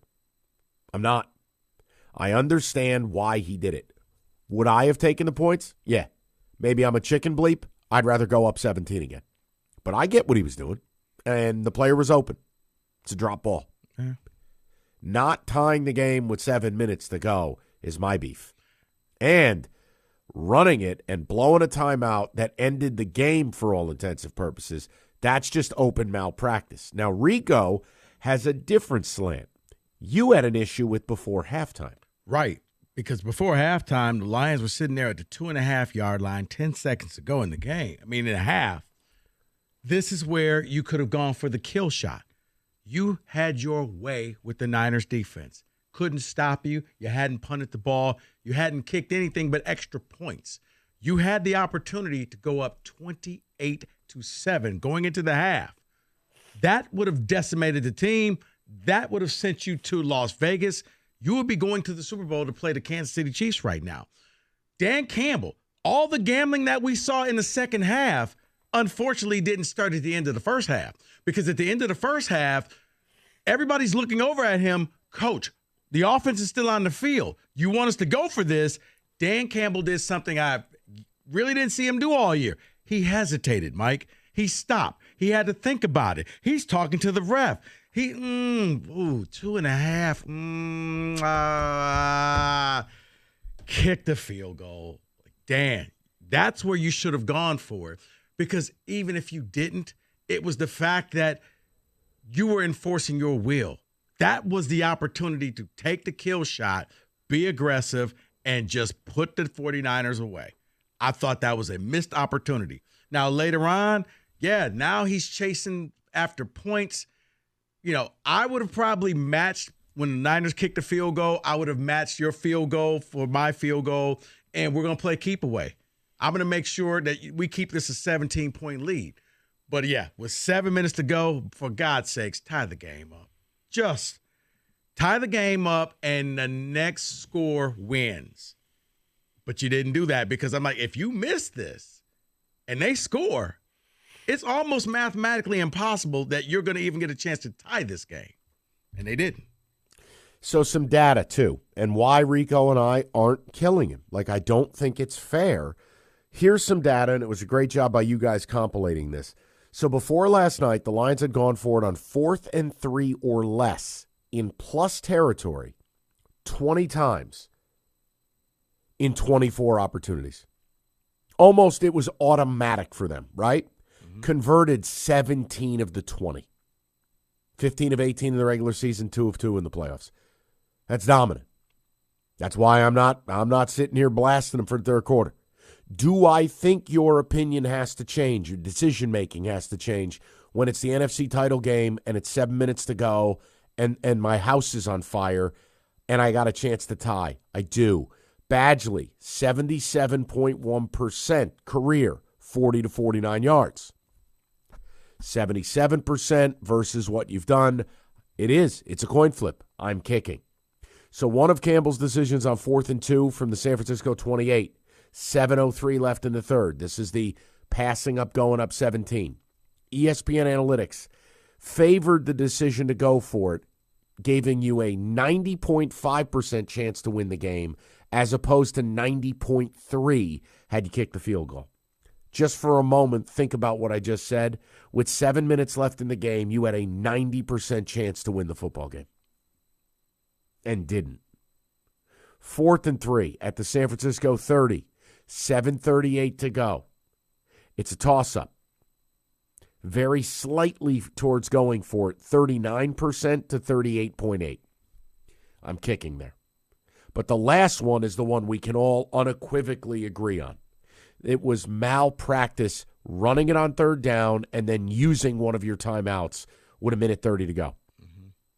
And it was one of the few things that Burkhart and Olsen actually got right last night, saying now if they don't get the onside kick, the game's over. Mm-hmm.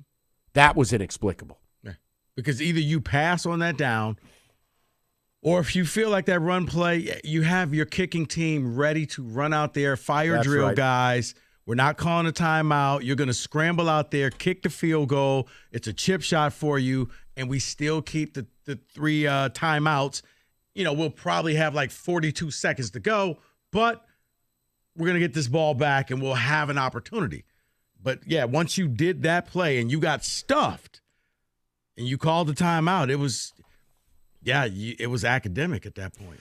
Enrico, their inexperience hurt him.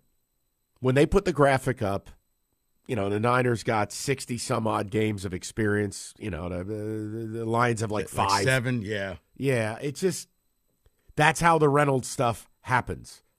Leaning on a rookie like Gibbs, that's how that fumble happened. The inexplicable, like we've seen – in a huge moment, Wes Welker drop a ball in the Super Bowl, and you're like, how did that happen? The bigger the moment, the routine becomes not routine. I don't know. I love Josh Reynolds. No, and he's been awesome for this team. And I do wonder if Josh Reynolds just got caught up in the moment, and once he dropped the first one, was that in the back of his mind? Okay, I got to catch. He started thinking instead of just catching the ball. It's like a jump shooter. Once they start thinking about the shot, they don't hit the shot. But when they're not thinking, it's just catch and release, splash. Same with Reynolds. He didn't get that drop 4th down out of his mind. I'm speculating, but it just seemed that way because the play was perfectly called. It would have been a first down. Instead, it turned out to be 3 and out. 248-539-9797. You want to go to Omar, get a call in here? Yeah, let's go to Omar. I just wanted to set the table for the 5 o'clock audience. Omar, go ahead. Hey, how are you guys doing? Thank you guys for taking my call. Yes, sir. Just want to say, as a Niners fan, man, you guys played a great game. Don't keep your guys' head down.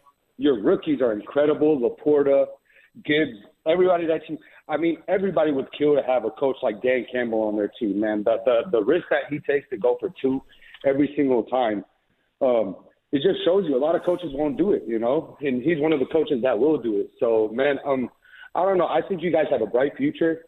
Keep your head up, man.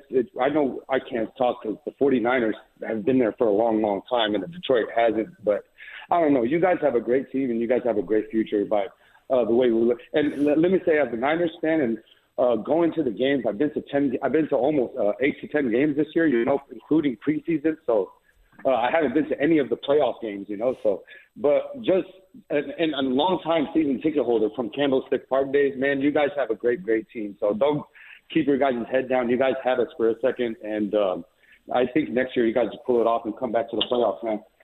All right. Look, I think, and Omar, appreciate it. I will tell you this.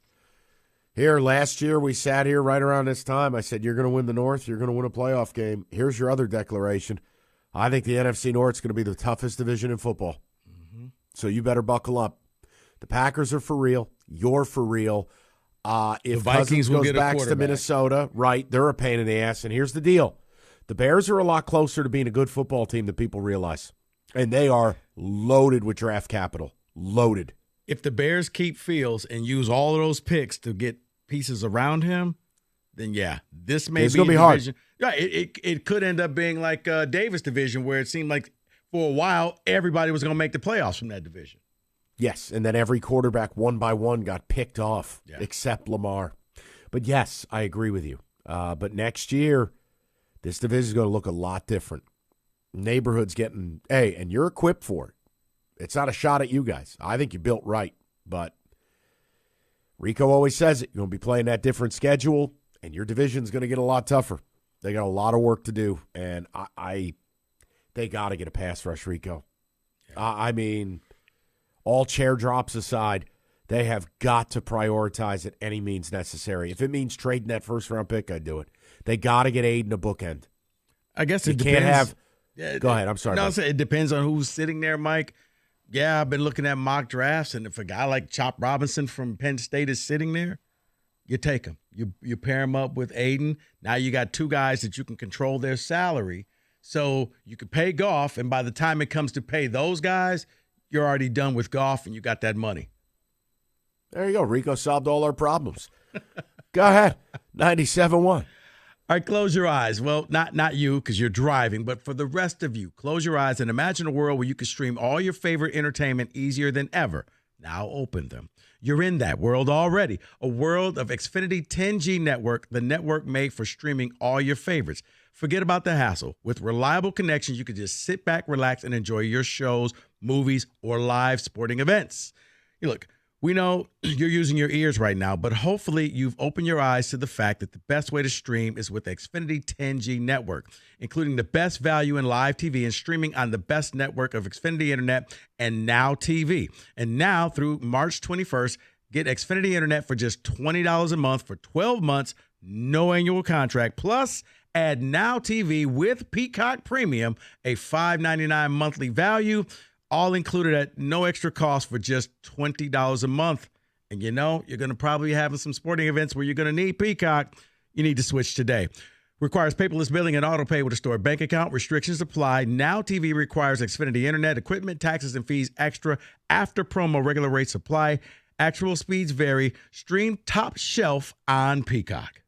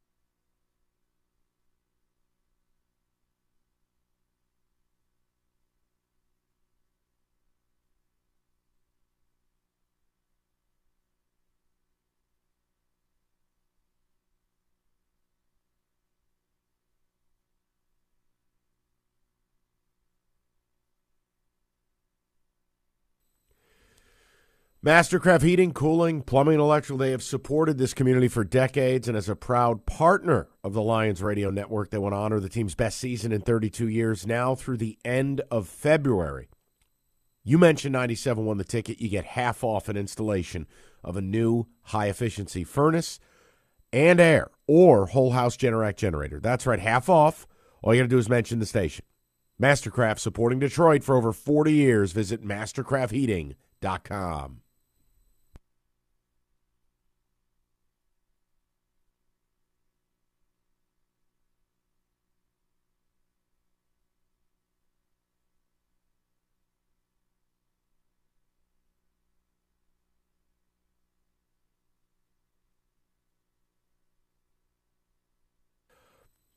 All right, let's get to the people. And I believe Phil was with us earlier and his phone dropped out. Let's go right back to Phil, 97.1. What's up, Phil? And in the back there where the chimney is, that's all cracked up. So all that water is running in there, running down the chimney. Okay, yeah, Rico, I think we need to go to a different phone line. Okay. Yeah, okay. By the chimney, it's all cracked up. You see water coming in back there.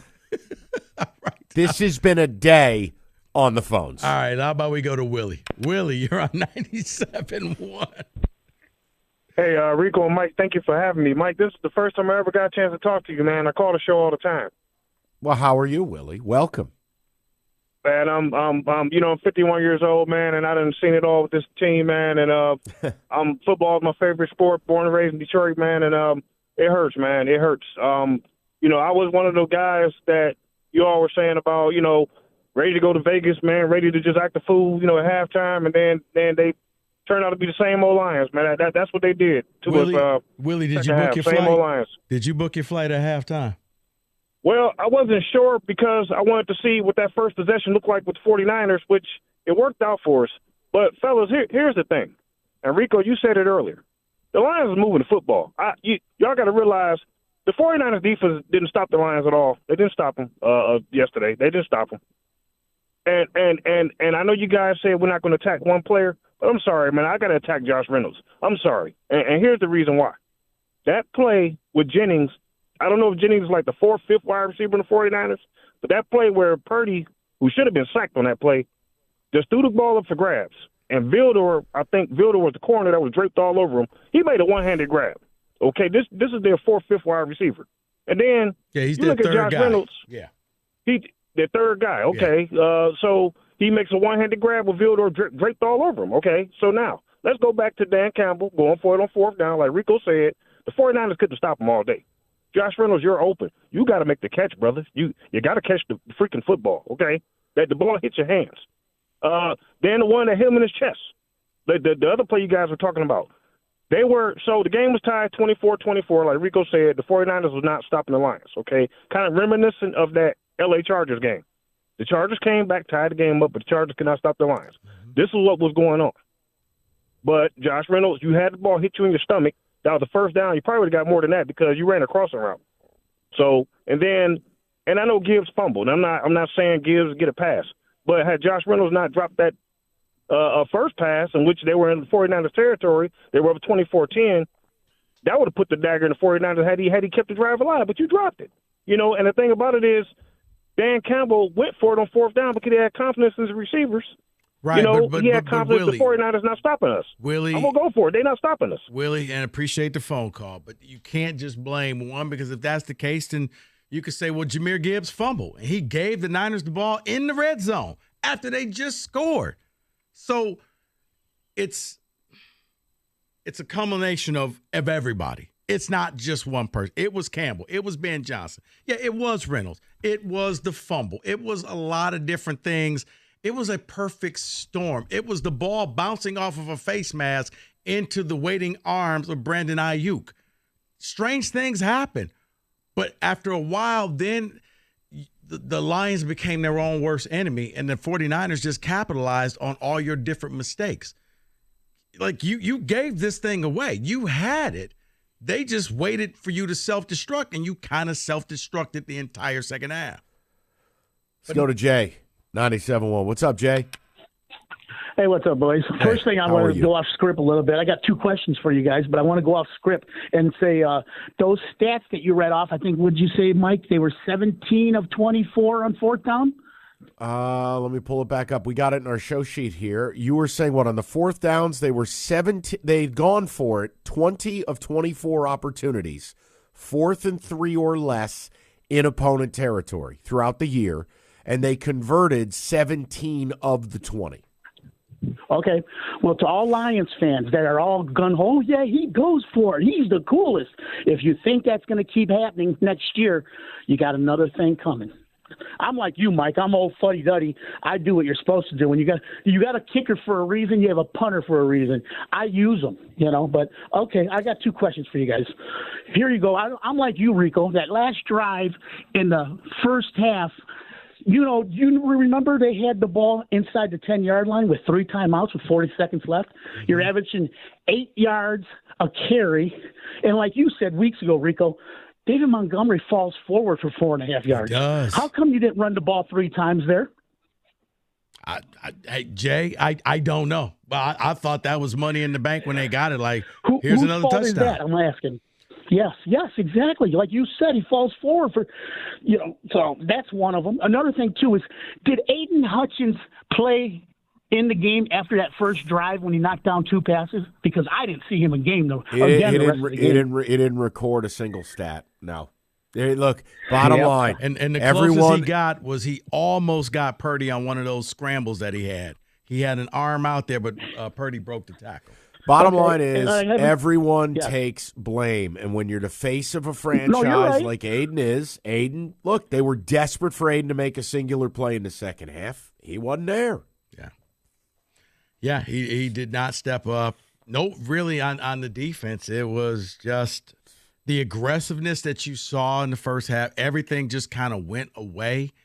And, yeah, it was like, Mike, I think you may have put it best. The inexperience showed up in the second half because everybody was looking for everybody else to step up and make a play rather than just, you know what, you do your job, I'll do my job, and you do your job, and we'll get this thing done. Everybody was trying to be the hero, and by doing that, you got out of your element. So now you're dropping passes. Now you're a fumbler, a guy who never fumbles. Like, everybody just, I guess, stop being themselves. And it goes back to what you said yesterday. If you do that, you're going to lose. And in the second half, the Lions stop being the Lions and stop doing what got them to that 24-7 lead. Nothing for me to add. You want to knock another caller down before we're going to do business? Yeah, we could do that. Let's do that. Nick, you're on 97.1. How's it going, fellas? Hey, man. All right, Nick, what's up? All right. So I'd like to preface this by saying I am one of those guys who thinks he's really cool for going for it all the time. There is some kind of you feel it in your gut. You just we like it as men. It feels good to say F them, we're going for it. But I want to talk more about this nickname, Dan Gamble. Anybody who likes to gamble or go to the casino knows that the longer you stay there, the more money you're going to end up giving. It's just that way it goes.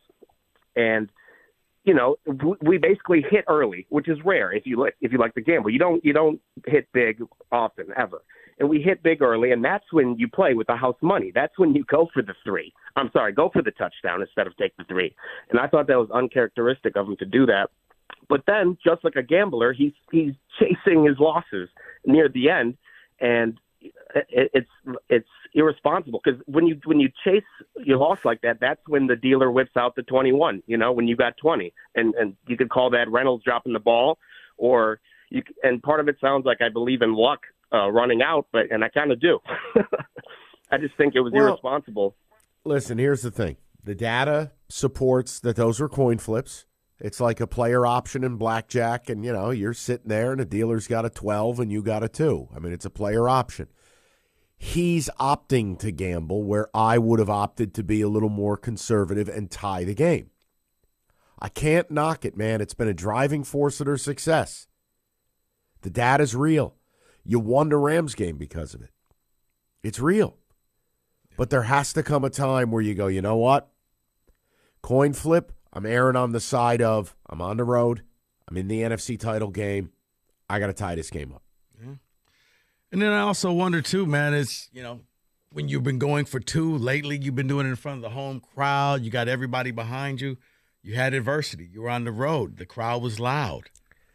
Just still can't believe Josh Reynolds dropped those footballs. I can't either. It's unbelievable.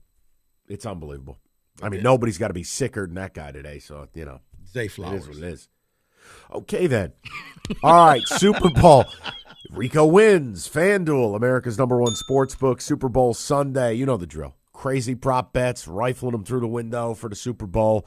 And FanDuel has more betting markets than anyone for the Super Bowl coming up in 2 weeks, including you can bet on who will win Super Bowl 58, but obviously anytime touchdowns, combos, SGPs, all of it. If you're new to it, $200 in bonus bets if your first bet of $5 or more wins. That's FanDuel.com/ticket. FanDuel.com/ticket. Make every moment more with FanDuel, the official betting partner of 97.1 The Ticket. 21 and up, present Michigan. First online real money wager only. $10 first deposit required. Bonus issue. Non-withdrawable bonus bets that expire 7 days after receipt. See terms. Sportsbook.fanduel.com. You got a gambling problem, 1-800-270-7117.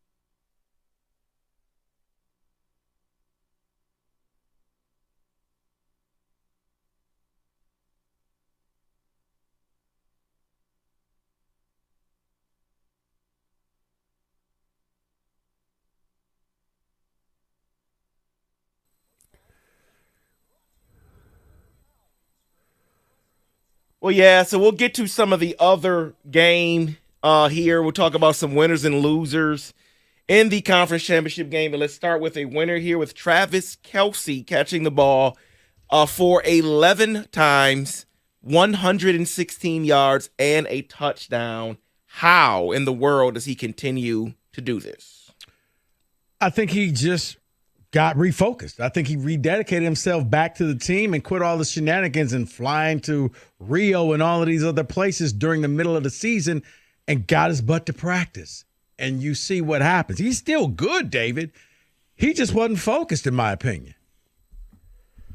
Or the whole thing's rigged, and I've had enough. Scripted. Okay. I don't know. I can't take it. The Ravens are morons. Chiefs don't have anybody worth the damn at wide receiver except Rashee Rice. And you allow this tomato can to go out there and grab 11 balls. Whole thing's absurd. The Ravens laid one of the biggest eggs in playoff history. Absolute ridiculous. Especially but please, planet Earth, tell me I have to continue to kiss Lamar Jackson's ass. Mike, do that for me. It wasn't even that. I'm looking at the Ravens' defense, and you're right. I'm like, I expected more at home. I mean, heck, you had Ray Lewis in the house. Like, what are you doing? Like, that's his only guy he's going to throw to, and yet he was always open. Yeah, let's get to that first loser here. Let's get to Lamar Jackson. Lamar Jackson looked pathetic yesterday. 20 for 37, 272 yards for a touchdown and an interception. Only rushed for 54 yards, and he looked bad throwing the ball in the pocket. What is going on with him in these games? You know what? The moment was too big. He looked uncomfortable. I mean, when you come out and say, I don't want to play against Patrick Mahomes, this is him, not me. And then he just looked as if I kind of need everybody else to pick me up today because I'm not feeling up to snuff. And this is what you get. He didn't make the big plays. He almost, when he threw the ball to himself, he had the full head of steam. You thought he was going to make it. And then when he did make the play, you get Zay Flowers getting a taunting penalty, and then Zay Flowers fumbles it into the end zone, which would have tied the game up. But, you know, maybe we're talking something different. But at that point, they were constantly playing from behind. He was pressing, and you saw it. He was not the Lamar that you saw in the regular season, which maybe he's Joel Embiid. He's regular season guy, but don't ask him to do anything in the playoffs. No. Don't ask him to drop back in a known passing situation on time, on platform, and be able to read a defense and make an accurate throw. Oh, wait, you mean the job of an effing quarterback? Every year they lose in the playoffs, he puts up his worst game, you guessed it, in the playoffs. But please, again, let's all firmly plant our lips on his ass. Yeah, it's going to be interesting when he accepts that MVP trophy and he's sitting there to do it and not in the Super Bowl. So let's get to the next winner here. I mentioned how Lamar Jackson rushed for 54 yards on 8 carries. But there was another quarterback in the other game that wasn't too far off, and his name is Brock Purdy. Is it now time to, when it comes to game planning against him, to now think about his legs? His legs are being the winner here. He rushed for 3 carries, 52 yards. Of course, they took some off because of the kneel downs, but 3 carries, 52 yards, 3 first downs. I would say no. This is one where the Lions had him every time. The pocket collapsed, and somehow you managed to let him get out of the pocket. He's not this elusive quarterback. This is more so, if I'm a defensive, I'm not game planning for him running the ball. I may give him 1 or 2, but it's just, guys, when you see him running, hit him. I mean, look, it's most quarterbacks going to be able to move a little bit. No one's ever going to mistake him for a track champ, but he can motor. He reminds me a little bit like, remember when Stafford was younger? Yeah. Stafford can move a little bit, steal you a couple of first downs. I mean, he's a gamer, man. I don't have to, again, I don't play pretend. He ain't a league MVP. He's not an elite quarterback. He's a great system QB with a ton of talent around him. But he's a gamer. It's the way he was at Iowa State. It's the way he is now. And he made a couple of the big plays in the big moments. Kills me, but I got to give him his flowers. So the next winner here is Patrick Mahomes here. I've had enough. I'm leaving. I have had enough of him as well. But here's the thing here, and Dan Campbell said, you never know. It's hard to get back here. You may never get back here. And everyone, he has a better arm than Tom Brady and all this stuff. You look at those stats, of course they're going to be better than Tom Brady. But in first 6 years, Patrick Mahomes is now 4 AFC titles. Tom Brady had 3. Tom Brady had 3 Super Bowl rings. Mahomes is going for his 3rd. This is ridiculous. He's better than Brady. He is. I mean, the second half of his career would have to be a clown car for him not to exceed what Brady has done. He's a better player. He has dragged this team across the finish line. He's unbelievable. He really, I think he's in the Brady conversation, Rico. No, because even when he went up against Brady, he had no offensive line, and he did it. He made the game competitive by himself, scrambling, just trying. If he had any line, it would have been a closer game. But you're right. We really are witnessing greatness, and I don't like to use that term loosely, but Mahomes is going to keep a lot of people from getting a ring simply because they're playing at the same time he is. Another winner here, I'm going to couple these because it's 2 coaches on the same team, 49ers coaching staff. It is the head coach, Kyle Shanahan, the defensive coordinator, Steve Wilks. Reason why they say they're both winners is because Kyle Shanahan has that question mark of being able to win the big one. 27 unanswered points. Kind of give him that opportunity again. David. But Steve Wilks was on the verge of getting fired. Steve Wilks was going to get fired at halftime. I mean, he gave the Ozzie Davis speech from school days. Do y'all want me to lose my job? That's where he was at. But yeah, Shanahan in the Super Bowl and against the Rams in the NFC Championship game had 10-point leads in the fourth quarter, found ways to squander them. In this and last week against the Packers, found ways to bring its team back and rally them to victories. Yeah, Wilks, your defense stepped up and made some plays. Don't take the victory lap if you're Steve Wilks. Then the nothing for me to add. Okay, then the final loser here. We'll end it with this one. It's NFL fans. We are the loser because we have to see Taylor Swift yet again for the Super Bowl. You know what? I mean, that's. I think it's a little bit late. Like, it's not like if there's a camera dedicated to her. Yes, David, they cut to her in the crowd when her boyfriend scores a touchdown. How is it any different than Brittany Mahomes or anybody else? Because they don't show them every single time. They show Purdy's parents. I mean, it's what they do. Fine. Now, if they just randomly start talking about her, I got problems. But, okay, her man just You do know who's doing the Super Bowl, right? Tony Romo and crew. Oh. They will randomly bring up Taylor Swift. Okay. Listen, that's not her fault, though. I'm not mad at her. I get mad at the networks. Thank you. There are a lot of people who attend these games you never know about. Why? They don't show them. Yeah. But no, look, I just think we've generally reached a point of tomfoolery when it comes to the way people behave. Everybody wants to be a celebrity, and it's like, I mean, hell, you got Mahomes' dad out here. Oh, I'm going to light my cigar. It's like, will you please go sit down? Right. You know, Mahomes' wife talking bleep to everybody. I'm sorry, how many receptions did you have today? Oh, 0? Don't need to hear from you. Right. Now, if they make it a thing, like I liked when they showed the Barry Sanders and Joe Montana honorary captain. Okay, that's kind of cool. But, yeah, if it's just nonstop, okay, I don't need to hear the story about how you guys hung out. I don't need to hear any of that. But her man just scored. Let her celebrate. Oh, She's look, happy. it's Travis Kelce's brother, shirtless. Like, see, I don't. We've just reached ridiculousness phase. Because you know you're going to get that. So if you're upset with Taylor Swift, you know his brother's going to be doing some buffoonery. It's going to be stupid. It's not about her. It's about the networks. I'm not mad at her. She can do whatever else she wants to do. Yeah, good for her. Go ahead, make your money, do what you want to do, enjoy the game. That is, in Football Today, NFL Championship Edition.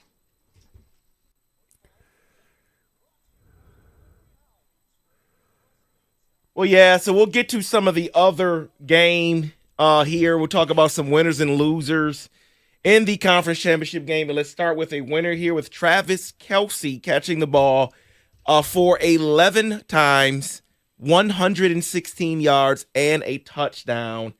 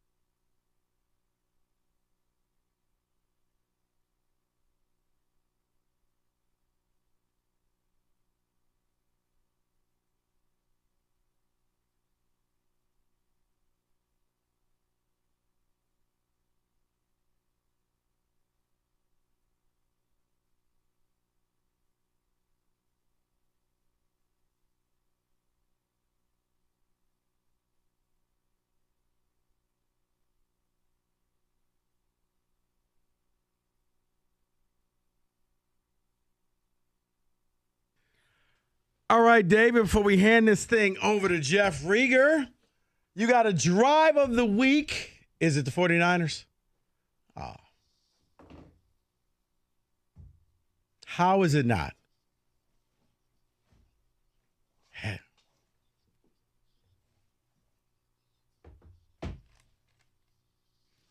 Hater. No, it is not the 49ers. I decided to step away from them just for my friend Kenny. Stay away from that game. So what I did here, Kenny will be fine, is I didn't just do the drive of the week. It was basically the whole first quarter for the Kansas City Chiefs. Patrick Mahomes' first quarter stats. 10 for 10 for 86 yards and a touchdown, 135.8 rating, also carried the ball one time for 11 yards. So they had 26 total plays for their first two drives. That timed 14 minutes and 47 seconds. First drive went 86 yards. Second drive went 75 yards. First drive had the Kelsey touchdown. Second drive had the Pacheco touchdown. They had the ball for their first two drives for basically an entire quarter. That is your drive of the week. I'm doing that under protest. All right. Well, under protest, I can tell you some numbers came out. Viewership numbers came out for the NFC title game. It drew 56.6 million viewers, which is the fourth most non-Super Bowl telecast for Fox. And it is the most in that round since 2012. So, of course, it got more than last year's NFC title game. But here's another note here. Last year's 6:30 p.m. AFC title game, which was on CBS, drew only 53 million. So they outpaced last year's slot. Well, it's good news. It means the Lions are going to get a lot more primetime games. And I do think that the rematch could be the opening game on Thursday night of Niners and the Lions. And real quick, David, I guess this is according to Bleacher Report. We just finished talking about Taylor Swift. Apparently, just her being at the game has generated $331.5 million in brand value for the NFL and the Chiefs. So you want to know why? That's why. So how much they giving her? Dollar bill. She doesn't need it. But she I know she doesn't, but you know what? Yeah. But or maybe she is getting something on the back end. I don't know. You know, that's maybe the suite ain't for free. Or maybe it is. That's very true. Like help us out. We'll give you a suite at the game. You get police escort. Rieger is here. You know what, Rieger? What's going on, boys? How are we? I think I'm dealing with the same thing Mike's dealing with. Then I gotta stay over there. No, I'm over it though. Stay over there. I'm over it. I'm on the downside. Are you really going to do it? No. Okay. No. Thank you. Thank you. All I said to you was, I've been listening all day. Thanks. Yesterday was disastrous, obviously. But I sent out a tweet, and we're not going to talk about this. We're going to talk about various other issues with the game. But I sent out a tweet saying, I mean, that second half was about as SOL as it gets. And people got very angry. Right to your spine. You would not believe how many people told me to F you. They told me to go F myself. It was very, very mean. I got those tweets all last week just because I was a 49er fan. But hey, congratulations, by the way. I didn't do anything. But, Rieger, you won. It's not SOL. Yesterday was not SOL. We are not doing the topic. However, if you're going to give me 2 seconds to defend it, yes, it was. It doesn't matter where you got to. It doesn't matter how far up the ladder you climb. You blew a 17-point lead in the biggest moment of your life, 30 minutes away from the Super Bowl, the biggest dream of any Detroiter, and you blew it with a Black Swan event when the ball goes off Vildor's face mask. I'll give you the Black Swan Not event. to mention you blew it with 2 potential coaching blunders, 2 drop passes by Josh Reynolds. You got Chase Lucas that can't down a ball on a punt at the 1-yard line. You got Iffy missing a sack. I mean, it was a colossal failure. It was SOL in the second half. It is what it is. SOL is not how far you make it. SOL is how you lose. That was like SOL. It was his greatest work. But SOL stands like same old Lion. And the same old Lions lose. So did they lose that way 32 years ago in the NFC Championship game? 32 years ago, they lost as well. They didn't lose like that. Well, it doesn't matter then how it's you not lose. the same because they didn't do this before in the NFC title game. Everybody has their own definition of same old Lions. You can't tell me those 30 minutes of football when you gagged it away, and that's what you did. You choked it away. That to me is same old Lions. And the shame of it all is you should have won the football game, obviously. And I don't know how you get over it. I don't, because as Rico could tell you, as anybody could tell you, there is no given. There's no guarantee that you get back there next year, the year after that, or the year after that, even though you might have a better team. No, that's true. I mean, Buffalo's been waiting just to get there. And you got Josh Allen, a mobile QB that everybody wants the Lions to go out and get. It's going to be difficult.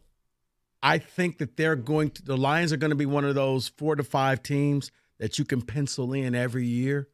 They'll make the playoffs. It's a safe bet to say. I agree. You could put them with Philly, San Francisco, in the East, Cowboys, in Detroit, and I think Green Bay is probably going to get that same nod. Now, the other teams, you can figure it out, but I think the Lions are good enough, whether it's winning the division or winning the wild card, they're going to be in the playoffs. Now, once you're in, now it's on you. Now, what it appears to be is that the Lions need to get the number 1 overall seed, because they haven't won a road game since 1957 in the playoffs. Right. Against the Niners, ironically enough. You know what gets me, Rico? Here's what gets me. I've been listening all day. I'm a big fan of the radio station. I walk my dog. I listen. I go for a run. I listen. Big fan, Listen to you and Mike all the time. Here's what gets me. Dan Campbell's a great coach. We all admit it. We all love Dan Campbell. We're all big fans. Without Dan Campbell, you're not where you were. What gets me, though, is the amount of people that are trying to make excuses here. It was a complete and utter failure in the last 30 minutes of that football game. Plain and simple. There's no excuses. I also find it funny that we're talking about Michael Badgley, a 45-yard field goal, 47-yard field goal, like they're unmakeable field goals. I can't tell you how many times I've heard, if he makes it. That is a chip shot for an NFL kicker. Then you know what? I know I said all this year long, if you don't believe in your kicker that much, get a new kicker. Well, they had a new kicker. But you know what I think they got rid of Patterson. I think it's Campbell, and it's the same with like TJ Lang and John Jansen. They don't respect kickers. So in their world, dude, you just kick a ball. You're not really a part of this team. Whereas if you get that money kicker on your team, that's a difference maker.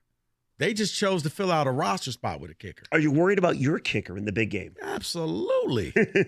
I thought he was going to be a whole lot better than this, but we're finding out. Jake Moody is finding out that the pros is a lot different than college. This ain't the Big Ten anymore. Well, you heard this story before the game, how Moody's parents were cheering for him and not the Lions. Yeah. I think when Moody missed the kick early on in the game, his parents are probably like, oh, that sucks for Jake, but hell yeah. We're up 7-0, baby. You just can't help but troll, can you? What are you talking about? You know what? Jeff Rieger, 97. Rico, by the way, tomorrow, Michigan. Oh, nobody cares.